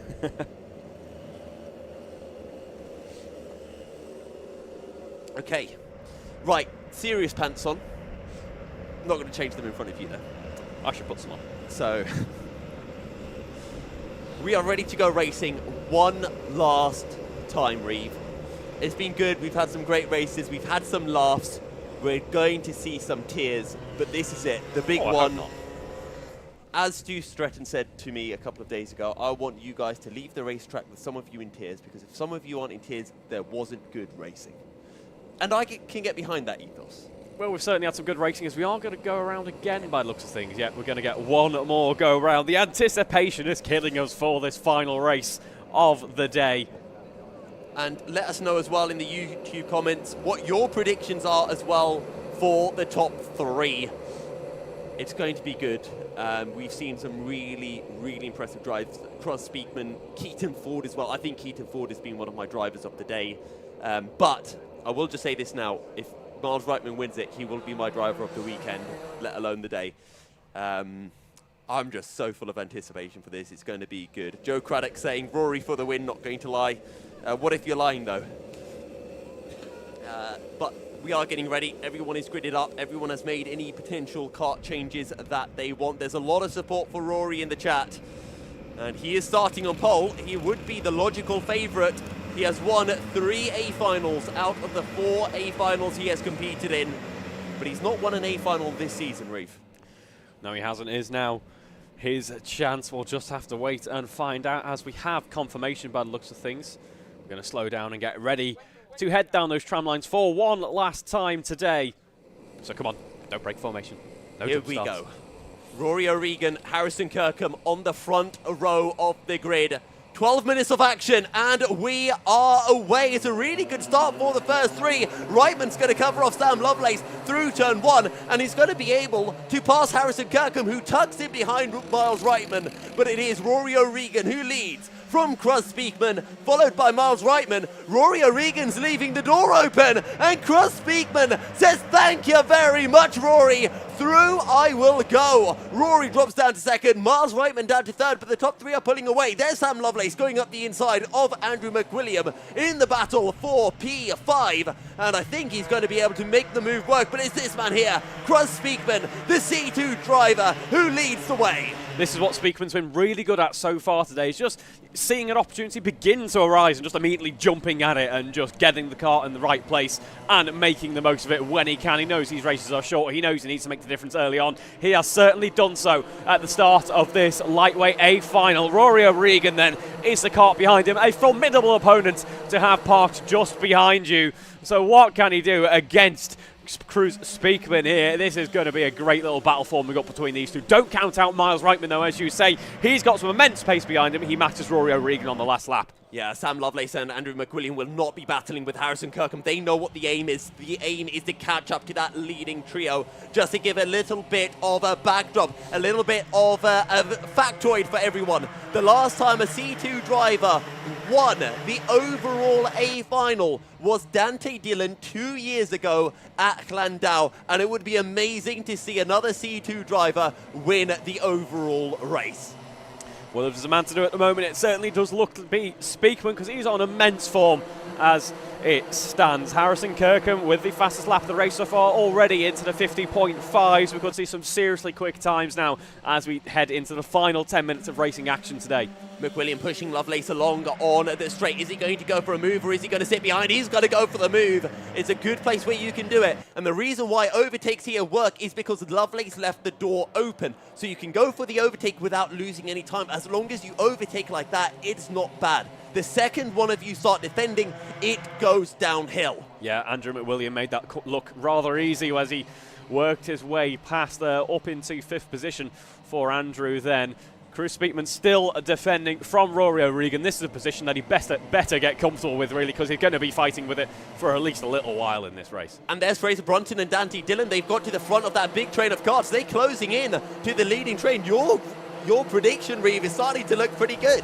Yes, that is correct, Yousuf. Your prediction is looking pretty good.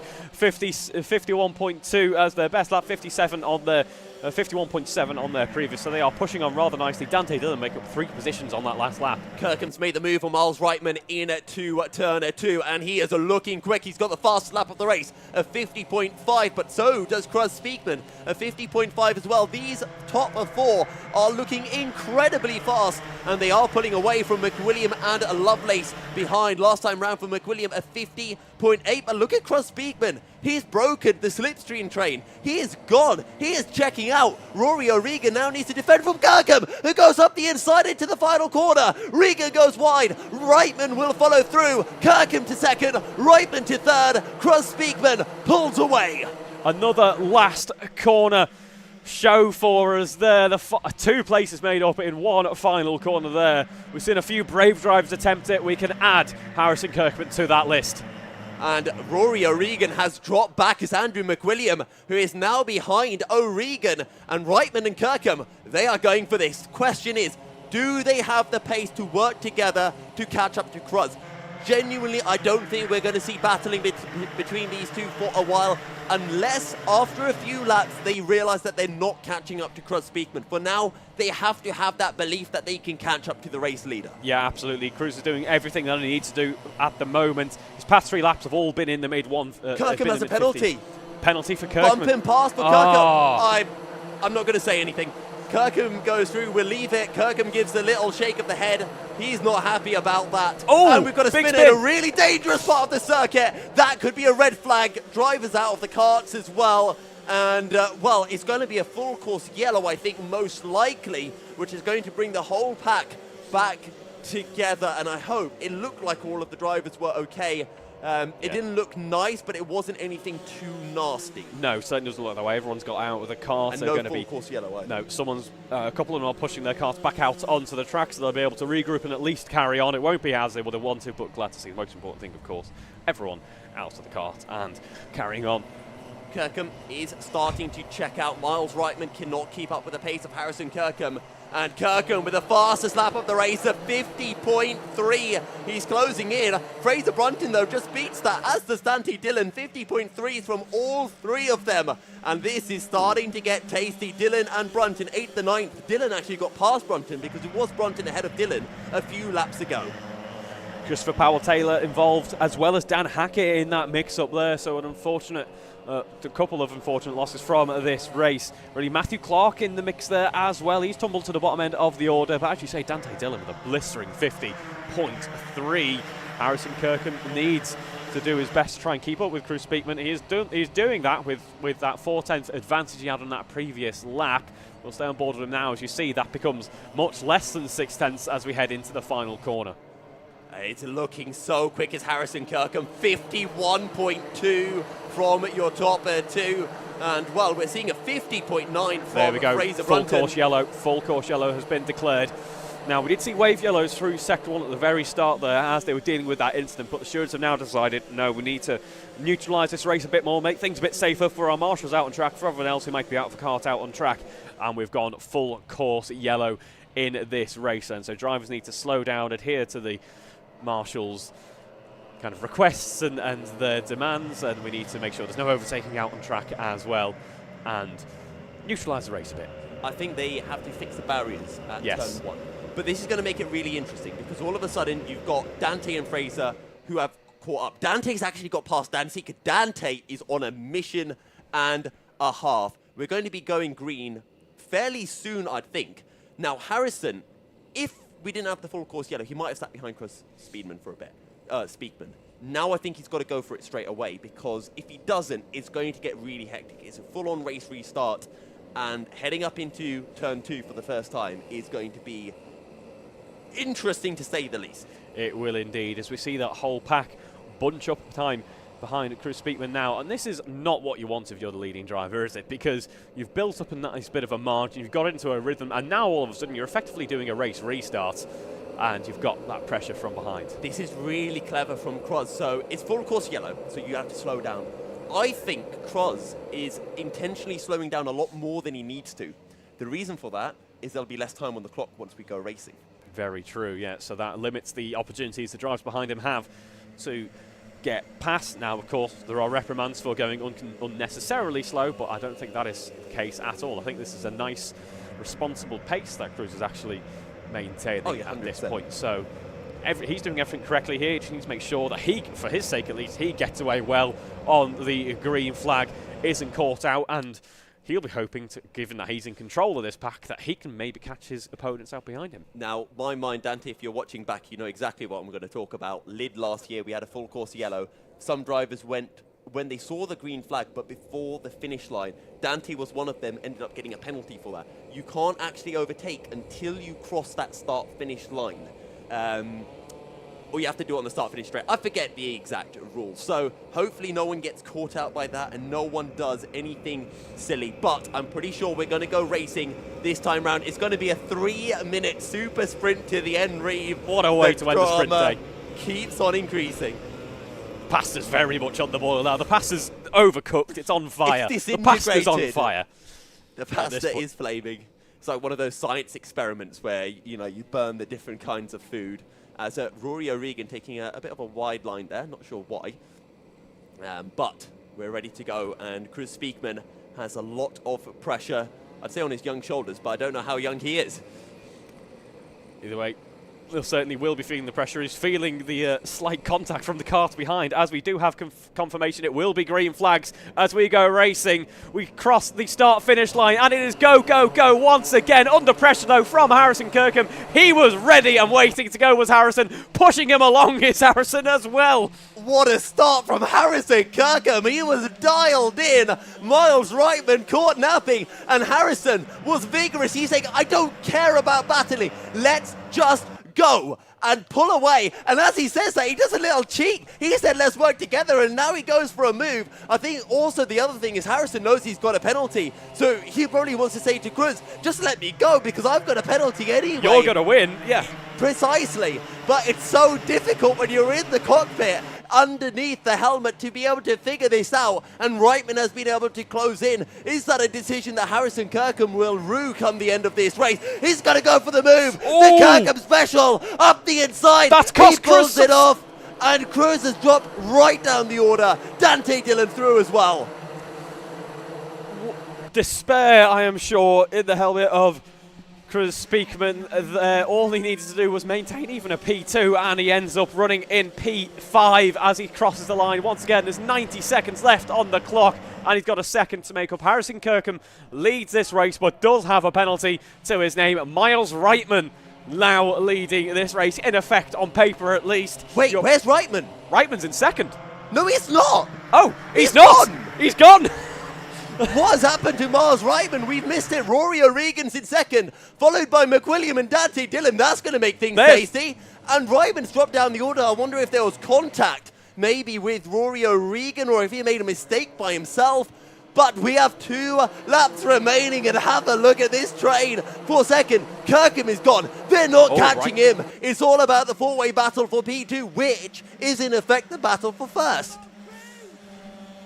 Brilliant stuff, Cruz. And all things said and done, hasn't lost out too much position in terms of positions here. Rory Dante's going round the outside. He can't pull it off. and Andrew McWilliam holding off Cruz Speakman for now. Rory O'Regan has Andrew McWilliam just to play almost second driver here, and they're trying to work together to keep these two behind them. Rory O'Regan is the cork in the bottle now. Andrew McWilliam, we've seen some great pace from him so far today. He's going to try and work his way past. Has just over 1 lap left to do so, though. As you say, Harrison Kirkham out in front, walking away as things stand. We head around that final corner once more, where it all went wrong for Cruz Speakman a moment ago. He's worked his way back up into P4, so an almighty recovery, all things said and done. An effective podium based on how many places Harrison Kirkham loses in the penalties. Will they be ascend into Kirk Corner? I think someone was looking at it. There goes Speakman up the inside of McWilliam. Can Dillon follow through? They're side by side through turn 3. There's drama behind as well. McWilliam has the inside on Dante Dillon. Will pull off the move. Speakman, though, up to third. Yep, making amends for his misfortunes at the race start with Harrison Kirkham here. Will he get past He's Rory going O'Regan? for it, surely. Has a look at the inside, well boxed off though by Rory O'Regan. We're going to head down the compressions once more, and once again it all falls down to that one big opportunity that's about to present itself. Can Speakman go for the centre? I don't think he is. Kirkham will take the win on the circuit, but Rory O'Regan makes it 4 out of 5 in Club 100. Cruz Speakman second after penalties are applied. Andrew McWilliam, I think, will inherit third. Dante Dillon in fifth, ahead of Sam Lovelace. Miles Reitman, Vishal Patel second in the C2 class, followed by Fraser Brunton and Mo Hassan completing the top 10. What a race to bring an end to a day's worth of fantastic racing in the end there. The lightweight A final, just as it did in the heavyweight as well, it must be said, absolutely delivered some brilliant racing action. Well done to all of our competitors today as they bring the carts in.